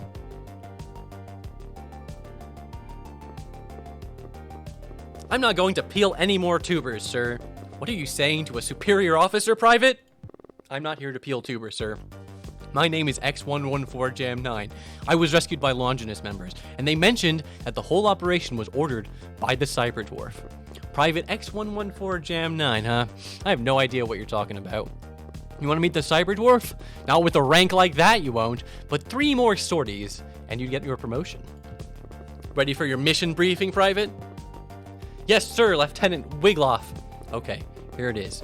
We've been receiving reports of a malevolent AI, one Cullen, terrorizing Longinus members and dwarf civilians. Your first task? Take him out and rid the Necron 7 of his tyranny. I think that's a funny bit, being like, your next task to get through the main quest is you have to beat the final boss. Technically, Kuga had 2 phases, but regardless, hold on. Don't you think? That's right, I think and you act. Sir, yes, sir. Now then, Private, our most current intelligence puts Cullen, henceforth known as Big Boy, at approximately level 666 of Necron 7, codenamed the Henhouse. The only known incursion route? Well, that's the express elevator in the bog. Your mission is this. Under codename Knife, rendezvous with Operative Variable and infiltrate the Henhouse and take out Big Boy. Knife, Variable, Henhouse, Big Boy. Got it. What was that, Private? Sir, mission accepted, sir. That's what I thought, Private. Now, Godfrey will give you the op specs. Pull this one off, and you'll be wearing some shiny brass in no time. Cyber Dwarf. I'm coming! Well, if it isn't the new recruit. Private First Class X114Jam9 reporting for duty. Pretty eager to prove yourself. Are you ready? Locked and loaded. I'm ready. Let me at this, Cullen. You need to listen to me carefully. Don't pretend this is anything other than your first real mission, Private. Anyone can peel tubers. This is a real deal. Oh. Yes, sir. Very well. The lieutenant seems to think you have what it takes, Ernestar. I guess that comes from his years of glorious dwarven service. I will try my best. We'll soon see if this is good enough, Private. Now, you can access the elevator either through the undersewers or through the swamps. I wouldn't recommend going there through the swamps, but the choice is yours. If you decide to go through the undersewers, then just follow the trail of bread markings we left on the floors. You will reach an exit to the swamps, and you'll eventually run into Variable. You'll know him when you see him. Okay, got it. Oh, and Private? Yeah? You're not better than me. All right, so this part of the quest is sort of done, sort of not done. You'll see. I can find Variable, and I'm gonna go do that. Haven't we seen Godfrey before? Yes, he's one of the guys that breaks you out of the egg at the beginning. One of the other guys there is a Variable. It's Variable, Godfrey, and Zhang, who gets his head blowed up.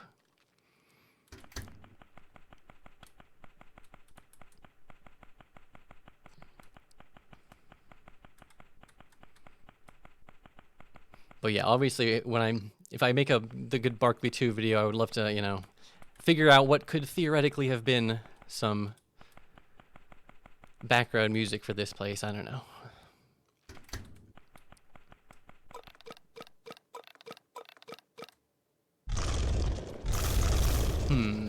A dank smell. So yeah, this puts you out in the swamps, but right near the Cullen elevator.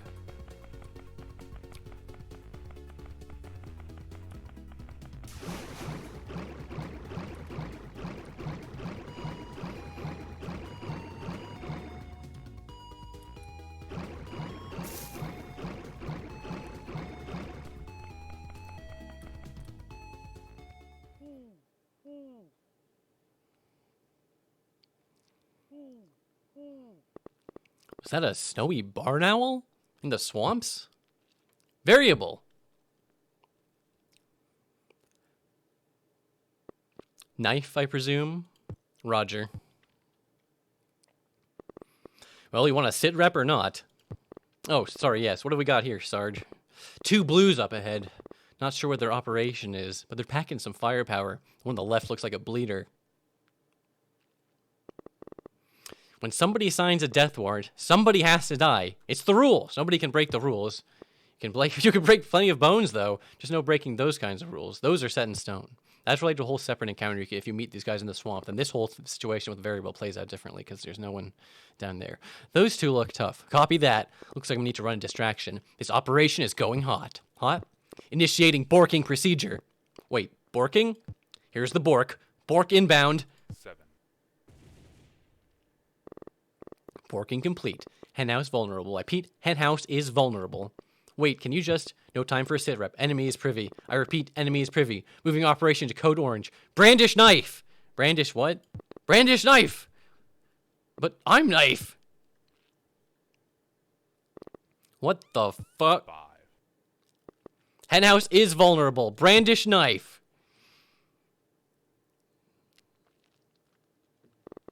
What in the guff just happened? Ah, the henhouse. The chance is now. Gotta get in the elevator. So this, I believe, would take you to Cullen's lair. Unfortunately, the elevator functionality does not quite work in this build. This must be the elevator up to this Cullen's lair. Am I ready? Well, as the great Charles Dickens once wrote, procrastination is a thief of time. Collar him. How do I know that? So, step 1, you can see the light is already slightly misaligned. This yellow dot, I believe, is meant to be down here. So, I guess every floor, there's 666 floors, and I guess they all have, like, unique names. I don't understand why they spent so much effort on this bit, but...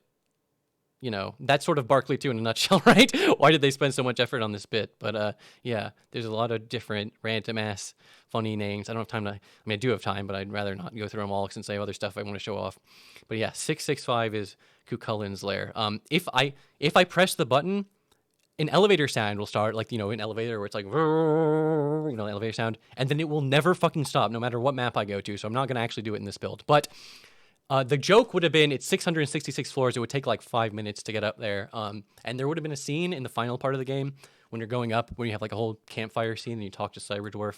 For now, what's meant to happen is you go to Cullen's lair and you're meant to die. I think there's stuff programmed in for like if you actually somehow manage to, you know, not die and somehow manage to beat him, but like I think you're pretty much intended to not be able to beat him your first time there. Guild. Fuck, it's Tower 6. Brain City. So, unfortunately, I can't get to Cullen's lair. I could teleport there, but I can't die there to set my flag properly. If you die to the Minotaur in this build, it, like, hard crashes, and it doesn't delete your save, but it makes it so anytime you try to load your save, the game crashes, so it effectively deletes your save. Luckily, thank you to Doug Beach, the debug NPC. You can, he's very specific, like, you can set the variables for this quest. So tuber input it, tuber closet after tuber peeling, base open, before swamp variable cutscene, after something, return to base after lair death. This is the stage I need to be on. Debug killing myself in Kuka's lair doesn't work because it doesn't set the flag that need to be set. Only talking to that NPC in this current build sets the flag. So pretend that I went all the way to Cullen's lair, and I still don't fully understand if you're meant to get to Cullen and die to him or die in his lair to the Minotaur. I'm not 100% sure. Sir, oh god, fuck, stand up in Pernicity. Sending me on the wrong freaking thing. I gotta... This is not the correct, There we go, yeah, there we go, sorry. For some reason, it makes you play that one first. It says, so I skipped the first time where he said, you want me to take Cullen out? I nearly died. Well, well, well. Look who came crawling back. You survived, Private. Or should I say, Private First Class. I don't usually do this, but you've got Moxie, so I'm giving you a field promotion. Are you out of your flippin' gourd? That was suicide. I could have gotten killed. I almost did get killed. Nonsense. You did a great job. You did a great job out there, Sprout. Tell you what. Enjoy your leave. You've earned it. Godfrey, boot up the benevolent AI OS. Yes, sir. Parsing RAM as we speak. Private First Class 114 Jan 9. You're free to see the Cyber Dwarf. Go right ahead through that door when you're ready. Sir, yes, sir. Finally. Cyber Dwarf. I'm coming. Gulp. Could this sealed door lead to? For some reason, it doesn't update to be like, you're allowed to go through the door now. I don't know why, but that's okay. I can just cheat my way upstairs.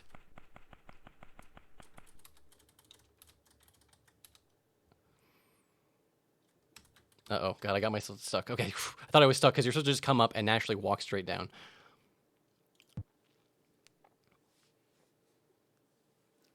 Cyber Dwarf?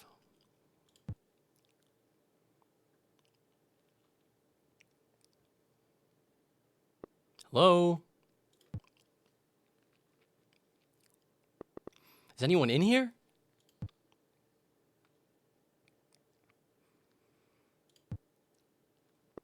There's no one here. After all I've been through, he's not here either? He probably doesn't even exist. Huh? It has been so long, child. I've been waiting for the span of more than 4,000 years. Cyber Dwarf? One of my many names. Where are you? Tell me, child, do you know your own name? Your own destiny? My destiny. I was inside an egg. The Longinus rebels rescued me from there. I don't remember where I'm from or who I am. I don't even know my own name. You want to know yourself? Perhaps you should first know me. We may not be as different as you think, you and I.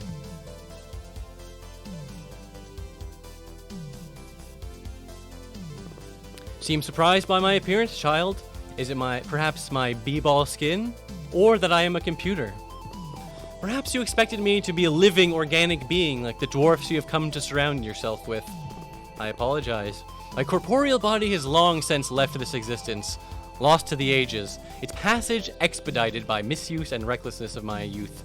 You see, my child, I am an AI, much like our mutual foe, Cullen. But unlike Cullen, I am not a malevolent AI. My desire is not to subjugate or destroy. Indeed, as a benevolent AI, I exist for one purpose, to serve you. Well, what? Serve me? What are you talking about? Tell me, child, how much do you know about the Space Jam? Is that a VidCon? It sounds kind of familiar. It should, for your past and your destiny are deeply intertwined with it.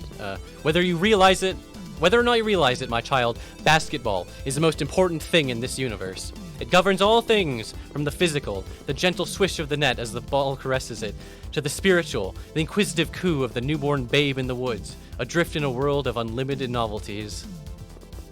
B-ball is neither sport nor spoof, but a force unto itself. Long ago, the very essence of B-ball was threatened when a foe of unparalleled magnitude, the Monstars, sought to harness its powers not to edutain, but to enslave all mankind. The heroes of B-ball, a cast of loony but well-intentioned sportsmen, assembled the greatest team of ballers ever known, and confronted the Monstars, not on the battlefield, but on the court. Though the game was fierce, the Monstars were defeated, and B-ball was saved, though at a terrible cost. This confrontation, this game, was known as the Space Jam, and the world we know is its ultimate consequence. But what does it have to do with me? You are the final heir of the Barkley dynasty, a once noble house and key player in the Space Jam. Your father, and in fact you, saved mankind from the terrible aftermath of the Space Jam and restored the sport of b-ball to its former glory. You are the savior of b-ball, the Messiah, and it is your destiny to save mankind once again. You are Hoops Barkley. What? What? My father? I'm the b-ball Messiah? It's my destiny to save mankind? What do you... Cullen threatens to end all dwarf kind. He has gathered every dwarf in the universe and is hurtling the Necron 7 towards hell to destroy them forever. You have been in a stasis for the past 4,000 years, but have finally awakened. It is your destiny, your divine mandate, to stop Cullen and return to Earth, where humanity awaits their b-ball Messiah. You are that Messiah. You are Hoops Barkley. No. But I can't be the Messiah. I'm just a kid. I'm not this Hoops Barkley person. Got it all wrong, Cyberdwarf. I'm just a regular kid. I just want to go home. Cast off the mantle of ignorance and assume your true identity, Hoops Barkley. I've been waiting for 4,000 years to guide you to your destiny. To destroy Cullen and save the universe. Look into your heart. You'll know it to be true. No! I don't believe you! I'm not Hoops Barkley! I'm not the b-ball Messiah! You're a liar! You're just a big liar! Halt! Where are you going, child? Halt! You must reclaim your birthright! I don't believe you! I'm not who you say I am! I just want to be me! Why can't I just be me? You heard what I said. But I don't want to practice pick and rolls. I didn't raise no goddamn weeb. 1,000 layups, start. Just one more episode, Dad. For the last time, there's no anime allowed in this house, Hoops.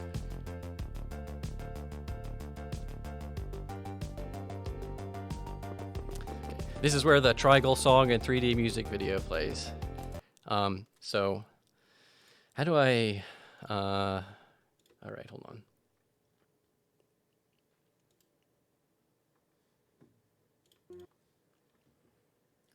So this would have been a separate, in the final game, obviously you saw just transitions from one thing, but there's a separate project file which shows what that cutscene would have been, and this is what that cutscene would have been.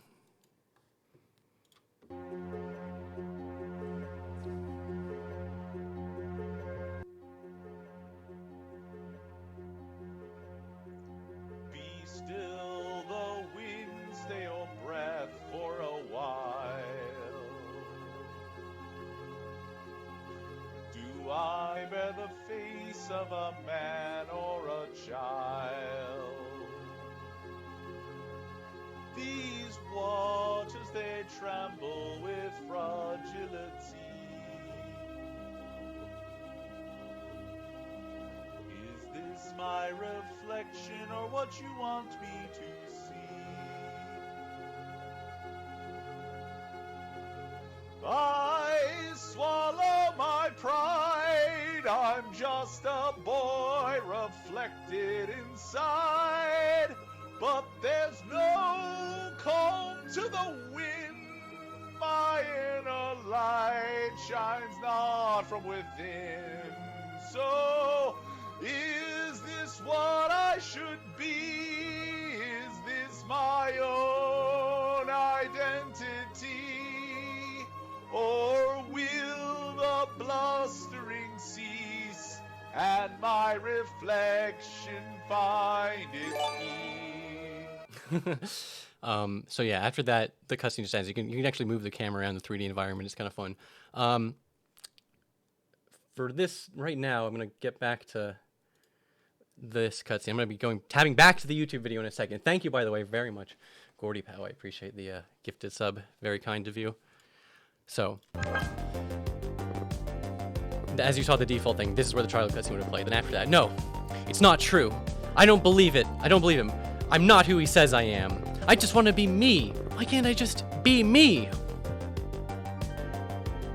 And then this little bastard would spawn in behind you. Go. Huh? Go.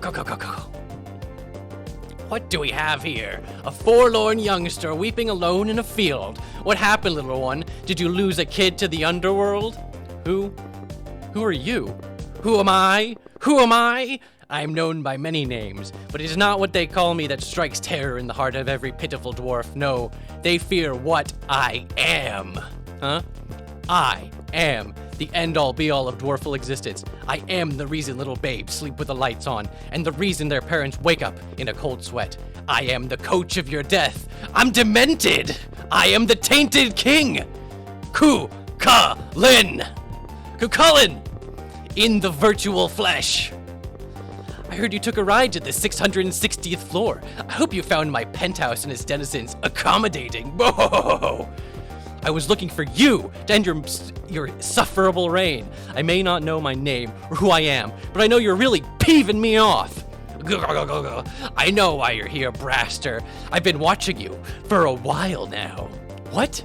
Did you think you were all alone after those idiots broke you out of my power egg? Did you think I couldn't keep tabs on you while you were aboard my space ziggurat?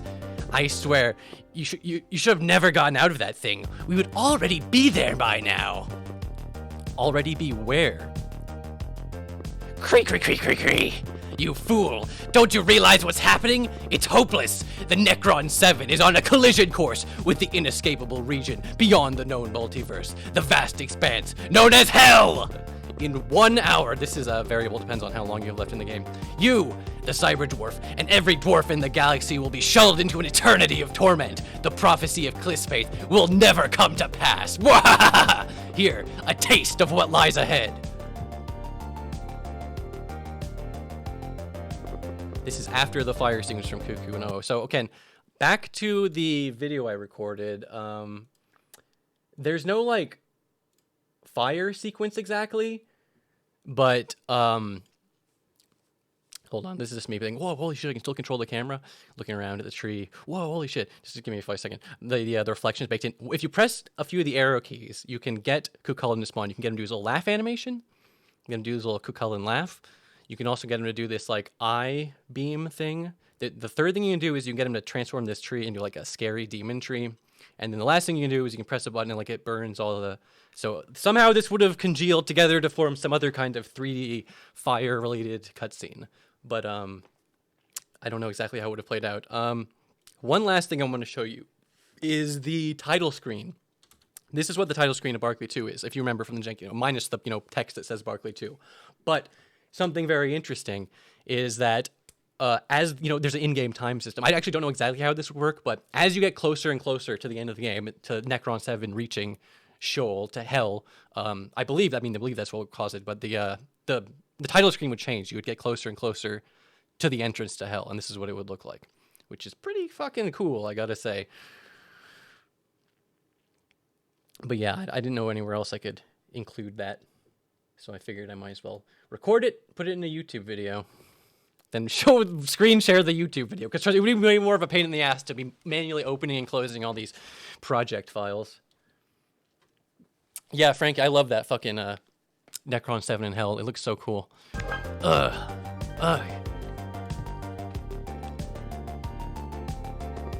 back in Longinus. Cyberdwarf.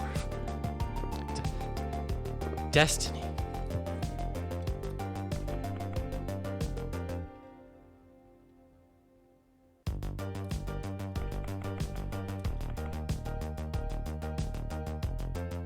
Right? That's what I'm doing. That's why I'm doing it, Frankie. I want people to see how cool. There's like a lot of cool stuff in Barkley 2, even beyond the Janky demo. You know what I mean? And I just want people to see it.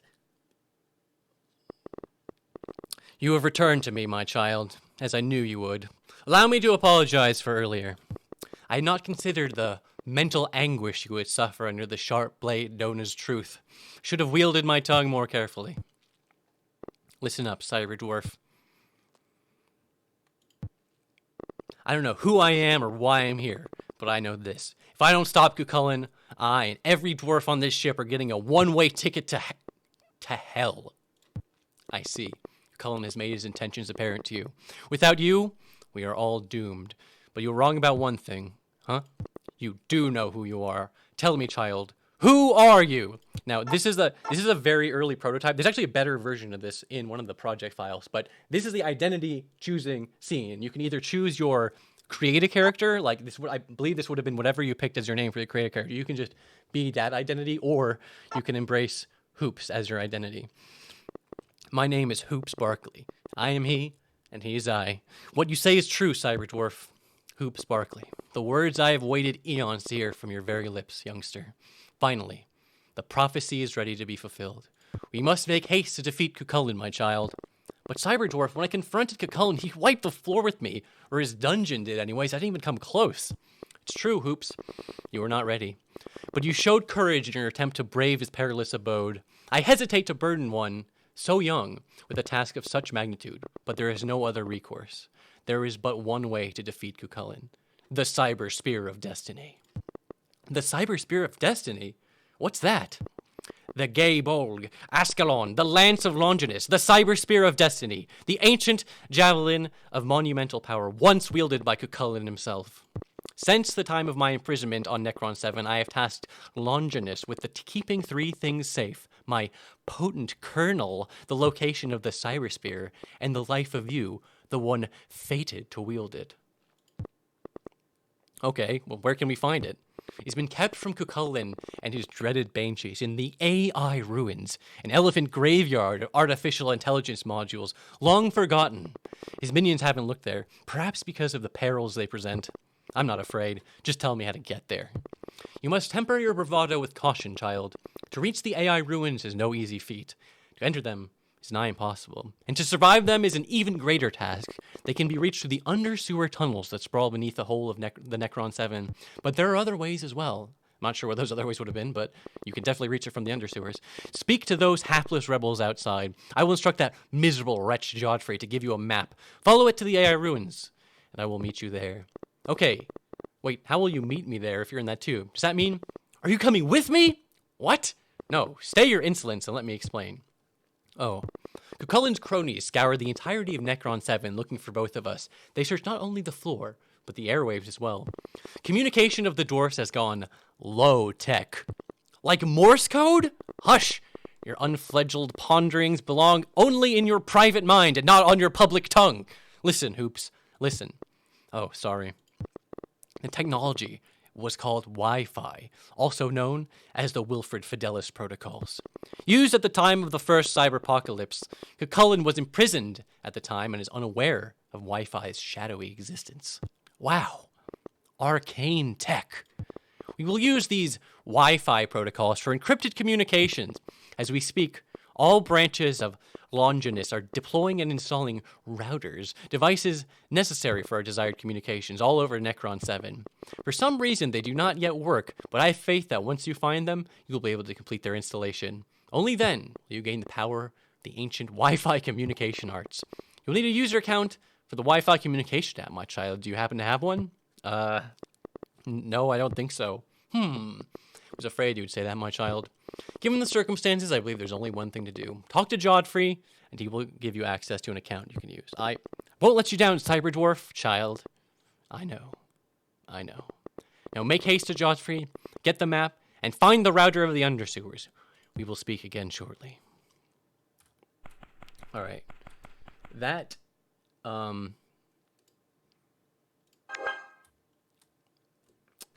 that's mostly the end of the main quest, unfortunately. Like, you can sort of progress it a little bit more, depending on... I'll show you. I'll go to the AI ruins, because you can get there. There's just not much there. The AI ruins are down here, I believe.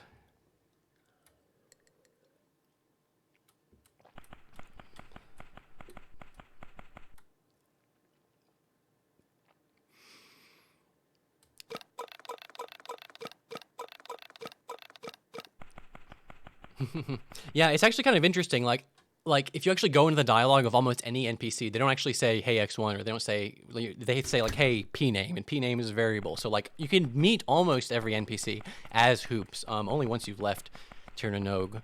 I think they might be hard-coded to say X1 because there's no way to know your identity before leaving. But yeah, you can be Hoops. And now whenever I talk to anyone, it says Hoops, you know what I mean? It's crazy. But yeah. Here's the one. This is such a fucking stupid joke, but I love it. A mysterious router. Check the owner's manual. Ah, here it is. To connect to Wi-Fi, unplug the device and wait 15 seconds before plugging it back in.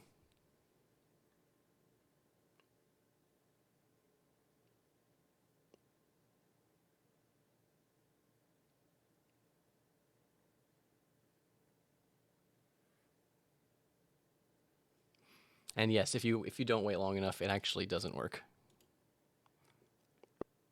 I've still got it. Connect to chat roulette. So this is gonna be another thing where it's kind of funny. I mean, like the only way that Cyberdwarf and Hoops can communicate is through chat roulette. So you have to like just spam through these, and like you'll get a bunch of random people. You can't reply to any of them. You have approximately 15 seconds to garner my interest.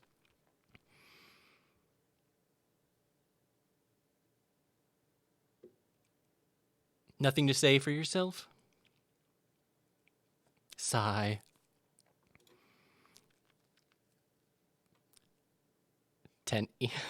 Sup, ASL.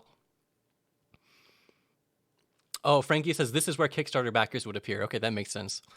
There's actually a shitload of Cyberdwarf dialogue written for just various hints that you could get through the AI chat roulette functionality. ADL, D, age, destiny, language. Shaking my head.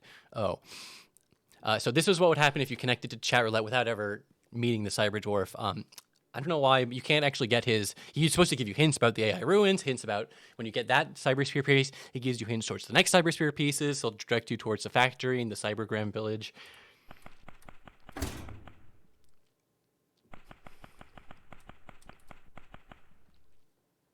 So this would have been the entrance to the AI ruins. It is, again, unfortunately, a very not done place. Has some cool music, though. Here's how not done it is. You can't even get past the first room because none of the doors work.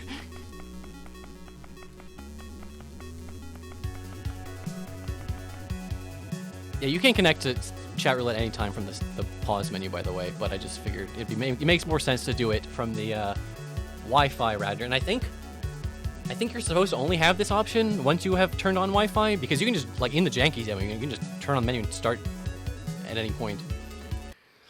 Of course it's incomplete, it's in ruins. That's a perfectly good point. Weirdly enough, some of these other rooms kind of work. This room is interesting because the title of this room is Final Gun. Like, Final Gun. Like, you know, the Final Gun from Barkley 1. Does that mean the Final Gun would have been in this game? And I was wondering that too. I originally thought that would make perfect sense because it's a gun game, but then it's like, that wouldn't make any sense because every gun in the game is not, they're not like bespoke guns. They're like the final, like, you know what I mean? It's all about the generative gun system. So giving you like the best gun in the game would like defeat the point of the combat of the whole game. You know what I mean? Oh, this is the Spalding building, by the way. Oh shit, that's interesting. That makes sense. Yeah, sadly, there's a lot of maps for the AI ruins. It's just they're so incomplete. Even Cullen's lair, you can like walk between the rooms, but for whatever reason, they just didn't decide to connect maps. What were they thinking? So yeah, like the layout's done. It's just sadly, I mean, there's not really much of a point linking the rooms together when there's nothing in any of them. One room doesn't work. The scanner room, there's supposed to be a scanner that variable borks to let you in. That just crashes the game if you try to load the room. I don't know why. But whatever. The point is, the room you're supposed to eventually get to is here, the dies. I don't know what that means. Apparently, like, D-A-I-S, dies. That's like a word. That means like a spear, a display for spears. I guess that's a real word. I never heard of it before, but I guess it is.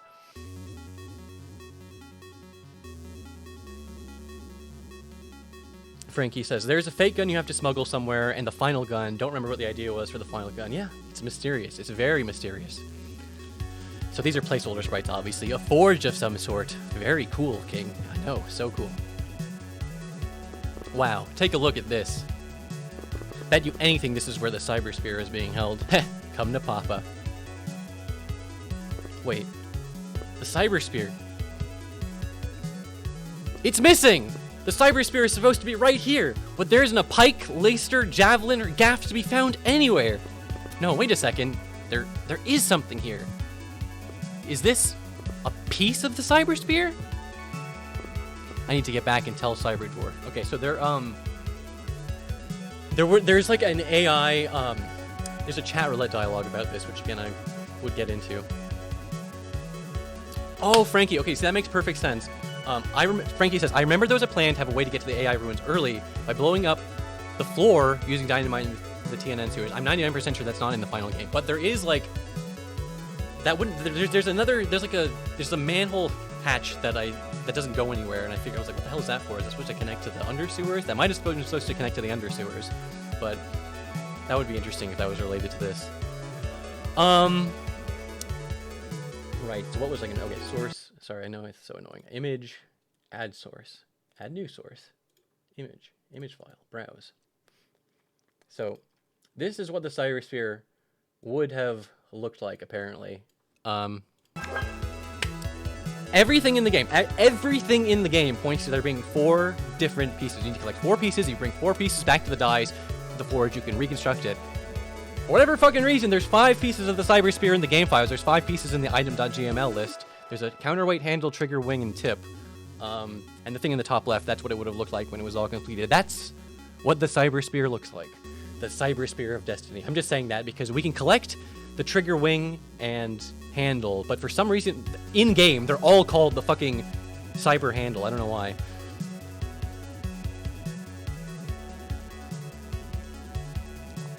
People are saying that's Terraria's fuck. That's a post-game Terraria weapon, Terraria core weapon. I'm not a Terraria expert, but that sounds like it could be correct. Anyways, I just wanted to leave that up on screen for a little bit.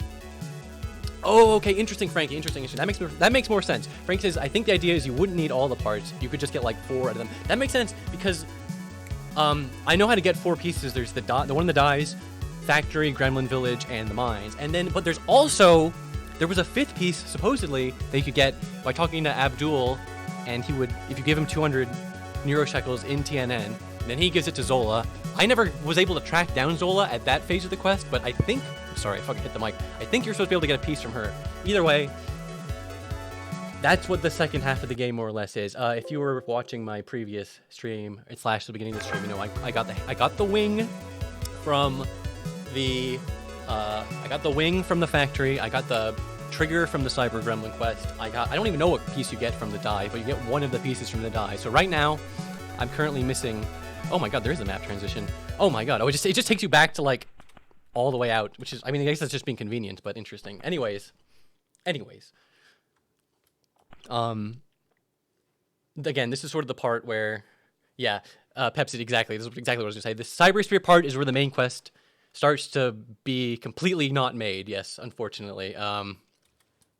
There is sort of like one last area I can kind of explore. The final piece of the cybersphere, which is the mines. So what's supposed to happen here is at some point, I forget the variables, but you can set some variables to make the character named variable spawn here. And what he would do is give you some colloidal silver or jalapeno juice. I can't remember what it was, but he gives you something to give you blue face, so you can blend in with the Durigars. So I will sort of be showing that off here. Oh, and by the way, I guess I should just mention this for posterity. The entrance to the mines is just connected to the that hub, that central Nexus area with the crestfallen gamer. See, because up there, that's where the start of Gilbert's Peak was. That's where I remember earlier in the stream I couldn't figure out how to get to the proper entrance to Gilbert's Peak. I kept trying to go in the Huskao way.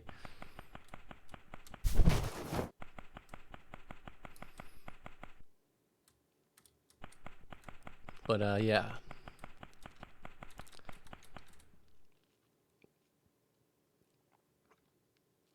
I was under the impression the mines like weren't complete for a long time, but they actually, I mean, complete is sort of a relative term. Obviously, they're not fucking complete. But gain blue face. Heh. Yeah, you go undercover, as you see, it even turns your little HUD picture blue. Go undercover as a Durg named Becker. Yeah, frankly, it's a reference to Colonial Silver actually doing that to people. It's a real thing. I'm seeing the tabloid pictures. So, west here is a bridge you need a key for.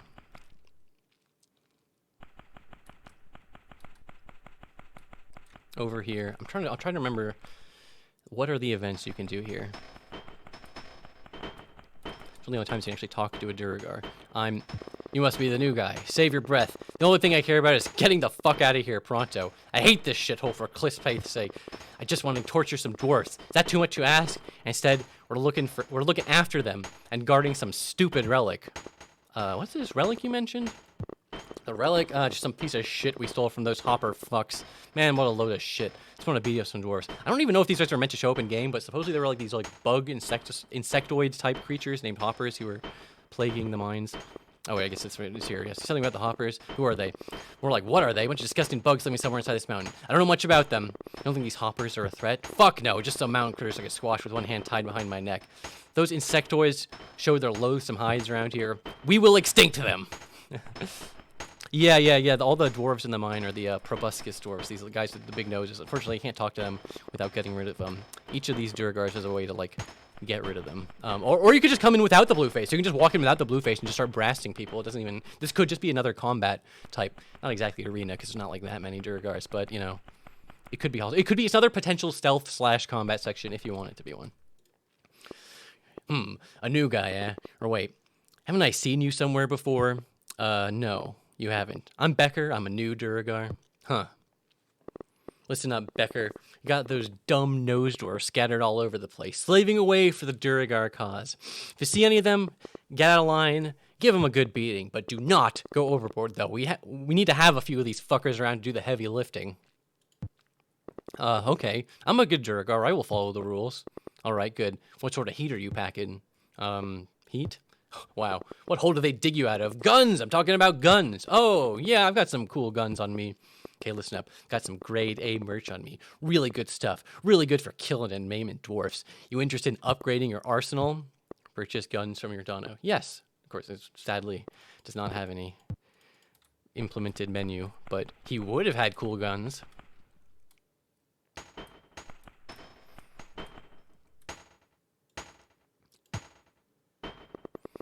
Their bones make a lovely sound when they crack, and nothing is better than painting their faces red and blue with blood and bruises. But these are our last nose dwarfs. We're not allowed to molest them until this rock has been picked clean, so step back and wait. Oh, okay. Season's greetings! I'm Becker. What? I'm a Duragar called Becker. I'm here to serve our Lord and Savior and Master, Cullen. Oh. Alright, Becker, I don't know who the frudge you are or what the hell you're doing down here, but your face is blue, so I guess it's all good. Yes, I'm an authentic Duragar. So what exactly is your assignment? Oh, I don't know. What? Space Christ. Okay, I guess you're good enough for some guard duty. Listen, I gotta go and do some paperwork, and I need you to fill in for me. Stay here and make sure these big-nosed shitheads don't cause any trouble. They start singing, give them a punch to the gut. They start dancing, give them a punch to the gut. If you start to get bored, go ahead and give these dwarfs a punch to the gut. But only a light punch, something that'll leave them a bruise but won't maim them. We need them as a functioning workforce. Fill in Jawohl. Okay. Good. I've got a lot of paperwork, so this might take a few hours. Whatever you do, don't come to see me. I'm not to be disturbed. Oh. Hag VA says, did you ever get around to playing RE4? I assume you mean the remake. Yes, I did. I thought it was quite fun. I hate to be that guy. There's always that guy whenever there's a good remake. There's always that guy. And this time I'm going to be that guy. I still prefer the original. I still think the original is better. I don't know why. It's like one of my favorite NPCs in the whole game, Gloves. My papa named me Gloves after my great-grandfather, Earl St. Gloves. Ever since then, I've yearned for gloves. I've lusted after them, more than I've lusted for a grape or ruby. Call me a knave, call me a deviant. All I care about is gloves. Better a worn glove on one hand than a golden glove on your left foot. An old proboscis saying that I live by. Remember it well. Gloves are excellent for some stealthy groping action. Why? You leave no fingerprints. One of the many upsides of gloves. P.S. There are no downsides. Opu says RE4 and Remake are different games. I agree. That's what I mean. They are different games. That's why I'm not like, not everything has to be fucking direct competition. It's just like, I think I prefer the RE2 remake to the RE4 remake, just because the RE2 remake is so much more different from the original RE2, whereas RE4 remake is obviously way different from RE4, but it's still like pretty goddamn similar in a lot of ways too, you have to admit. Anyways, you can find, what's his face, Jean-Marc sleeping in a minecart. It's that Duragar from before. He is sound asleep.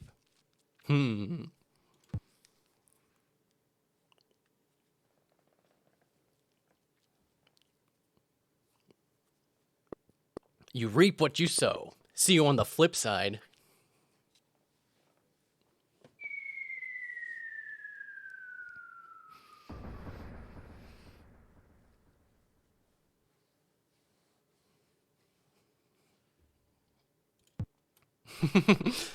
I thought this was like a glitch, but I think these are intentionally, it's supposed to be telegraphed, like these are not real. You can walk through them because they're not glowing.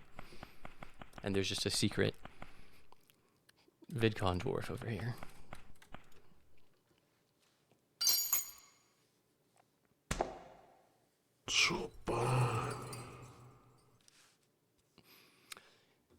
This is interesting. You can see like the glow of the crystals on what's supposed to be a black screen, which is kind of amusing. You've obtained the VidCon Ninja Hellstrom 3 Age of Decadence. Bandicario says, I was watching some footage of, it says, I'm curious about the Barkley 2 demo from PAX 2015. I was watching some footage of it and the inventories are different. I played it, oh yeah, I guess I did play it. I played it both times there at PAX West. And, I mean, to be honest, it's not like that much different from this. Obviously, the content, it's about the content was different, but like, the overall vibe of walking around Tirnan Oak didn't really feel that different from the Janky demo to the PAX demo. Jean-Marc, where? Gulp. Jean-Marc, he, I sent him to heck. He knows this will initiate a fight. This will keep your cover from being blown. Not blown. But I'm pretty sure he went to snooze in my guard. I should have guessed. Typical. Jean-Marc sucks. I like this guy with his, like, fucking robot jaw. Phew, that could have ended badly for me. Did I do the right thing? I mean, you did, though, because, I mean, it's always the right thing to kill a Duragar. Jean-Marc, useless. You slightly less. Something you wanted? What are the Duragars? I mean, what are we, the Duragars, doing down here? Strange question. Not filled in? Answer is this. Collect rubies. Collect gemstones. Get profits. Fund anti-dwarf policies. Fund Duragar lifestyle. Fund tribute to Cullen. Oh, okay. Anything else? Who are these nose dwarfs? Nose dwarfs? Scum. Filth. Slaves. Never seen anyone like them. Those snouts. Yikes. Nose is big. Good for grabbing, throwing them around, putting them into a vice grip, leaving between a door. They wail and whimper. Lovely. Anything else? Where's the artifact? I heard you guys have something special hidden away in here. Artifact? A fragment. Legendary weapon when whole. Kept here for safety. Can't fall into dwarf hands. Much damage to Duragars. So it is here. Oops. I mean, there's dwarfs down here, though. Aren't you worried that they might find it and take it? Steal it, I mean. These dwarfs, nose dwarfs, incredibly stupid. Can't find anything. No danger. Anything else? Actually, I got Sabuki.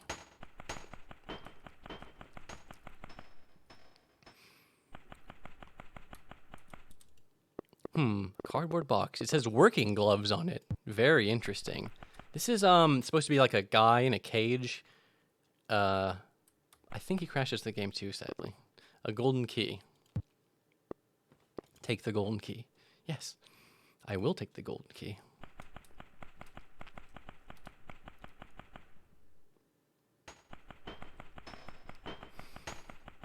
I don't know if there's any like practical reason to do this, but you can tell gloves. Oh, I guess there is a reason. It would move one of the Honus. It would move him from his post. I love gloves. I couldn't imagine life without gloves. I cherish them more than anything in this world. Oh, really? Well, guess what? Tell gloves about the box of gloves. Hey, do you know there's a box full of gloves over yonder? What? Gloves? Question mark, exclamation point, question mark, exclamation point, question mark, exclamation point. A box full of glove, question mark, exclamation point, question mark, exclamation point. He's a little running animation. Holy flip. Never seen a dwarf motor that fast. What? What the flip? Nose dwarf, slacker, punishment. You two, stay here. No singing, no dancing.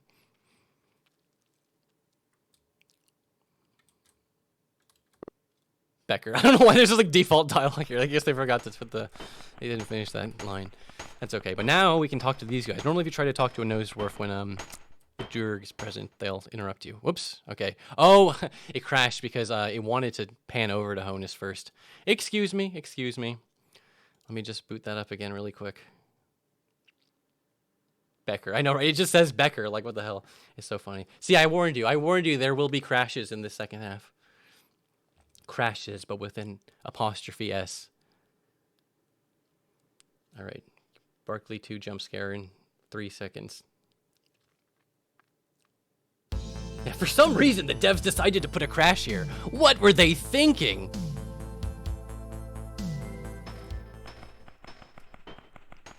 Anyways, if you do the gloves thing, then he's crestfallen because it's a sad story. This nose dwarf scumbag lusted for new gloves, gave them to him, then made him throw them all down the pit. His personal gloves, too. Agony, torment. Look at him. Crestfallen, gloves fallen. I love this feeling. Yeah, you really showed him. Good work. Gulp. This is all my fault.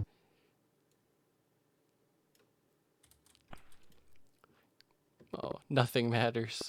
I have betrayed the only ones I ever truly loved. It's so sad. I had to show you guys. I had to show you so we could see that funny gloves running animation, though.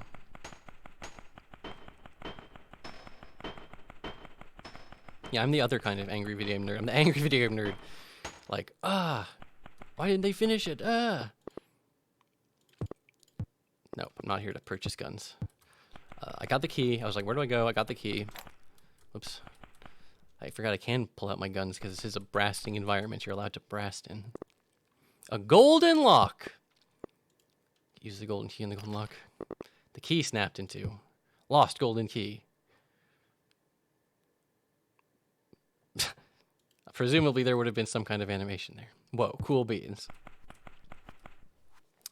Yeah, this game is like front-loaded total bummer for some reason, then it flips between funny and bummer. I have a whole like two-paragraph section written about like the weird tone of this game.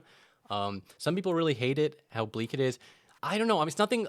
It's like there's part like I don't mind a shoot the shaggy dog type story, but then there's like you go like the first thing you can do in this game is like go talk to Wilsey, and he just hits you like the most long, depressing fucking story ever told. It's just like what the fuck.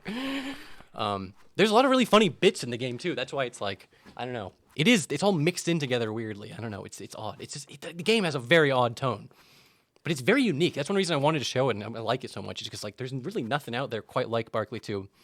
Wait, so how much Barkley 2 is here? Well, basically everything up to meeting the Cyber Dwarf is sort of in game and sort of functional. Again, missing a lot of enemy spawns. I don't think you can actually get in the. But whatever. Anyways, you can find all the pieces of the Cyber Spear, but then you really can't do anything else. Oh, thank you very much, Crumbs and Base.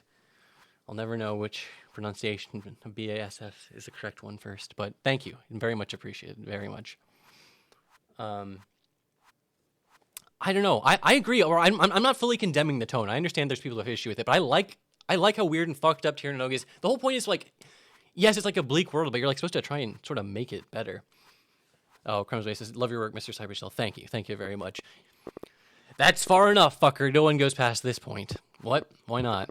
Those are my orders. I never second guess orders. Only a fool follows orders blindly. You are throwing away your gamer's honor. Probably reference to drums and bass. Okay, if I wasn't a moron, I would have got that. You looking for a knuckle sandwich? Hey, whoa, take it easy. I'm just curious about what's in that chest over there. Be curious somewhere else. Fuck off. Okay, so you can just talk to this guy over and over. And it'll... that you can aggro him, and that's how you can get to the chest. Look at this extremely cool looking smoking proboscis dwarf Rex. Pfft. Wow, this guy is so cool. Sadly, I don't think he just does or says anything else ever. Maybe there was plans for it, but in the current build, he just sits there and looks cool. This is the room, the blacksmith dwarf from Tir na Nog. He would be in this room if I sent him to the mines as the governor, but I didn't do that, so he's not here. And I don't know if you were meant to get them somewhere or what, but you need garlics to finish this quest for some reason. I don't know if you're meant to just carry them over from the sewers or what, but...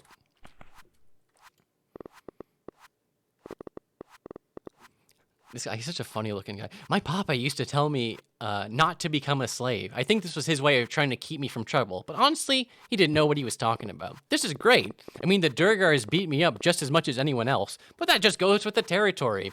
It isn't half bad being a slave. All the people I've ever met have always hyped up the horrors of slavery. Pfft, what fools! They don't know what they're missing out on. Okay, sure, getting beat up or whipped is a bit of a doozy. But every occupation has its downsides, right? I sometimes wonder if I could make a good slave master. I mean, I have plenty of experience from the other side of the fence, being a slave and all. I guess I'll never find out. Being a slave is a lifelong career, after all. You can save 1 garlic from the sewers. Okay, see, that makes sense because they give you the option of 2 or 1. This room is, like, laggy for some reason. That's weird. Meets and greets, friends. Take a sniff of this brew of mine. Ugh, what is that? Oh, just some giblets and croutons that were stuck at the bottom of the cauldron. I took the liberty of adding in some sand and rocks in there for flavor. That looks like one sorry soup. A total disgrace. Perhaps to a Duragar this might not look too appetizing, but trust me, my fellow probosci love this soup. If you say so. So, is it dinner time soon? I'm starving after having forcefully fasted for days. I don't know. I guess this is as good of a time as any. Cool beans. All right, then. Could you ring the dinner bell? Your pre-cooked gabagools and bacons and rice are next to the dinner bell in those boxes. I'll ring the dinner bell when the time is right.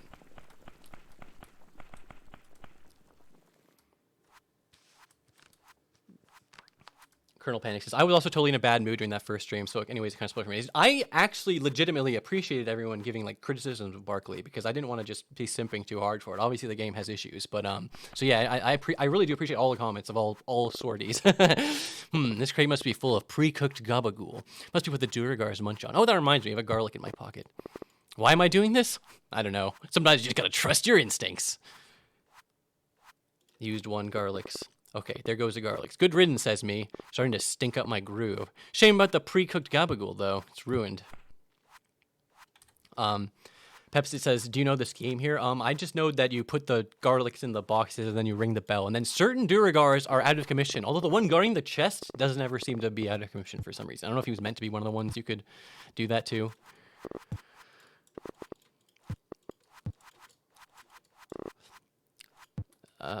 But yeah, let's see how this works. Cubic 3 I'm just in awe of how much content there was. See, that's what I mean. Like, I've had like 2 pretty fucking long streams so far. Well, 3 technically, of just going through, just showing off various things that are in the game. This is why it sounds like copium. I'm not saying you can just ship it as is or anything insane like that. But like, when there's this much content, and there's like indie games out there that are legitimately great. I mean, you can't measure a game's quality by its length. But like, you know, there's games out there that are way shorter than this, have way less content than this that people like. I don't know. You need forged orders to get the chess guy out of there. Interesting. Okay, interesting.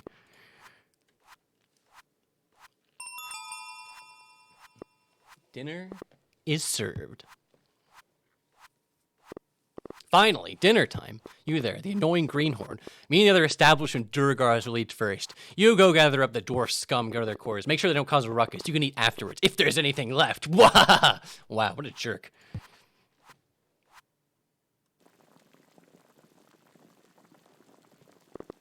Okay, fellas, the mishmash soup is cooked. We got croutons, we got giblets, we got rocks, we got sand and some spiders, too. Cool beans. A feast fit for a slave. Think I'll just sleep a little. Crowbar really wore me down. Sweet dreams. I have to fucking honker on some of these fucking proboscis stores. Where's Gloves? Oh, I think he can be here if you don't torment him with the Gloves thing. Hey, you're right. He's missing. What a goofster. But he's on Dwarfnet. Again, ranting and raving about his gloves. And what about you, Mr. Duragar? We'll be having your dinner before or after our daily beatings? Daily beating? Oh, well, I think the beatings are canceled for today. Whoa, what? No way. No beatings? That sounds almost as if we weren't just worthless slaves. Why the sudden change of heart, Mr. Duragar? No reason, really. I just don't feel like it today. Pfft. We slave away all day long, and you fellas just change your minds on a whim? Like it wouldn't matter what you do to us down here? It's getting beat up with crowbars and mallets and rapiers is completely arbitrary to you, isn't it? All depends on if you're feeling like it, huh? Biscuit, please, Mr. Duragar. He didn't mean it. Oh, that's all right. I'm not offended or anything. Well, can't you beat us up even a little? What? Oh, nothing big. Just a knife between the ribs or a kick to the groin. Running us over with the minecart. Wait, what? You guys want me to hurt you? Yes, why wouldn't we? Why would we come down here to be your slaves if we didn't get a good beating every now and then? You're crazy. Come on, you can do better than that. Go on, call me swine. Tell me I'm a big-nosed gem lover, and then shove this broom up my hiney. What? I'd rather not. I really would rather not. Damn. Can't you just eat your soup and get back to work? Can't you just be normal? Just eat the soup and that's it? I don't know. Doesn't sound right. Oh, wait! Is the soup poisoned? Please tell me it's poisoned. What? No, I mean, I don't think it is. Are you sure? I better test this out. It tastes like crap. It's not poison, though. Just plain soup? I guess we just have to eat it and go back to work. My ribs are crying out for a crowbar. Oh, the dwarfanity! Just eat the dang soup and be done with it.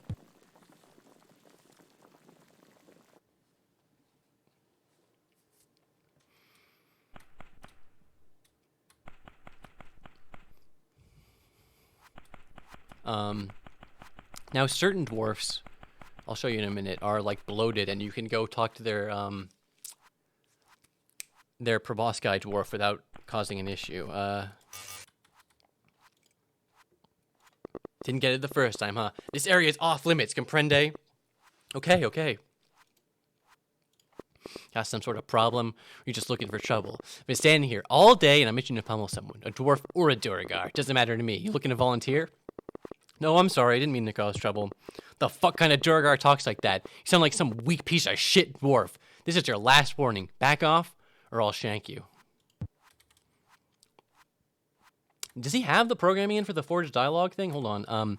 I can give myself press 9 to get every note in the game.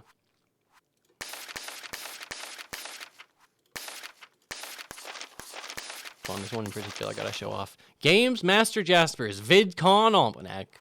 A game saved is a game earned. Semper Games.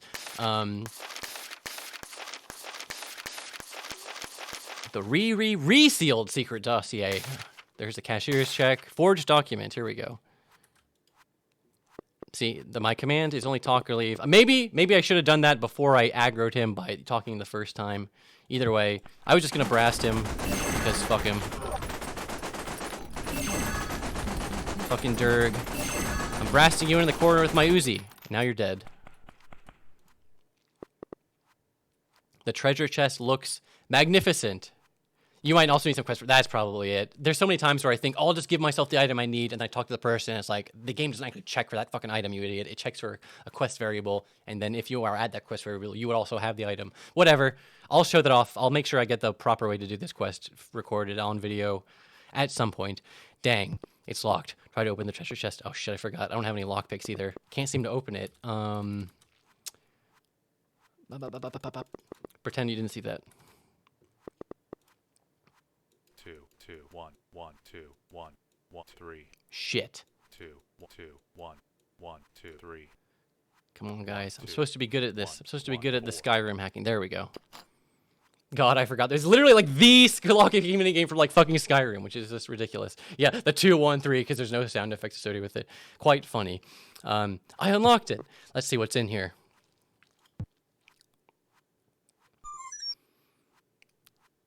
Zelda sound effect. Da da da da. It's the cyber handle. Right? That one actually is the fucking cyber handle. To my knowledge, at least. Oh, I'm back. Slaving away is hard work, let me tell you. But it's not without its upsides. Reliable employment, free meals, good exercise, and no tedious paperwork. There's always two sides to a coin. Many dwarfs in my family are slaves. Now, of course, you can't say that any of us chose this profession, but we proboscis dwarfs love mining more than anything, so there really isn't that much to complain about, honestly. I sometimes have this nightmare where I'm floating through the skies next to this gorgeous vein of sapphire, but when I try to lift my pickaxe, it's too heavy. I can't even lift it above my ankles, let alone pummel the sapphires. I have a theory that being deprived of the possibility to grope rubies and gemstones and to mine tall mountains is a subconscious fear that all dwarfs have. Cubic says, now it just needs a cyber shell. It is funny how many, like there's so many different things in this game, like cyber this, cyber that, blank. Even cyber hell, but they knew not to put in cyber shell, or I would have sued their asses into oblivion.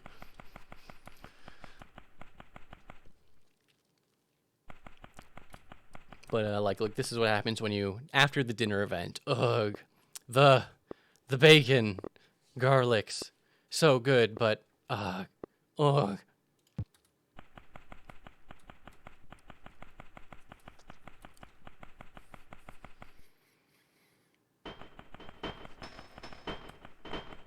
Look at this fucking guy. Look at this fucking guy, bloated ass.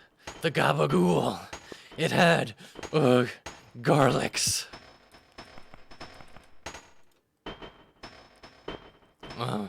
Listen, there's a piece of the spear. Don't let the Duragars cough. The Duragars, they power source for Necron 7. Top of the hatch to outer space. I don't know if this is talking about Kuka's lair or what. Just a few more weeks and it's going to be Ruby Day. I can't wait. I tried to tell the Duragars about Ruby Day, but they just punched me in the face. Guess they don't much appreciate proboscis dwarf culture. I don't know if I'll ever see it, but I believe that there will be a time when both the proboscis dwarfs and the Duragars can come together as a family and celebrate Ruby Day. Okay, so I got the handle, I got the wing, I got the trigger from the Grem quest, and I got whatever fucking piece you get at the die. I don't think it even says. So let's just cut the bullshit and cut the walking out. The stream's already going on for long enough. Let's say I walked all the way back to Brain City, then I walked all the way back to the AI ruin. Now here's the thing, it's not going to work right away. I don't have time to look at this beautiful forest. Yeah, I need to get, what is it, the main quest? I forget which. This is the forge upon which Cyber Soul will be restored, but I've only discovered 3 pieces. There's still one more piece to be found. Oh, I'm still blue. Thank you for pointing that out. Don't want to fuck the game up. I don't know how you get unblued, actually, when you're supposed to, like, what's the official way? I mean, I know how to do it. I don't know what the official way to do it is. The way you do it in this build. The blue is supposed to go away once you exit the... Oh, that's right. When you talk to Variable, he says that the blue disappears in sunlight, so presumably there would have been like a trigger in the top side map that would have deleted it. Here, you can just turn it off manually. Sorry about that. Thank you for pointing that out, because that kind of stuff can fuck the game up, believe it or not. Gathered all the pieces of the Cybersphere. Now, all I have to do to manufacture the full Cybersphere from these pieces. No turning back now, or no turning back now, classic Lionel Hutz joke. Okay, here goes nothing. Pretend there was a really fucking cool animation of the Cybersphere getting built. It's so beautiful. Come to me, Cybersphere. We have a nasty ghoul to destruct. Get Cybersphere. Not a fan of Who's the Boss says. I probably missed this, but what happened to genies? Genies are not in this game, although very interestingly, if you pay Wilmer's rent, go back to Wilmer, talk to him about it, he's like, and ask him about the Duragars. He's like, nobody knows why the Duragars are such fucking assholes. Some say it's an ancient genie hex cast on them, which, so there's a genie reference in the game, but there is no genies in the game. Alright, That is sort of like the main quest. Sort of like the main quest complete. A few areas I haven't been. Death Tower, not in the game. Crashes. There's nothing. This was meant to be like a combat arena or something. Oh, Icelands. Icelands. I don't even know how to get to the fucking dojo. I mean, I know how to get there the way you're not supposed to get there, which is by dying, but I don't know if there's like a better way to get there. How about some East Kolob? All right. It's I can't finish East Kolob because biotech's not in the game, but I can at least show you guys. It's actually, after everything we've seen, it's actually probably the weirdest part of the fucking game. I guess I can just take me in the elevator. Pretend I went back to the factory, took it down, and now we're in East Kolob, the ethnic melting pot. I have no idea how East Kolob would have like fit into the grand theme of the game either. Hey man, over here, you gotta help me, man. You gotta help me. What's the problem, kid? That's Yellow Kid, you bucko. D-Yellow Kid. Don't you forget about him. Did you want something? Yeah, I do. There's some fishing going on right here. The 8 little dwarves are gone. They've been kidnapped. Oh, this sounds serious. What happened? Me and the dwarf boys were hamming away at the old rock down below in the Cats and Company grotto. Real man's work, you know. So then this ruby comes out of nowhere. Slams me right in the face. Can you believe that? A frickin' ruby. I had to leave to get me pearls checked. Took a good while, let me tell you. But when I got back, my buddies were gone. Instead, there were these clowns moseying about. Bullshit. Those guys are bullshit. Wow. Maybe the aliens are involved. What? Aliens? Could be onto something here. The aliens got my homies. Wait a minute, are you sure any of this really happened? You aren't just trying to pull some goof on me? For frick's sake, you think I'm just some stupid kid, huh? No, man, this is for reals. You gotta help me. What do you want me to do?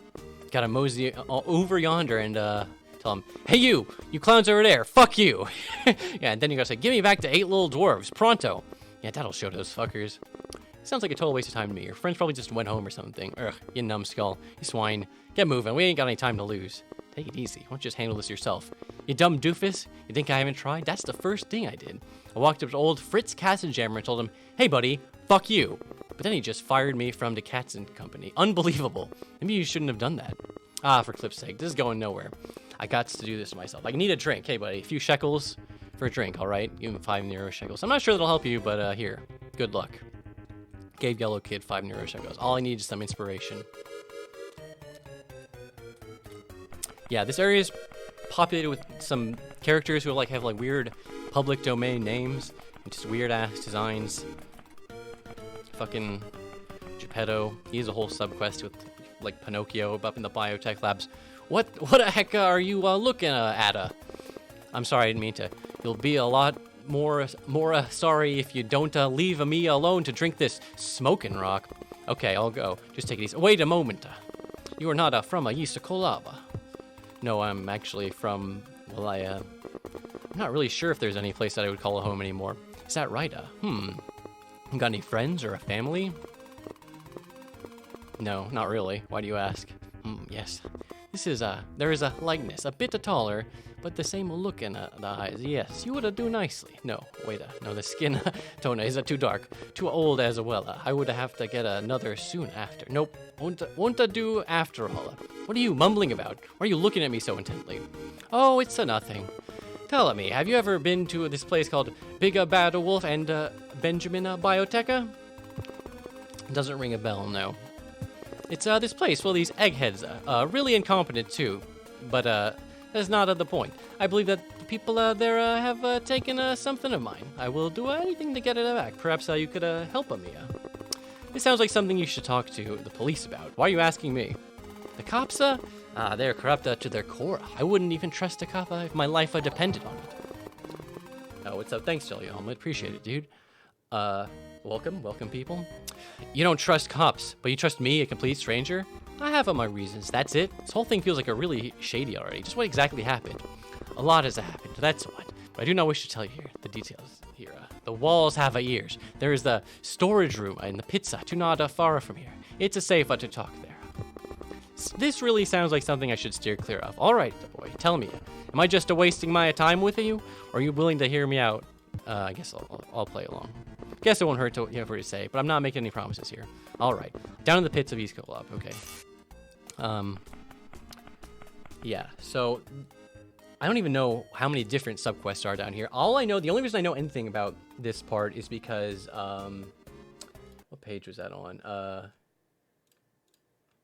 on page 287 of the Something Awful thread.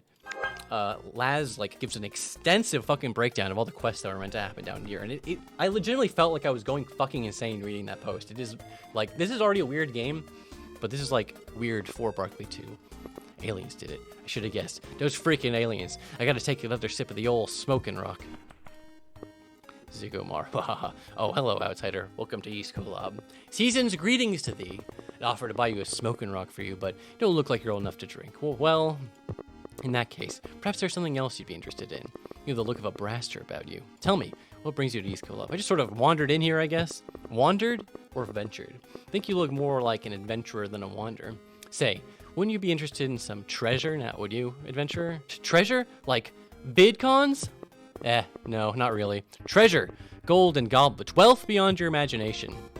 This sounds good to me. This sounds like a doozy. Tell me more. Wahaha, yes. It's a doozy, all right. New adventurer such as yourself could not resist the allure of gold and glory. All right, youngster. Perk up your ears and have a listen. Uncle Ziggy has a scoop for you. Ears perked. Bring it on. Do not know how familiar you are with East Collab, but if you've wandered all around, you might have noticed something strange. Symbols carved on the walls that look like the letter Z. Ring any bells? No. What are those? I have very strong reasons to believe that they are clues to a great treasure left behind none other than El Zorro. El Zorro? Who's that? You do not know? I'm shocked, youngster. I'm absolutely shocked. But how should I know? El Zorro is an infamous bandit who stole from the rich and gave to the poor. He was beloved by people and hated by the establishment. For decades, he pillaged from the rich until one day, he simply disappeared. Wow. I've studied El Zorro at great lengths, and I believe the symbols that look like the letter Z are clues he left behind. Clues to what? The treasure, youngster!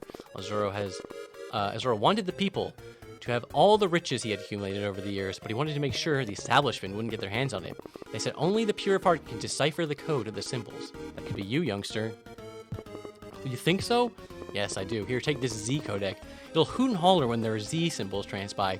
I can also send burst transmissions through it in case I discover something more about this treasure. Okay, thanks. See you on the flip side, old man. Oh, one more thing. To truly discover a Z symbol, you need to hover your cursor over it for a second or two. And there's like a whole subquest here where you have to look for like the Z's on the walls. These guys are fucking weirdos. Phantomos. Good day to you, buddy. Haven't seen you around East Collab before. Are you a newcomer? I guess you could say that. Really not from around here at all. Just passing by. I see. Well then, you wouldn't be looking for some work by any chance, would you? Suppose more money couldn't hurt. Great, I got the perfect deal for you. Okay, so here's it goes. I'm a trustworthy guy. People around here know that.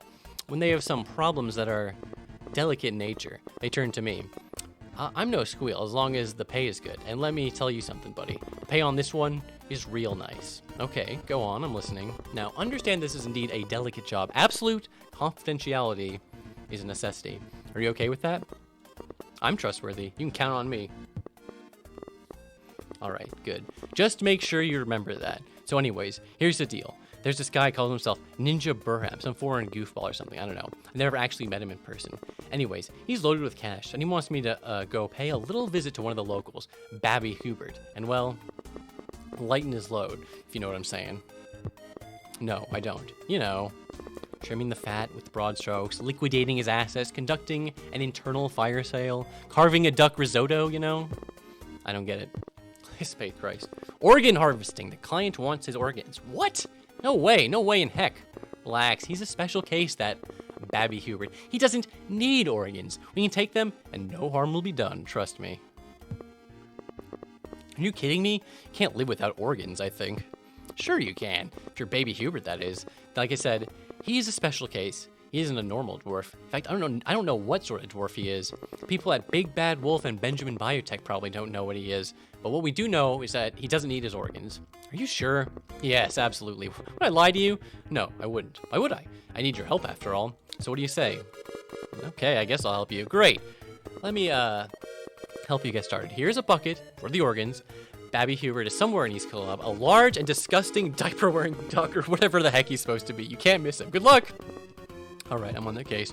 There's like a really weird thing that could happen. I don't know if it's related to this quest or not, but there's gonna be like a gag where fucking Phantom Moscows like kill you and then like permanently kill Hoops and like take over his body. And the only reference to this would be that his face was going to replace Hoops' face. Like he's like a body snatcher. And I think there would have been like one line of dialogue like right at the end of the game or something.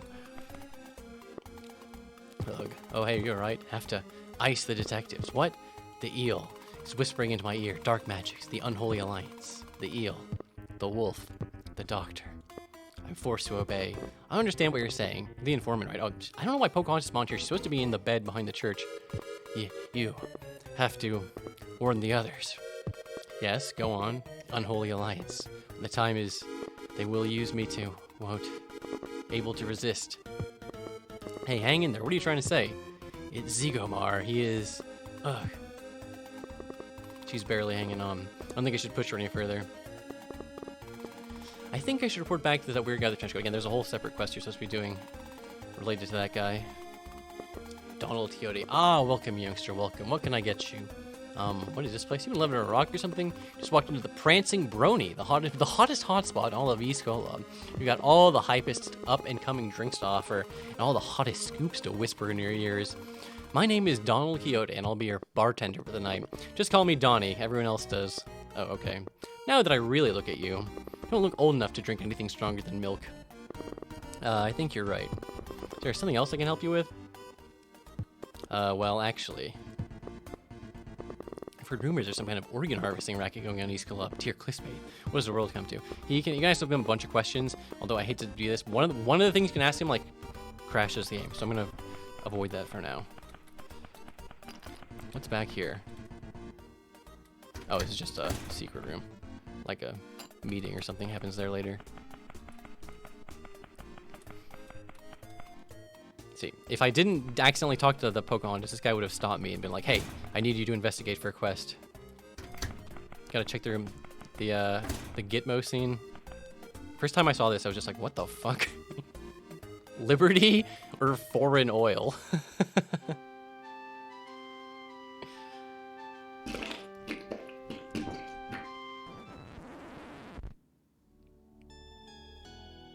Really makes you think. Political commentary.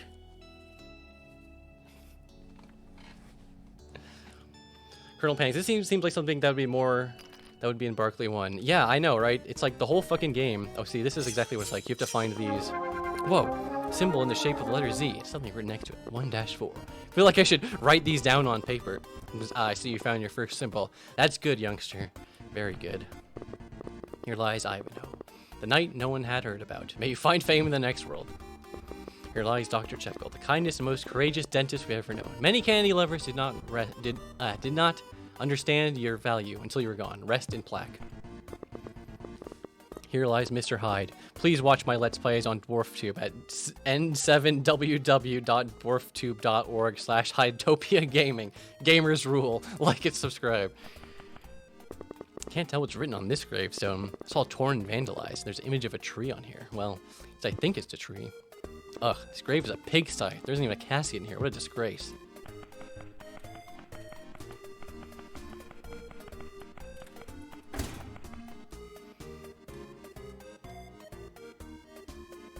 I don't know why this puts you in a cutscene where you have to walk all the way up here. Oh yeah, oh no, I know why. It's because you're supposed to be coming out of this room in the back. You're supposed to, again, this place was being rewritten, so some of it's a little janky. But yeah, pretend I went back there, talked to Pocahontas, and she said all that weird stuff in the bar to me. Not good. I think she needs some medicine or something. Medicine? Huh. That is a good idea, youngster. I'm sure you're with the power of prayer, but to little effect. If you hadn't mentioned it, I don't think I would have even thought about using medicine. What can I say? I'm stuck to my ways. Yeah, I think you need like antibiotics or something. All right, I will keep her under my care. You should go forward and relay whatever information she gave to our friends. No doubt they're eagerly awaiting a report. Yeah, I think you're right. I better get going then.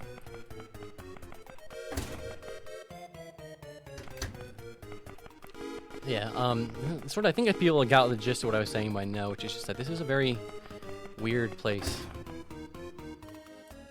I forgot this isn't such a mess. I mean, apart from that glitch, I mean, when I first explored this place, it wasn't really that broken. Don Diego. Ah, greetings, youngster. What brings you to me establishment this buen dia? Hey, are you Don Diego La Vega? Si, senor. I'm Don Diego La Vega. I don't have any other names or identities. Hey, that's great. I got a letter for you. A letter, eh? Let's take a gander. Oh, God. I don't know what letter I'm supposed to give him. Oh, letter designate. There we go.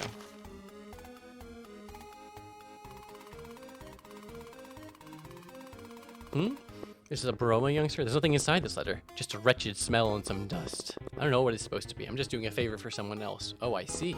Achoo! Ah, Madre de Dios. Got something in my nose. Sorry for wasting your time, Mr. De La Vega. Ah, don't worry about it. I just... Ugh. Sure is hot in here, eh? Mr. De La Vega, are you alright? I don't know. You don't look so good. Maybe you have a fever or something. Could it be? We've been compromised? Damn it. We've been too descuidado. What's going on here? What are you going on about? Oh, God. What the? Arg, my chest. What is happening? Erg. To me.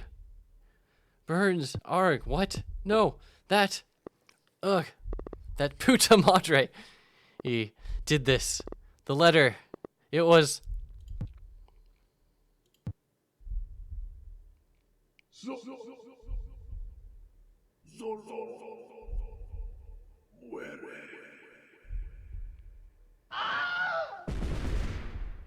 Holy frick! What the heck happened? Clispate Christ, he just exploded! Oh, flub, I'm covered in blood and guts now. Gotta get out of here before they pin this on me. Okay, gotta act normal, gotta stay calm. Okay, if I go through the front door, everyone will see me. If I make a run for it, I think I can make it. But what if they get me? Throw me in a Huskao. What about that ladder over there? Maybe there's a secret passage there or something. So yeah, there's like a whole system about being all covered in blood and guts or whatever.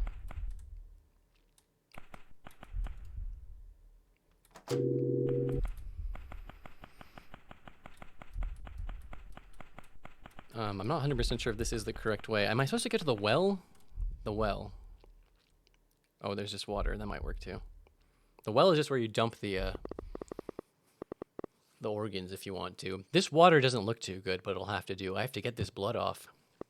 Did somebody say blood? Oh, this is just, I mean, there was a party and I got ketchup all over myself and you do not have to tell a lie. I have a nose for blood. I know that, not ketchup. Look, I didn't do anything wrong. I don't even really know what happened. That guy just exploded. Do not worry, sport.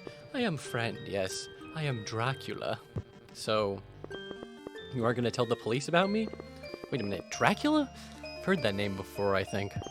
Many people heard about Dracula, but nobody knows the truth. I think people, they do not want to know the truth. They like to be afraid. No, not afraid. They want someone they can hate.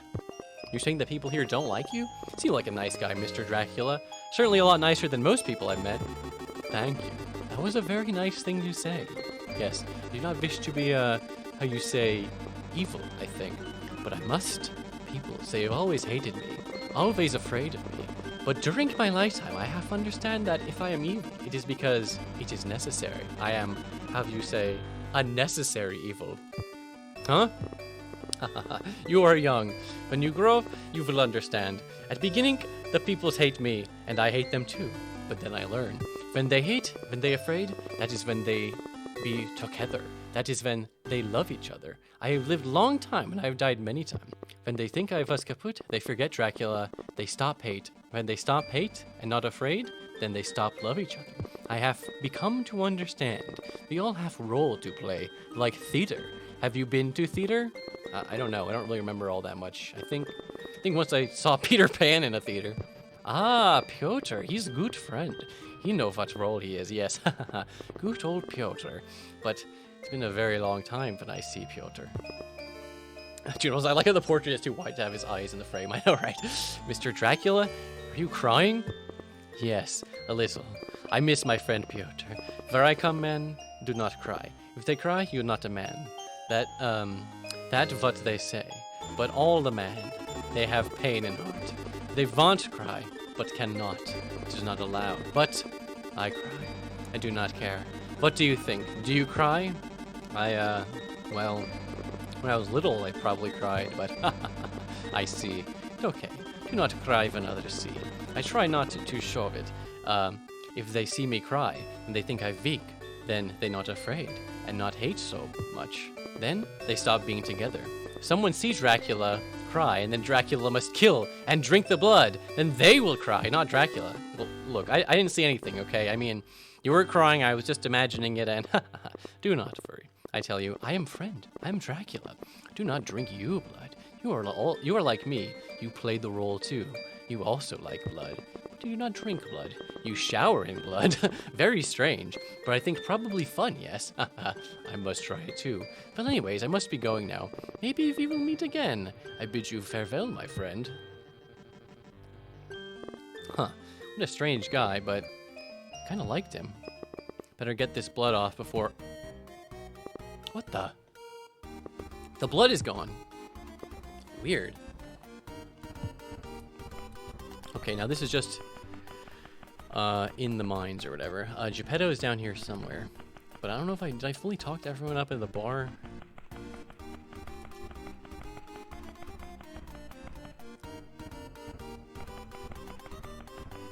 Yeah, East Colime is a pretty big area as well. And again, I unfortunately can't quite finish it because there's going to be a quest that sends you to the biotech labs.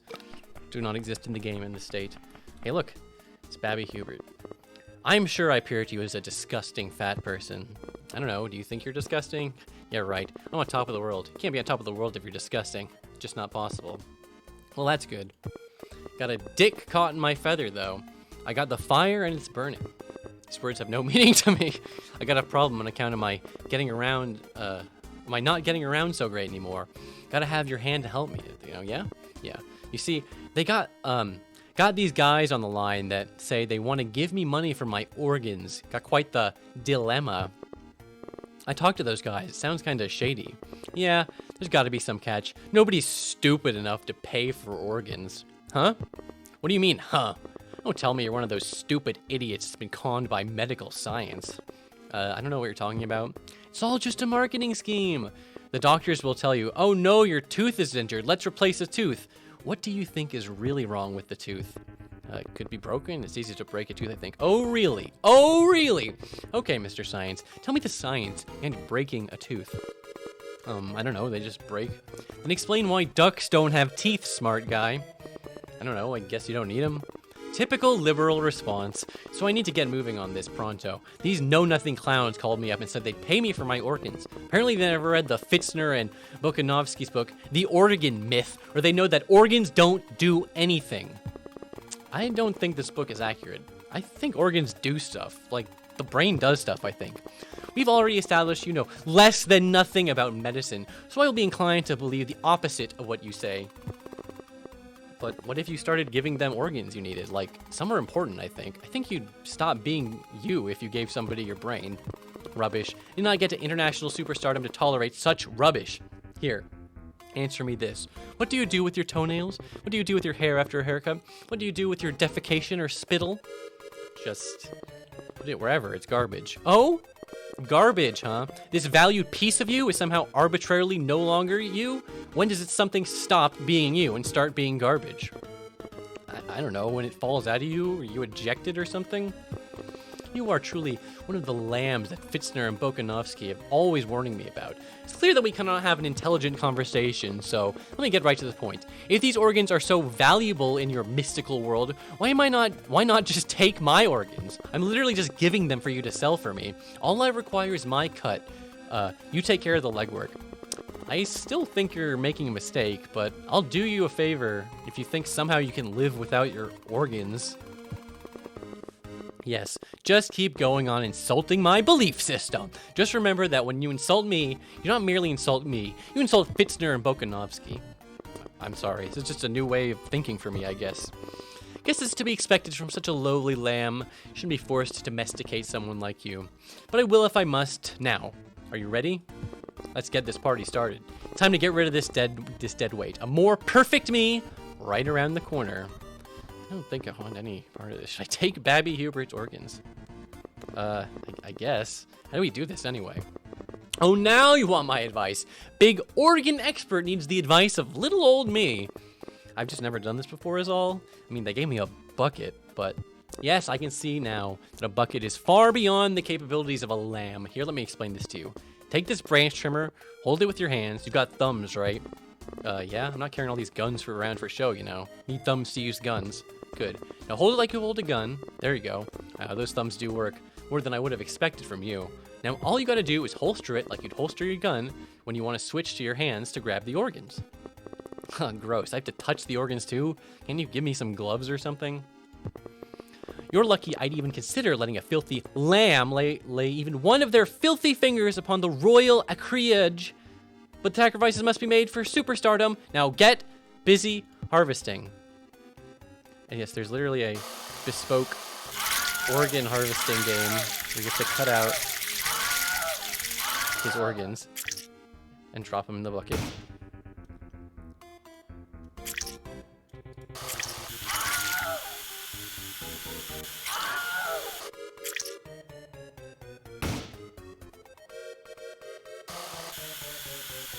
There's actually multiple ways this can go. You can either pull out all his organs and kill him. You can only take out a few. You can take out none and piss him off.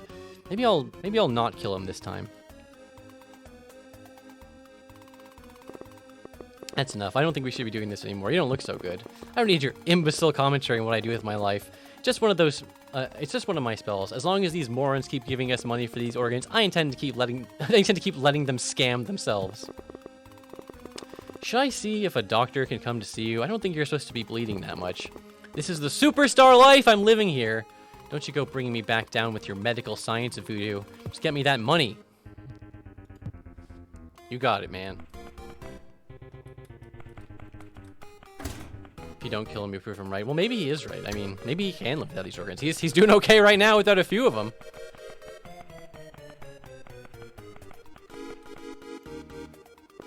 Hey, bud, did you get the organs? I don't know. You don't know? Look, Chief, this isn't a difficult question. Either your bucket is full of organs, or which is it? Yeah, I got the organs. Excellent. That is music to my ears. Let's have a look at those organs then. Hand over the bucket. Nice work, kid. A total of 3 nice, juicy organs. I have to say, I'm impressed.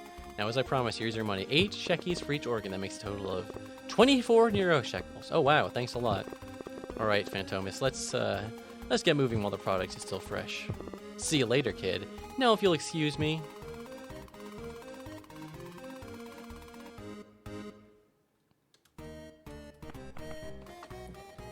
I know if you go back to give him his cut now, or if you take out all his organs, you can go back and he will be dead as fuck. Hey, Hubert, I got your money. That's money. That's right, money. Here you go. Call the tabloids. Tell them Hubert's back. Does your back hurt too? Or you sure don't need a doctor? No, my back is. I'm back. You aren't making sense. You sure you don't want me to get a doctor? No. No. Get me a drink. Little umbrella in it. Get that for all my lady friends here. You're thirsty, aren't you, ladies? It's just me. There's nobody else here. Get lost. Cock block. They're playing my song. Okay, whatever. Anyways, here's your share of the money. Get out! Get the hell out! Ah, easy. Girls, there's enough of Hubert for everyone. I don't think he cares about the money anymore. I guess you get to keep the money. Okay, yeah, so I think you guys, you get what I'm saying now, right? You understand that East Collab, even by Barkley 2 standards, is fucking weird as hell.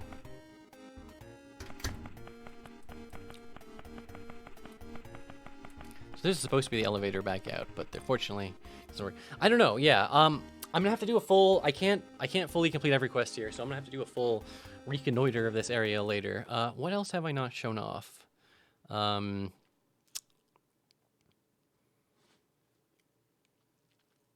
Oh, so you know what? Someone asked about basketballs, and there are basketballs in the game in the sense that the basketballs are like the whatchamacallit, the Zaubers. The Zaubers are basketballs because they're orbs or whatever.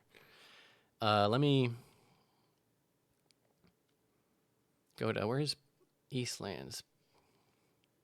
Pythagoras. Give me an influence over them. I can show you a Zauber. Oh, I already have an influence over them. My mistake. Wow, what a beast. This thing could run Hyperborea No Legends at 9,999 FPS.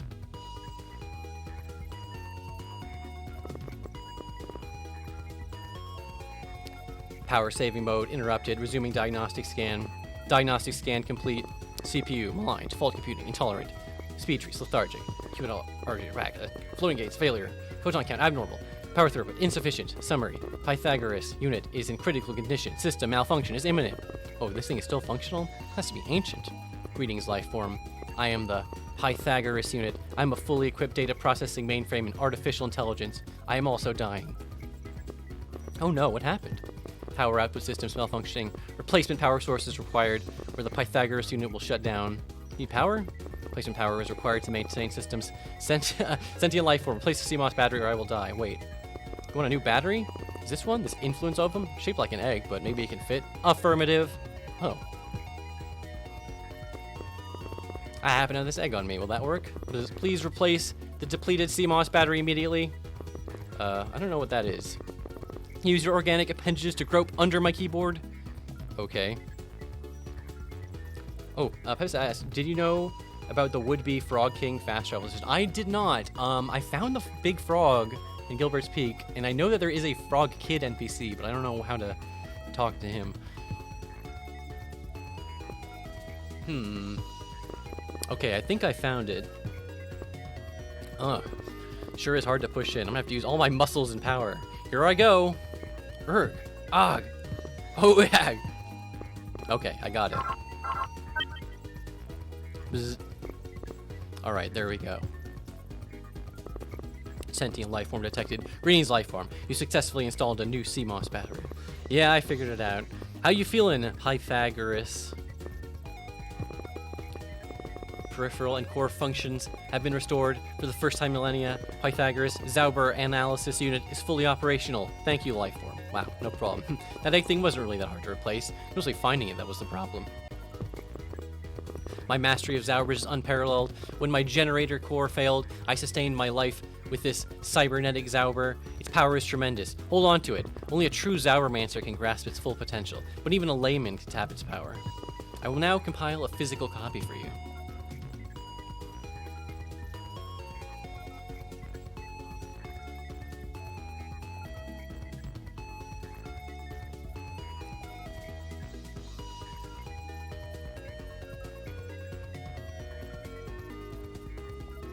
Got maxfever.exe Zauber. Whoa, is this a genuine Zauber? Correct. It is a physical representation of the infamous keygen application maxfever.exe. Sounds pretty goofy. What does it do? You can utilize maxfever.exe to generate a faux virtual crypto access key that will allow you to access the defenses of your foes, making them highly susceptible to your periodic attacks. If you are naive to the ways of the Zaubermancer, I can teach you. But know this, the way of the Zaubermancer is one from which there is no return. Sounds like an important job. Hey, I have some questions. Input query. Where can I go to study Zaubers? Is there other Zaubermancers or a book or something else I can use to learn more about Zaubers? Yes, in order to progress as a Zaubermancer, you must learn from as many masters of the Zauber as possible. You must never be content in your own abilities. Are there other Zaubermancers? Can I learn from them? Where can I find them? My communication systems have been offline for too long. I cannot tell you the precise locations of other Zaubermancers. But I am aware of a conclave of Zaubermancers that resides in the Death Tower. I have also communicated telepathically with a powerful biotic force that I believe to be deep underground. Alright, I'll get started there. Thanks, Pythagoras. Oh, if this says, I can't even remember how it works. Something like you get adoption papers from the Frog King, so you can adopt the Frog Kid, and somehow you would have gotten him to act as fast travel, and it would look like the Chrono Trigger frog summon spell thing. Okay, that's funny. Yeah, because I found there's quest variables for adoption papers and whatnot. Oh, it also says Max Fever being a famous farmer in Betrayal at Krondor, and for some reason the only person in the whole game who had a surname. What are the benefits of becoming a Zaubermancer? That is not the way I would have phrased the question. The path of Zaubermancy is one of the most severe hardship and temperance. Most who heed the calling of the Zauber are consumed and ultimately destroyed by their power, but the few who can are able to master the Zaubers and command powers far beyond the reckoning of mortals. With Zaubers, one can reshape the world to their whims. This is the benefit of becoming a Zaubermancer. You're a Zaubermancer, aren't you? That is correct. I'm the Pythagoras unit, an artificial intelligence created to research and analyze Zaubers, particularly cybernetic and computing Zaubers. Over the many millennia that I've studied Zaubers, I've also come to master them. Yeah, I thought so. How do Zaubermancers get stronger? Oh, thank you, John, for saying I love your YouTube channel. Only by studying the Zaubers under a master can an apprentice gain knowledge and power. If you wish to grow stronger, you must seek out other Zaubermancers. Once you've chosen to walk the path of the Zaubermancer, you can never change course. I'm going to take off. See you later, Pythagoras. Farewell, life form. Do you wish to participate in Zauber practice? Yes.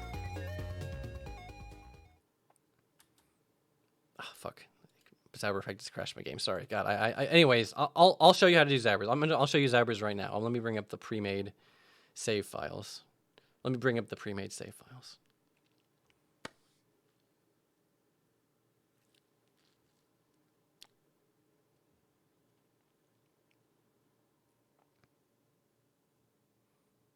We actually had a discussion about Balthios earlier, C-Mac. Apparently he would have been showing up as like a ghost or something, and he would have been somehow related to the Balthios character. So there's like pre-made save files you can access. These two unfortunately like crash the game. This one does spawn you. Okay, I guess that one also crashes the game. My mistake. You know what? I'll get plenty of Zauber footage for you guys later. Let's pivot to the ice frigid inskirts.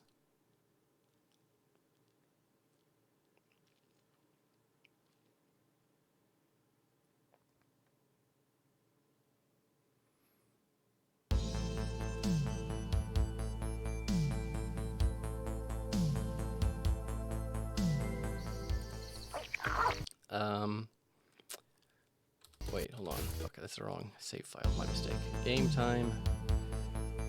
Combat tutorial. I guess it doesn't really matter which save file I pick. Other than that one, don't pick that one. I thought the Frigid Inscription was a single screen reference to Dark Souls 2. Not exactly. Let me show you. It's technically 9 screens, sort of in a grid, like an A, B, C, 1, 2, 3 grid, and you travel between them, and then you can find like treasures and I don't know how you get to the dojo from the Frigid Inskirts other than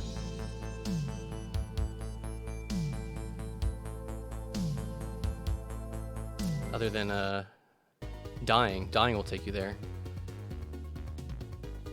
The Icelands outskirts C201. This is the entrance that I walked past earlier at the north side of the Westlands.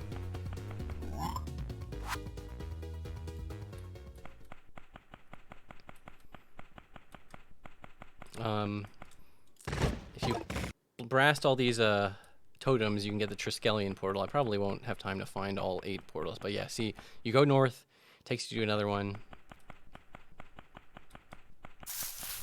This is where the portal would be. Where's the Jalapeno Man?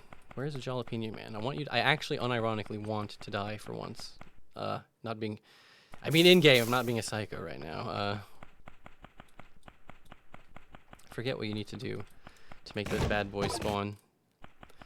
Spawn after like 15 seconds. Yeah, that makes more sense because there's been times where I've been like, I just want to stand in the center of the map. I forget that enemies can even spawn on the Frigid Inskirts. Here we go. Hit me with that lightning attack, big boy. Okay, maybe I could. There we go, the charge attack. There's some funny looking monsters, I gotta say.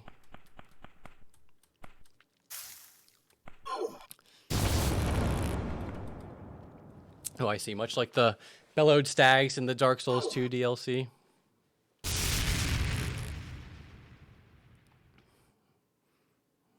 I could have just given myself like a anything blank gun of sacrifice, and then I would have just killed my own self. But I'll let them kill me to make it more authentic.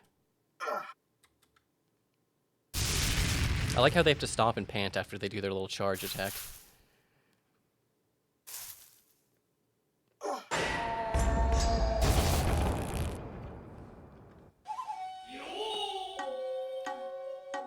Collection of memories and thoughts and dreams. That is all I was. I love the little death haikus.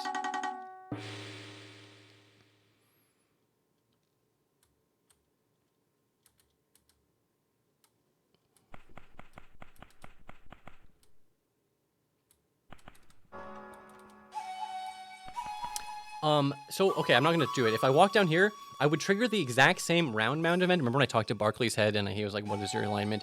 Apparently the round mound event was going to be something you could find at multiple different locations. Thank you very much for hanging out, by the way. Hepsit Latial, any Barkley 2 insight has been much appreciated. I'm happy to showcase it. If someone else did it, I wouldn't feel the need to, but I guess it's gotta be me. But yeah, this is the dojo area. I don't think there's like a proboscis dwarf over here with a nose skin. smell an outsider in our midst. Greetings and welcome, stranger. Hey, what's up? This is a pretty interesting looking place you guys got here. They call me the Hi-Ya Kid. Want to know why? Yes, I'm intrigued. Why do they call you the Hi-Ya Kid? Brace yourself. Hi-Ya. Erg. See what I mean? Yes. You could have warned me. Hey man, I told you to brace yourself. Don't worry. What doesn't kill you makes you stronger. You receive a +5 bonus to your guts. So if you, when he's about to swing at you, if you press left or right, you can dodge him, and then you get a +5 bonus to your acrobatics instead. Urgh. Back for more, eh? No, please, no. Thought so.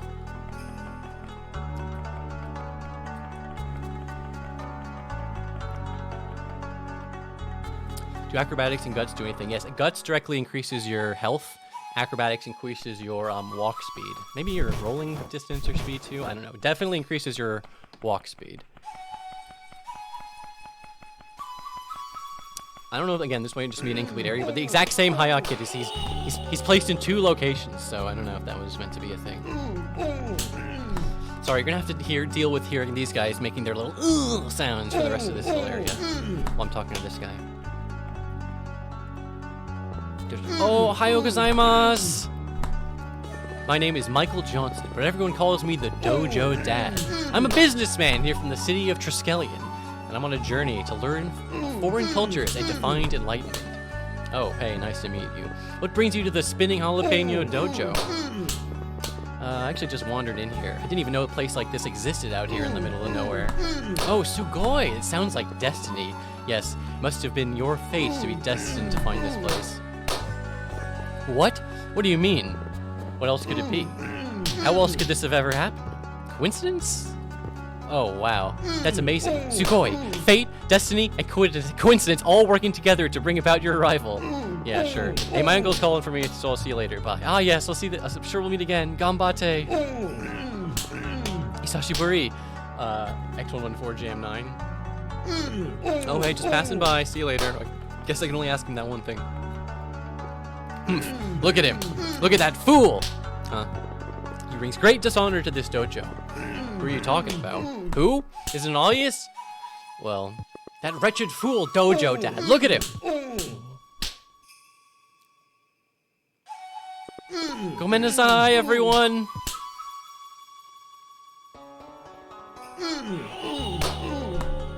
Look at him. The bargain bin kimono he's wearing, that smug smile and self-satisfaction that is permanently etched onto his face. Cursed be his name.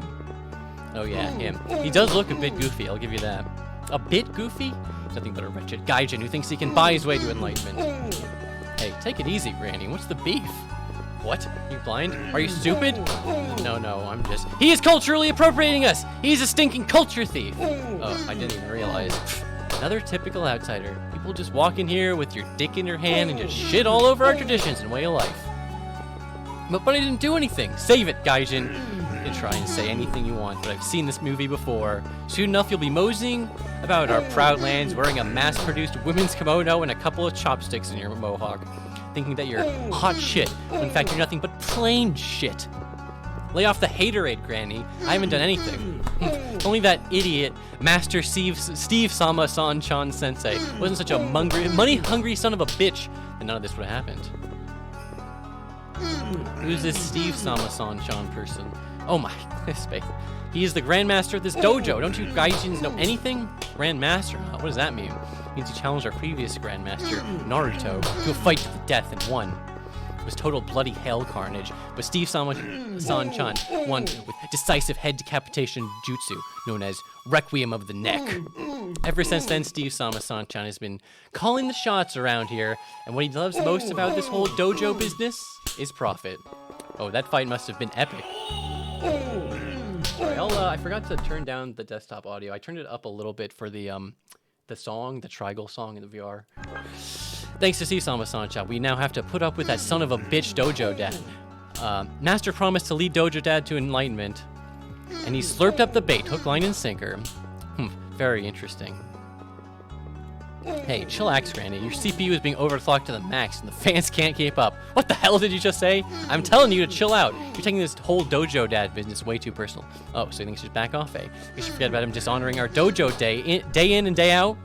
All I'm saying is that you gotta step back, take a breath through your nostrils. Don't give me that shit. Just spend every waking moment looking at that son of a bitch stinking up the place. Can't you just tell him to pack his bags and leave? Ha! Fat chance, Gaijin. That turret's here to stay, as long as his pockets are loaded with shekels. Master Steve Sama-san Shanwell Senpai will approve. There's nothing I can do. Oh. You seem to be stressed to the gills. Is there something I can do to help out? Nani? Maybe I was wrong about you. I'm a forlorn youngster with a heart of gold, and I'll prove it to you if you'll give me a chance. Very interesting. Want to prove your worth? Yes, that's right. Get rid of Dojo Dad for me. I'll gladly apologize and reconsider my views about outsiders. What? How am I supposed to do that? Ha! Don't ask me. You wanted to prove your worth. Well, here's your chance. But I knew it. You didn't really mean it when you said you wanted to help. No, that's not it. I mean, throw me a bone. Do you have any ideas on how to do this? I suppose it's in the dojo's best interest for me to help you. You could try and beat him up, and then I'll take care of the rest. What? No way, Granny. I'm not going to beat someone up just to make them leave. Beating him up would be my first choice. Come on, there's got to be something else I can do. Just kick him in the nards, then he'd be easy pickings for my men to carry out. Why don't you do that on your own, then? Me? I'm just a decrepit old lady. I won't be able to lift my leg to nard level, to his nard level, let alone kick him. Besides, amongst this dojo are strictly forbidden from starting a fight. Only after a fight is broken out are they allowed to join in on the fun. Alright, so go for the nards. Any other ideas? He said he's from the city of Triskelion. Maybe there's someone there that knows something about him that we don't? Triskelion, where's that? Not a clue. Great. Alright, so if you go in the dojo, there's this guy, the master, Senpai Steve Sama-san, outsider. You can do this quest after you get rid of Dojo Dad, but you can't actually get rid of Dojo Dad in this build. Hey, what's up, Axelatine? You can, I did get to see what it looks like when you do the main, dojo quest by editing the save file and just manually changing a few variables around that aren't in the quest editor, but, I'll show you what I can. You're not really missing much. This is basically going to be just another, wait a very long time joke. The scenes aren't finished either, but, he's basically, the gist of this is he's a scammer in that, you pay him a bunch of money, or no, you don't pay him much. You talk to him, he says, oh, I'll train you. You just sit in, a cross-legged lotus position for, 30 seconds. There's supposed to be, music that plays, but the music isn't in the build, so it's just literally 30 seconds of, nothing. And then afterwards, he's like, oh, I'm charging you a huge amount of money. But if you go through that whole process 3 times, then you get one of the Zaubers. He's one of the 6 or so intended Zauber Masters. I guess there's only 4 in the final game, but yes.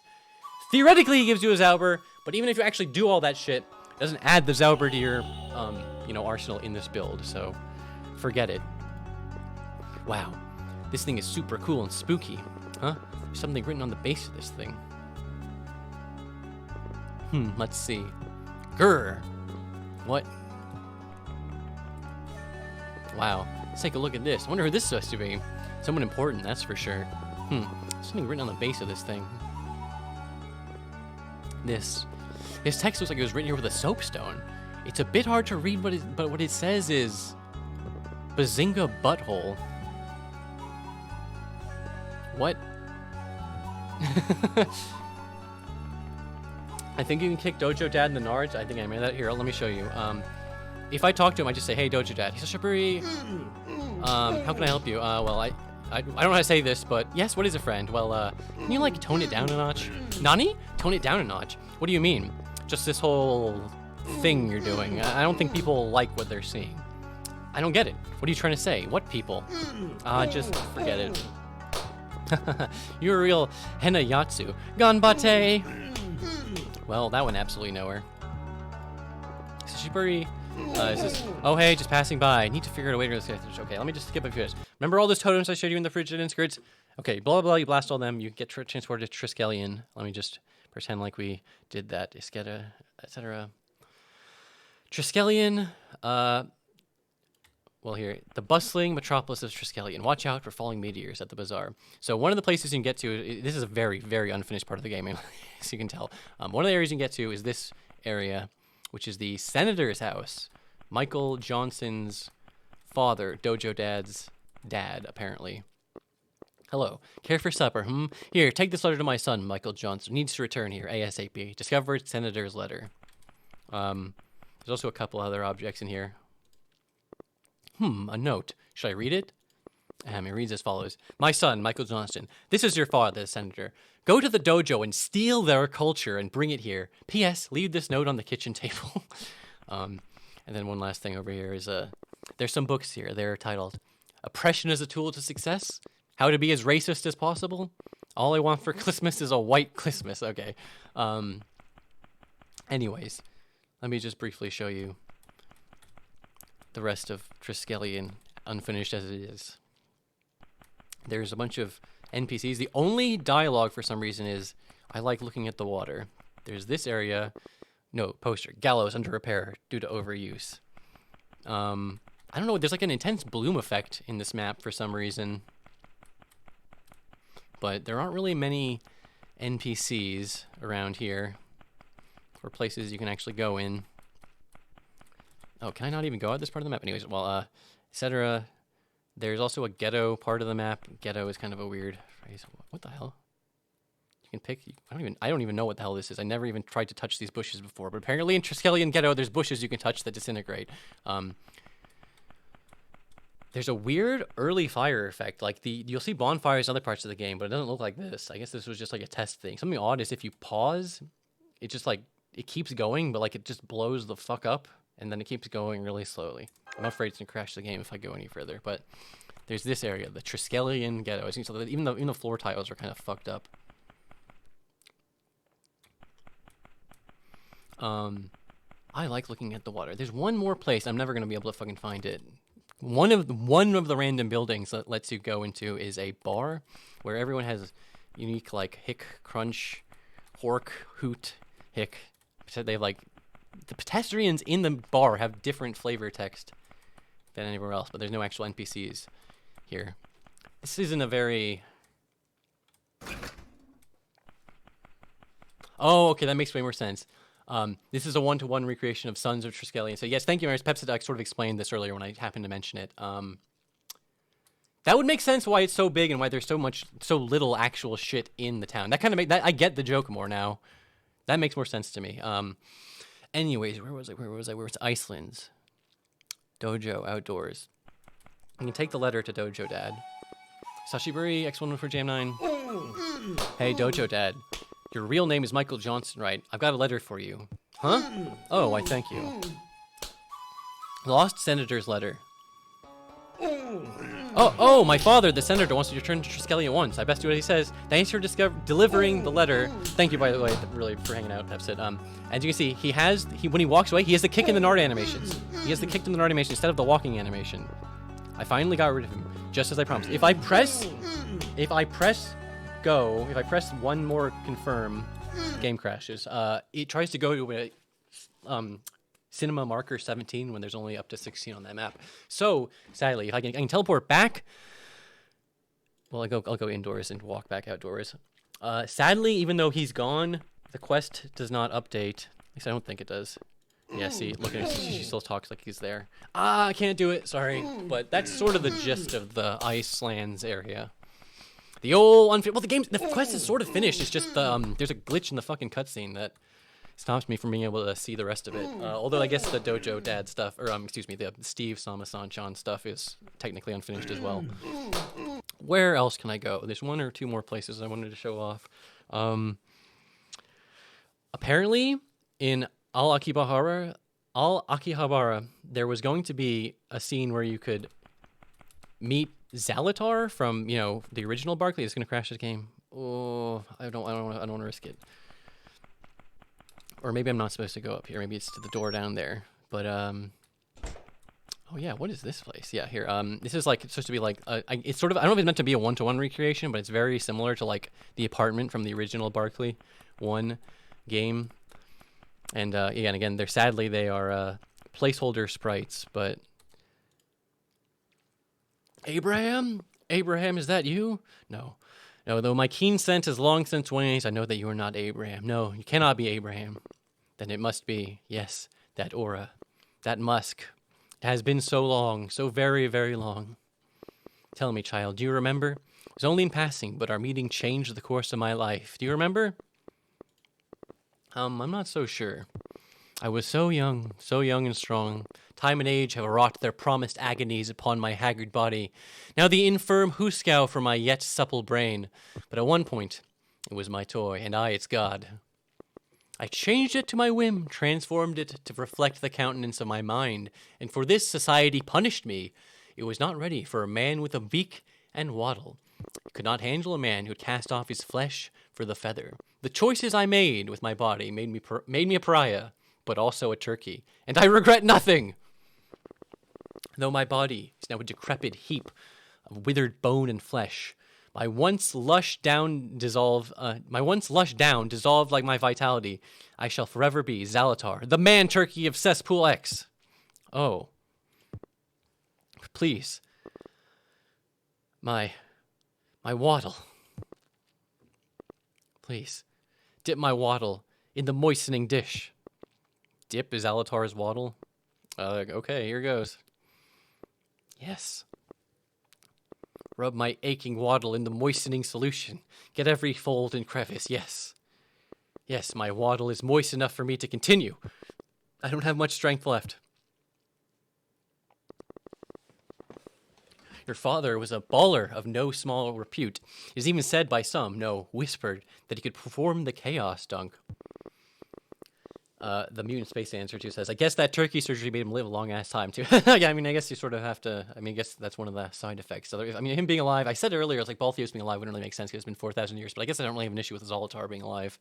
And C-Max says, I guess he's one of the. So he's one of the anthros from Barkley 1. Yes, he's the turkey man.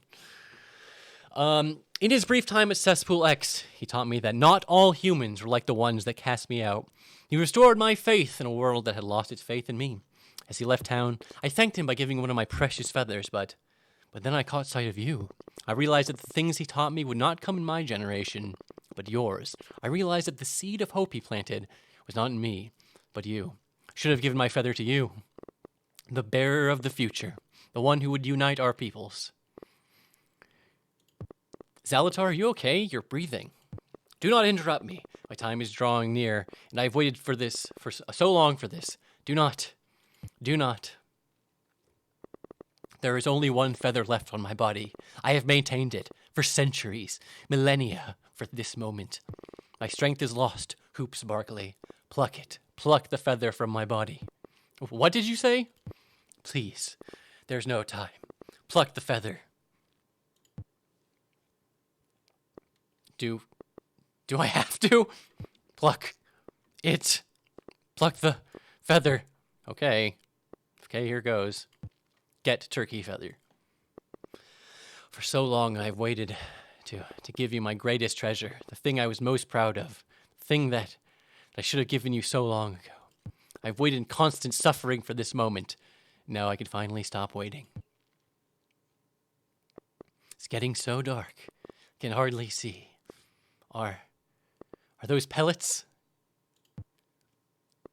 I should peck at them. It's so dark. It's so... Looks like he got some pellets in heaven.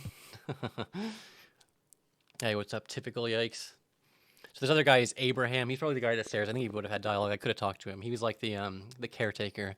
My master bequeathed upon you his greatest treasure, his final feather. Know that his feather symbolizes the hopes and dreams of countless multitudes, the power to bridge the divisions between peoples so disparate. Do not ever forget the faith he placed in you in his final moments. Now leave me to my sorrows. I have only my tears to keep me company now. My master's ceaseless agony is finally ended. His suffering has come to an end, as has his need for my attendance. Still, I will stay here at the time being to make sure he gets the burial he deserves and to tend to his estate and ensure that his legacy is not forgotten. Thank you, youngster. Thank you.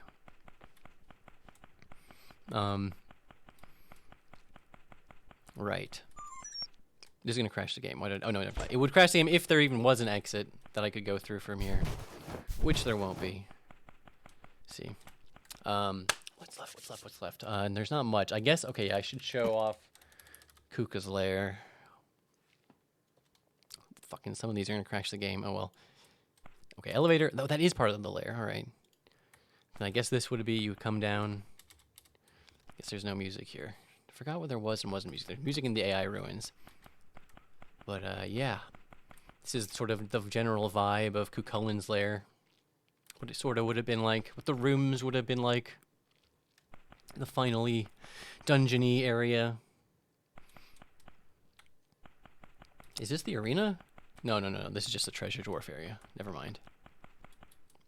Wasn't this place to be totally redone? It's so not finished. So I mean, other than like tile set, asset type stuff.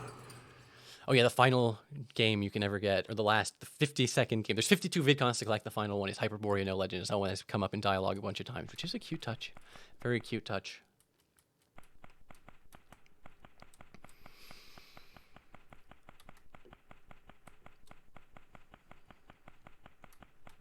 Where else is there?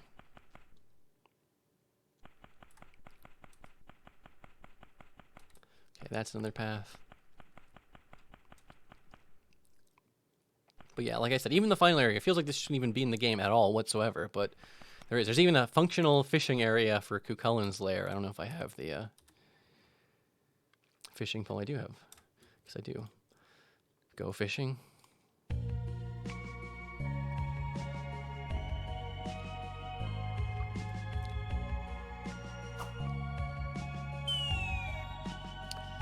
Axel says, I seem to recall being told that this place would be like super opulent and stuff.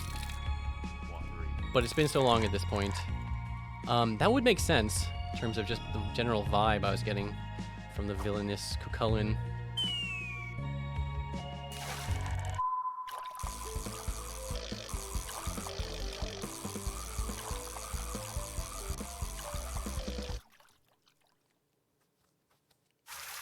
Afterburner blinking fungus miltruce. I'll flicker. Sure, why not?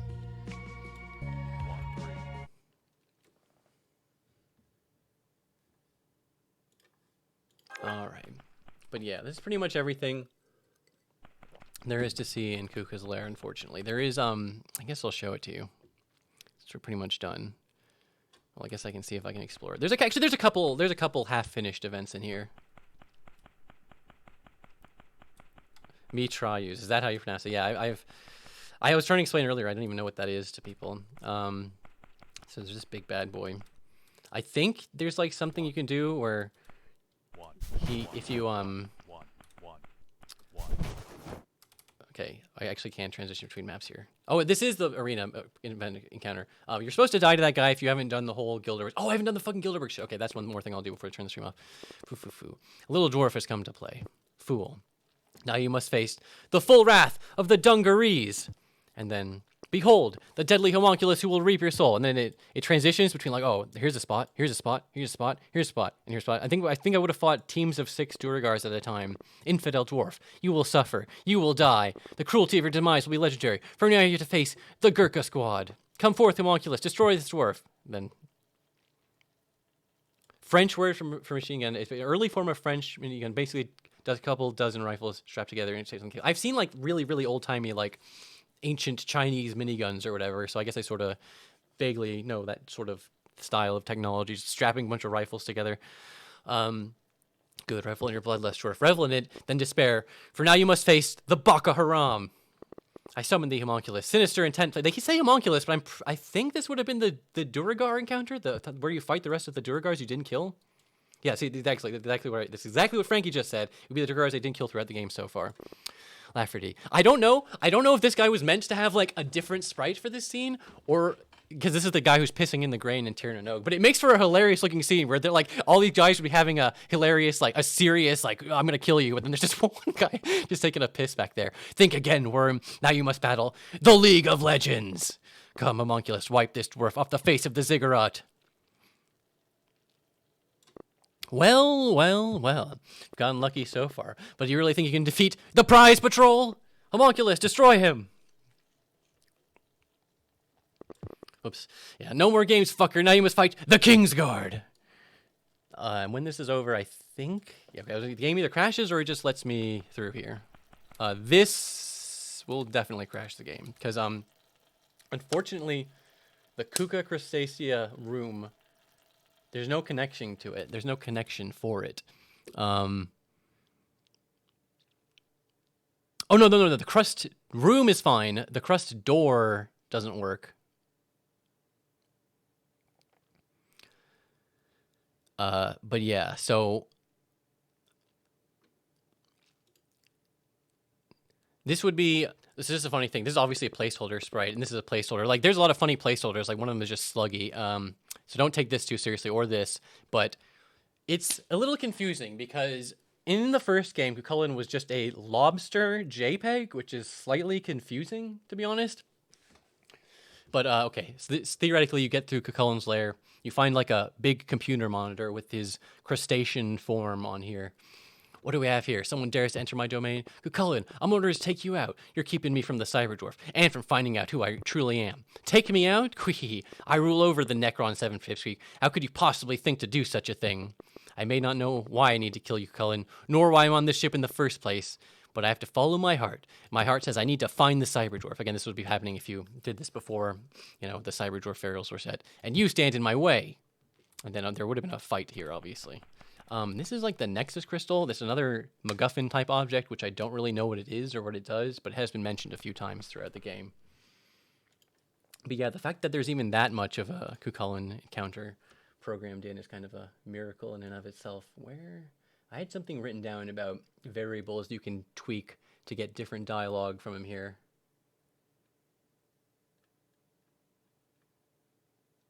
Okay, hold on. I don't know if this cutscene is going to start again if I enter, but hold on. If I make CS complete and the Cybersphere complete to 1,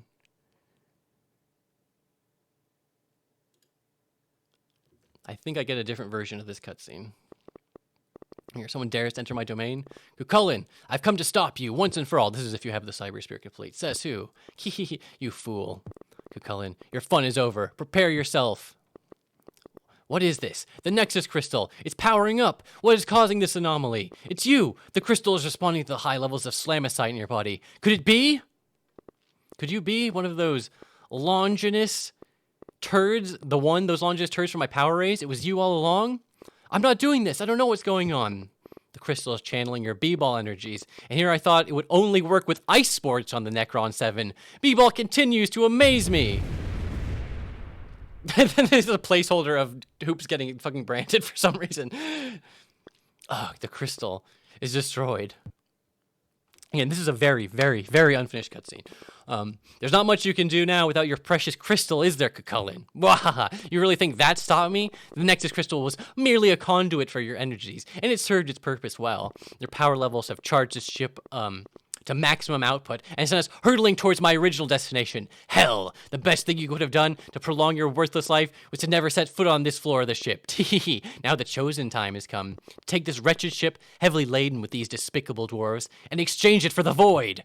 Ho. Full speed ahead to Sheol. The Necron 7 has entered Sheol, the intermediary zone that separates the universe from your future home, Hell's Inferno. Here, in the terminal resting place of souls, the law that dictates your reality are bent and broken. In Sheol, what was once fiction becomes truth, and what was once unreal becomes real. What was once AI becomes crustacean. Ever tangle with a malevolent AI here in the end zone of the universe? Prepare for your final judgment. And then, there would be a fight sequence. But that is, again, it seems like it's the final encounter. It's not exactly. This is phase 1. You would fight Cullen in his crustacean form, kill him, then you would flee to the top of the ziggurat. And I wish I had more to show for that, but I only have a series of text files explaining roughly what would have happened towards the end of the game. And I guess I'm going to show you through some of those now. Hold on. I know this is going to be really exciting, right? Reading text files on stream, but just give me a second here.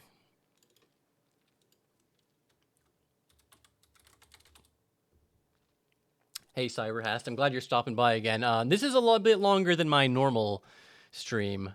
Don't worry.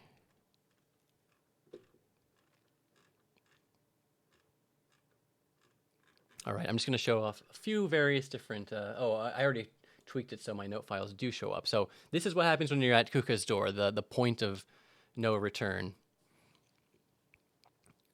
Again, it's kind of interesting. You have to, there's different dialogue. Oh, so if you tried Kuka, you get different dialogue, or if you haven't tried to fight Cullen, you get different dialogue talking to Cyber Dwarf. For your like P name, which is again, this can either be Hoops or Steve or whatever your character creation name is, or yeah, I guess it can't be X1 at this point if you already know. Well, I mean, you could set your name to X1, but yeah, give me a sec. Whoa, my final battle. Give me a sec. I need to stretch first. The Cyber Dwarf would say, "Stretch quickly. We have Cullen on the ropes. There is very little time to spare as the Necron 7 edges closer to hell each passing moment." It's like, yeah, I know. It's just kind of a big deal. All the more reason to stand tall and face this AI scourge. What are you waiting for? Player name short version, which would be like X1 if you're, X, or Hoops if you're just Hoops. I don't know. I just want to gather my wits. Gather your what? I've waited for 4,000 years, and as we stand on the precipice of our eternal glory, you demand a rest pause? It's not a rest pause. Just give me a minute, Cyber Dwarf. I'm going to go in, I promise. I'm going to do this. When future dwarf Ealdormen speak of this moment in history, will they remember the victory, or will they speak of this, the hero, Hoops, standing at the door of fate, timidly demanding a rest pause? For shame!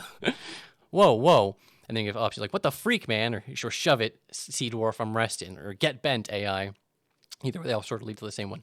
It's like, what the freak, man? I'm about to blast this sucker, save the ship, save the dwarf, save the universe, and you're riding my jock on me about catching my breath? With all due respect, Sea Dwarf, shove it. I'm going to rest when I want, and I'm going to brass when I want. There's a variable called beard state, which I'm not 100% sure what that is, but something to do with like being a man and standing up for yourself and all that crap. Cyber Dwarf would say, have some respect for your elder, you brat. I'm the Cyber Dwarf. You will get in this door this instant and save the universe. Oh yeah? You think I'll kowtow to anything you say? You aren't my dad. And then Cyber Dwarf says, very well. So you're the adult now. You've emerged from the woods of infancy, armed with the sticks and stones, and now you fully expect to survive in the city of men? And without the help of a benevolent guardian, no less? Well, let's see it then, Hoops. Let's see what kind of adult you really are. Do this by yourself. The Cyber Dwarf disappears, and the spear falls to the ground. Oh yeah, there's a previous cutscene where you download, you bring the completed Cyber Spear to Cyber Dwarf, download Cyber Dwarf into the Cyber Spear, then you go to Cullen's lair. This is if you're at the door to the crustacean room, which is the room I just showed the cutscenes for. So, Cyber Dwarf disappears, and the spear falls to the ground. Cyber Dwarf? Who needs him anyways? I can take Cuckoo out myself. And there's actually a bunch of dialogue about if you were coming here without Cyber Dwarf.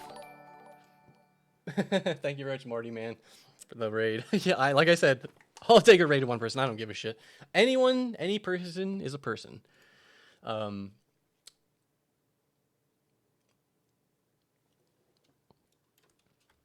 Crust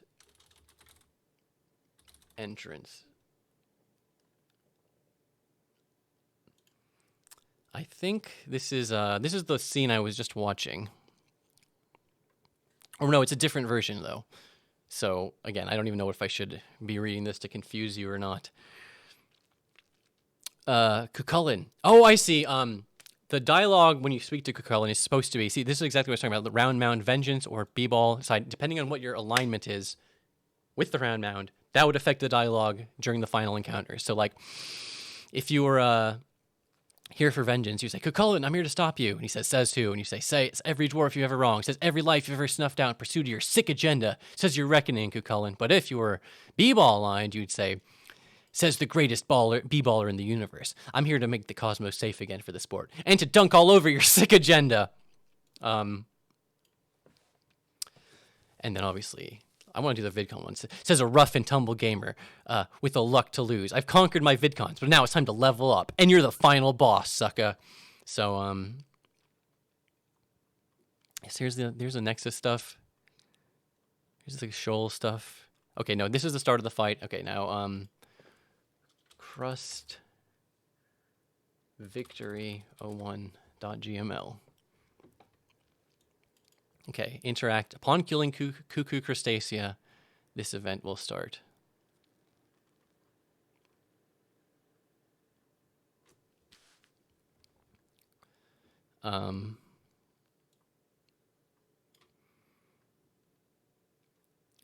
So he went, it's like, what? That's not possible. The screens go crazy. The lobster head still spurts blood, something like that. You're still too late. All power diverted to the engines. Faster, faster.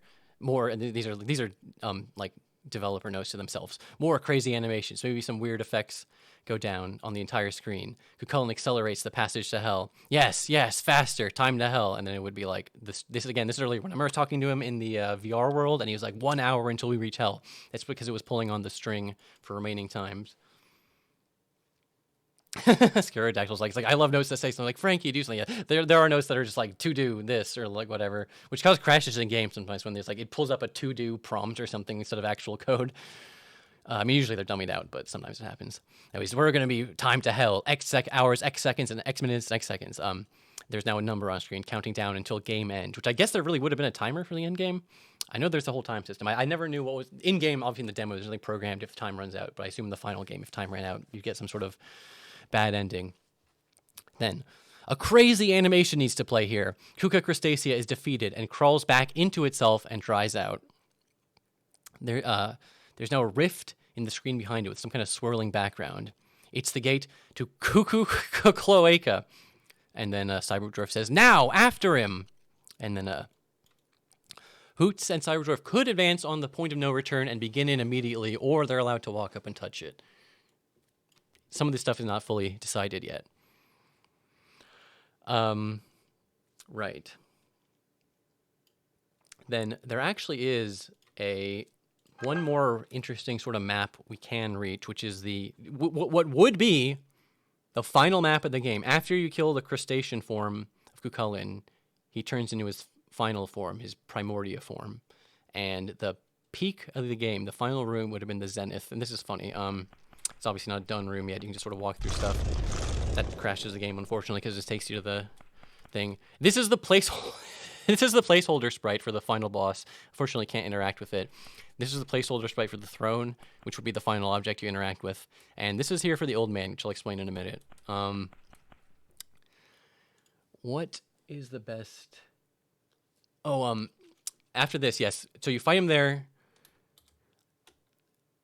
Maybe I should show the elevator event. Hold on. Oh, no. Chew point no return 01.gml. Travel through. There needs to be a cool animation of the player stepping through the portal here. And then there's the whole, like, but thou must type things.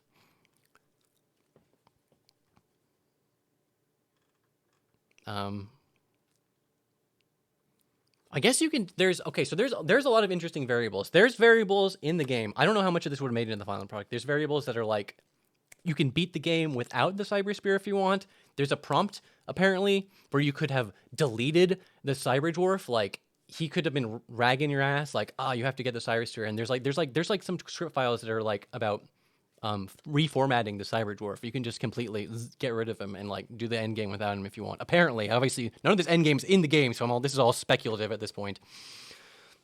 The visual idea of the final boss was, I remember, a floating fetus or bloated flesh thing with a dangling penis. That's very funny and very interesting, Frankie, because I typed up this whole thing. I typed up like a whole paragraph about how it's very curious how, like, after all the content you have seen and I've showed off, like, Cullen still doesn't, like, there's no, like, concrete canon appearance for the actual fucking antagonist of the game. Like, I couldn't actually tell you what Cullen looks like. With an asterisk, I actually, like, really thought that was the case.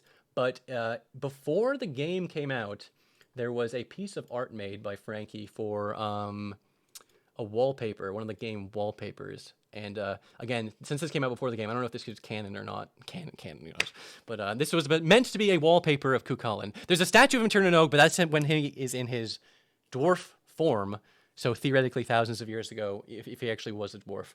I don't think the final boss necessarily would have looked like this, as Frankie just said. They were, that's what you would have based Crustacea on. See, that's what I thought. I was like, I don't know if this is Primordia or Cuckoo Crustacea. I think it's Crustacea because he's got like these weird chitin, like, there's elements here that are crustacean-y based. So that's Kuka's first form. Right. Okay, sorry. I know I'm doing these a little out of order. I really should have planned these better. But, like, this is the Complete Cyber. Okay, yes. Child, press forward. I guess never mind. Yeah, see, X114 had to reformat it. See, this is it. I don't think I'll be able to get through here. Okay, this is it. I'm gonna have to do more research. I don't think there was that much stuff done for the reformatting quest line. What else is there? Elevator. Oh yeah, the elevator. That's DSL Chew elevator. There was meant to be a conversation with the Cyber Dwarf when you're riding up the elevator to Cullen's lair in the first place. And see, this is where I thought there were some interesting things that would go on. Like if check ground mound for alignment. If you're vengeance aligned, Hoops would spray paint flub Cullen on the walls. If you're candy aligned, Hoops would roast marshmallows. If you're vidcon aligned, Hoops would play as wrist comp, etc., etc. You sort of get the gist of it. You can read rather. But yeah, this is what the cutscene would have been like in the elevator. So Cyber Dwarf projects himself from his spear. There is like temporary sprites in game for this that were using his Barkley 1 sprites. I don't know if those would have been in the final version, if that just would have been funny or not. Can't believe we've come this far. But why not, youngster? Do you not see the prophecy fulfilling itself before our eyes? And then there's like, either you know about the prophecy or you don't. You're like, you're right, Sea Dwarf. I've got to keep my head in the game. Your head may lead, but your body must follow. Without the body, it is merely a dream. Cyber Dwarf, I promise. I promise I'll push forward until the day that I die. Fortunately, I know that time will be long from now, son of B-Ball. There is much work to be done. Work on the 660th floor of this infernal ship. What do I do when I come to face with him? With Cullen. That, Hoops, is when you take this sacred weapon, the Gay Bolg. The one weapon that can defeat this despicable AI scourge and return the dwarfs to their happy hunting grounds. I hope I have what it takes. We all do. The entire universe does. It's just that I got a lot on my mind. And again, these have different dialogues. Some of these aren't actually finished, I think. Actually, these are. I'll do a line vidcon. The only thing on your mind is beating a personal best in Bali mixtures. There are more important things than your vidcons. The real world requires action and demands consequence. The convenience of a reset button is only available to an Eintag dwarf and his kin. Focus. Okay. Just let me get to a chaka de point. Almost there. And okay, I'm good. What were you saying? I'm increasingly perturbed by your vidcon habits, Hoops. But as I am not your father, no one can be. I must stop short of scolding you. I'm sorry, Cyber Dwarf. Focus not on apologies, but the task at hand. The defeat of the malevolent AI Cullen and his roundup of Duragars.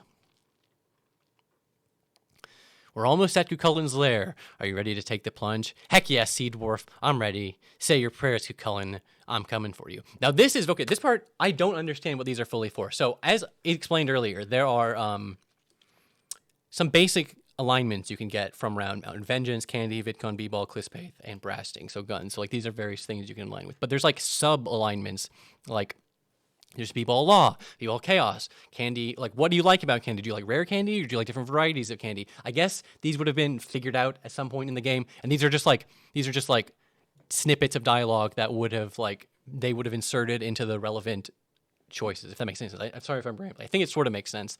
But like, if align B-Ball Law, notice you told me I'm the B-Ball Messiah. This must be what I have to do. Align B-Ball Chaos. I've gotten so devastatingly powerful. This malevolent AI Cullen may be strong, but I know he doesn't have my skills. I'll dash his brains upon the court. Some of these are very just basic idea, like Alliance, Candy, Rarity. I wish I had a piece of candy. Alliance, Candy, Variety. You've never roasted a marshmallow, Cyber Dwarf? We'll have to do it again sometime. Think it'll prepare you for the coming fight? When we get out of this, I'll have to roast one with everybody. There's enough mallows to go around for everyone, Cyber Dwarf. Yeah, Frankie says gaming can be a completion, collection, or lore, I think. Yeah, here we go. VidCon. I just want to kick back and play a VidCon. You ever game Cyber Dwarf?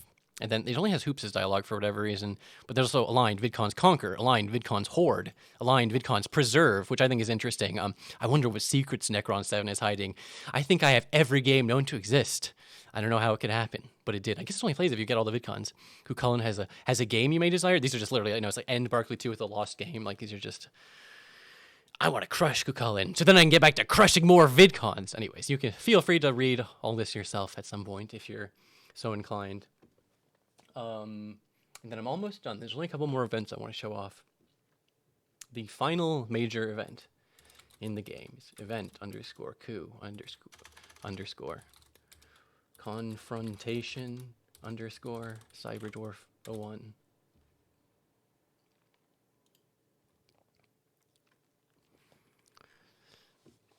There you are, Cullen. Yes, here we are. Hell approaches faster and faster. Are you ready? It will be your final resting place. Hoops readies the cyber spear. No, Hoops, wait! Don't throw the cyber spear. It isn't meant for Cullen, Hoops. It is for you. Place the cyber spear to your neural jack, and I will be able to fight with you. Together, we'll have more than enough power to defeat Cullen. It's the only way. Fight with me? What do you mean? Gah, this is too much. Do you really believe what he's saying, kid? Inject that thing into your neck, and that AI will take over your brain in a second. Go on, do it. Silence, you foul abomination. Cyberdwarf, is that true? Of course it is. I said silence. Do not listen to this trickster, Hoops. He means only to lead you astray and into hell with all of dwarf kind.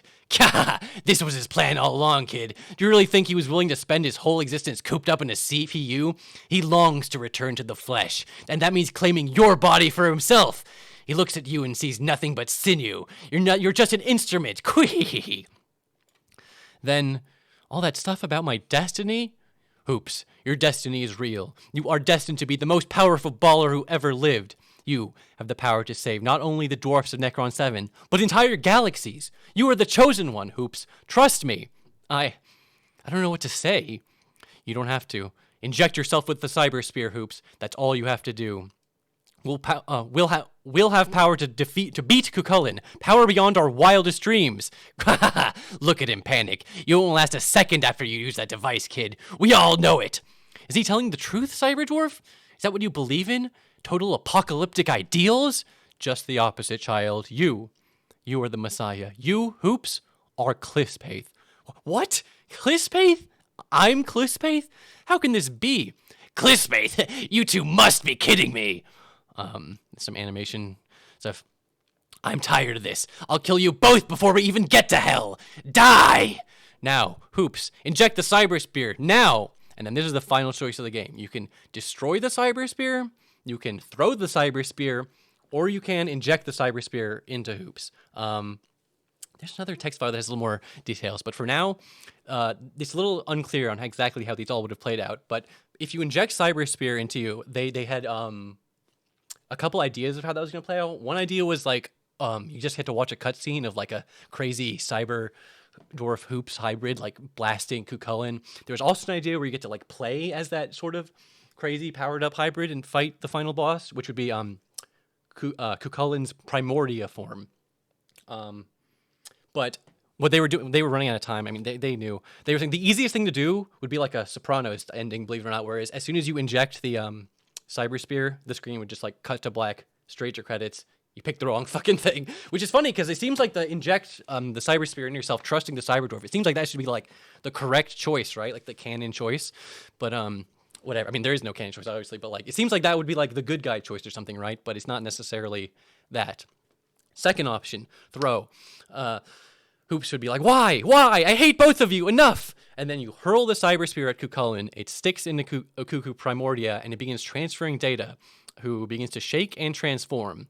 And then he would, you would have a different final boss. He would transform from Cullen Primordia to the SSJ Omni Dwarf. I don't know which one would be harder or what, but or if how different they would be or whatever. But anyways, the point is,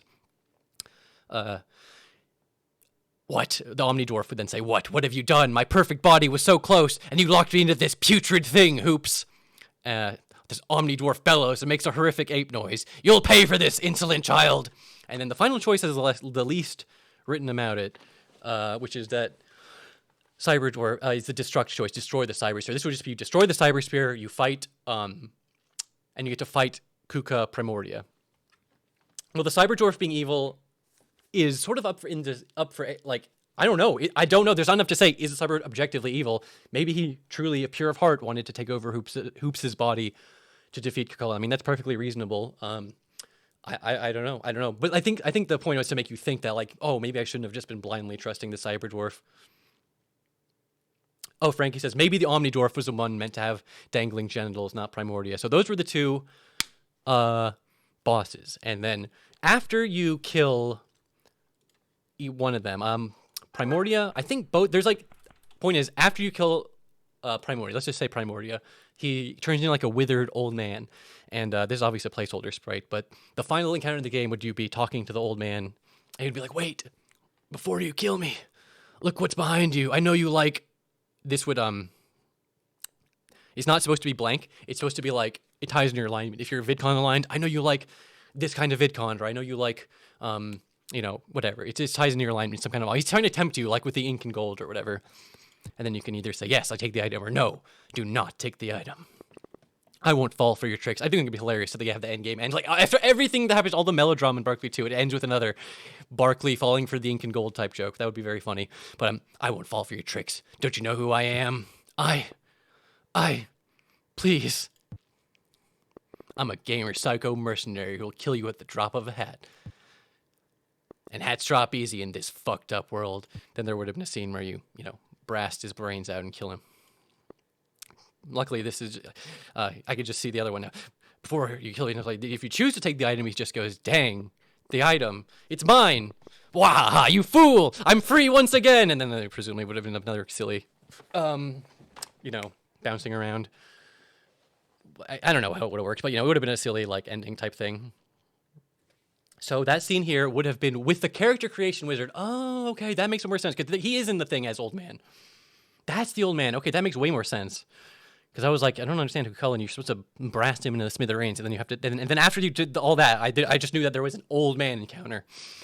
That's very funny. That's interesting. I did not know that. I would not have put two and two together, even though I really could have. You know, I mean, the wizard, the CC wizard, is like the only old man with all those sprites.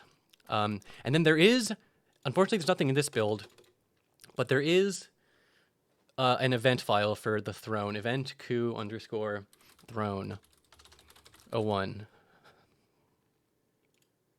Which, this is very up in the air. Oh, Frankie says, the idea is that if you choose to shoot him, I would have animated a really horrible death animation for him. Nice, very nice. So, the player sits on Cullen's throne. What occurs? First, the player sits on the throne triumphantly, and the Necron 7 turns around and flies home. That is actually maybe a joke. It is hard to remember in this game. The player can also push a button.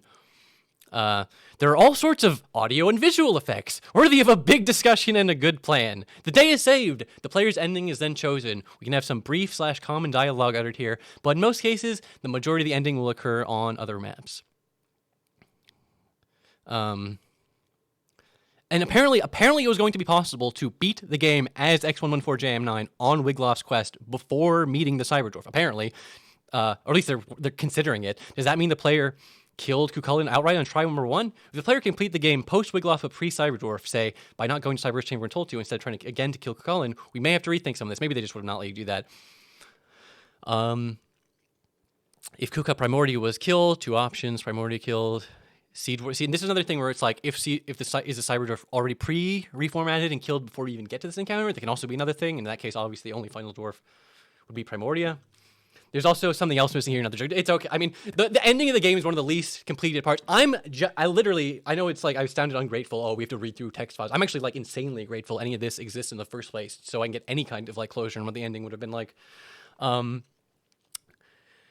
There's mostly enough stuff that isn't here. If Kuka Primordia was sealed it was sealed inside the cybersphere. Okay, so he can get sealed inside the cybersphere if Cyberdwarf took over the body. There's a lot of just potential variables. Weirdly enough, there's only really a lot more details written for if you beat the game as X1 and not Hoops or Character Creator. It's sad in this case, since X114J9/Hoops/CC did not meet with Roundmount to choose an alignment of any kind. They just want to know what's going on, and here they are at the end of the game, so it can be a failure. Okay, so never mind. I'm thinking if you somehow, I guess somehow you would have been able to get to the end of the game without triggering the Roundmount event, and that would have been some kind of bad. Oh, Frankie's mentioning a very funny. Yes, okay. So in some of the pre-release screenshots for Barkley 2, there was like a party screen with like 3 other party members, like, and people were just like, I mean, I always saw that and I was like, what the fuck? There's obviously no party members in the current design of the game, but the gag was going to be that they never show, they're in your menu the whole game. You can like see them and look at your list of party, but you never see them or hear them. But then right in the final screen, the other 3 guys walk out of your body like a classic RPG, and they're like, yeah, we all did it together. That's a funny gag. I think that's a hilarious gag. But we can also have a few different endings based on who the character is and at what point in the game they are. That's a great idea, having different endings. Did you sneak in there without doing any of the week laugh launch and stuff? Hoops, if that case, Hoops just prays at Wilmer's grave, maybe, or his home. Maybe the end of the game shows Hoops meeting Cyberdwarf, like a cryptic ending. That's the only ending you could have where Cyberdwarf lives and doesn't inhabit your body, I guess. You could also have already met Cyberdwarf but have no goal. In which case, maybe you just sit there like an idiot. Is going home the default goal if you don't actively choose one? And then here's the alignments you can have. You can B-Ball Law, B-Ball Chaos, Candy Variety, Candy Rarity, Clispathe Worship, Clispathe Heresy, Align Cyberdwarf 1, Align with Dwarf's Liberate, Align with Dwarf's Trouble, Align with Dwarf's Savior, Align Home 1, Align Power Low, Align Power High, Align Truth Normal, Align Truth Real, Align Vengeance 1, Align Vid Comes Play, Vid Comes Conquer, Vid Sword, Vid Preserve. So that is...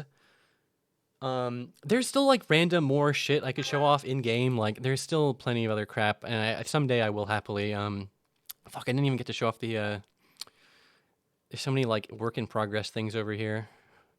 This is like okay, I'm gonna wrap it up here. This was like the end of my plan. Like I just wanted to get through the game, show you what the end of the game sort of would have been like. Probably not super soon. Maybe I'll wait for my video. Maybe I'll do another stream where I just really get into the nitty gritty and start showing all the stuff that I didn't show these first two streams. Oh, text file is on screen still. There's nothing left to see really. I was just thumbing my way through the teleports. Like I hit most of the major places. There's certain I definitely, that's the thing. I basically streamed this demo for 12 hours of the past 2 days, and like there's still stuff I haven't shown off properly. You know what I mean? That's like the main thesis of these streams, which is just like, damn, look at all the shit that is in Barkley 2. Yes, it's not finished, but damn. I hope you guys enjoy seeing all the cool Frankie sprites and listening to the cool chef music and enjoying all the cool writing by the various cool people who contributed. I'm not gonna rate anyone's Cyberhas. To this day, I've never remembered to rate anyone one single time, not once. But no, I had a great time hanging out. Thank you guys. Thank you everyone for being here. Really, I honestly am super grateful that anyone wants to hang out with me while I'm just walking around a Game Maker project file. But extra special thanks to Frankie and all the other devs who showed up, because your insight was very helpful. Like I really didn't understand why Triskelion was listed as being mostly complete when I was like, there's like nothing to do in this city, because okay, it was supposed to be a recreation of a different area. Let me teleport somewhere with cool music while I'm hanging out.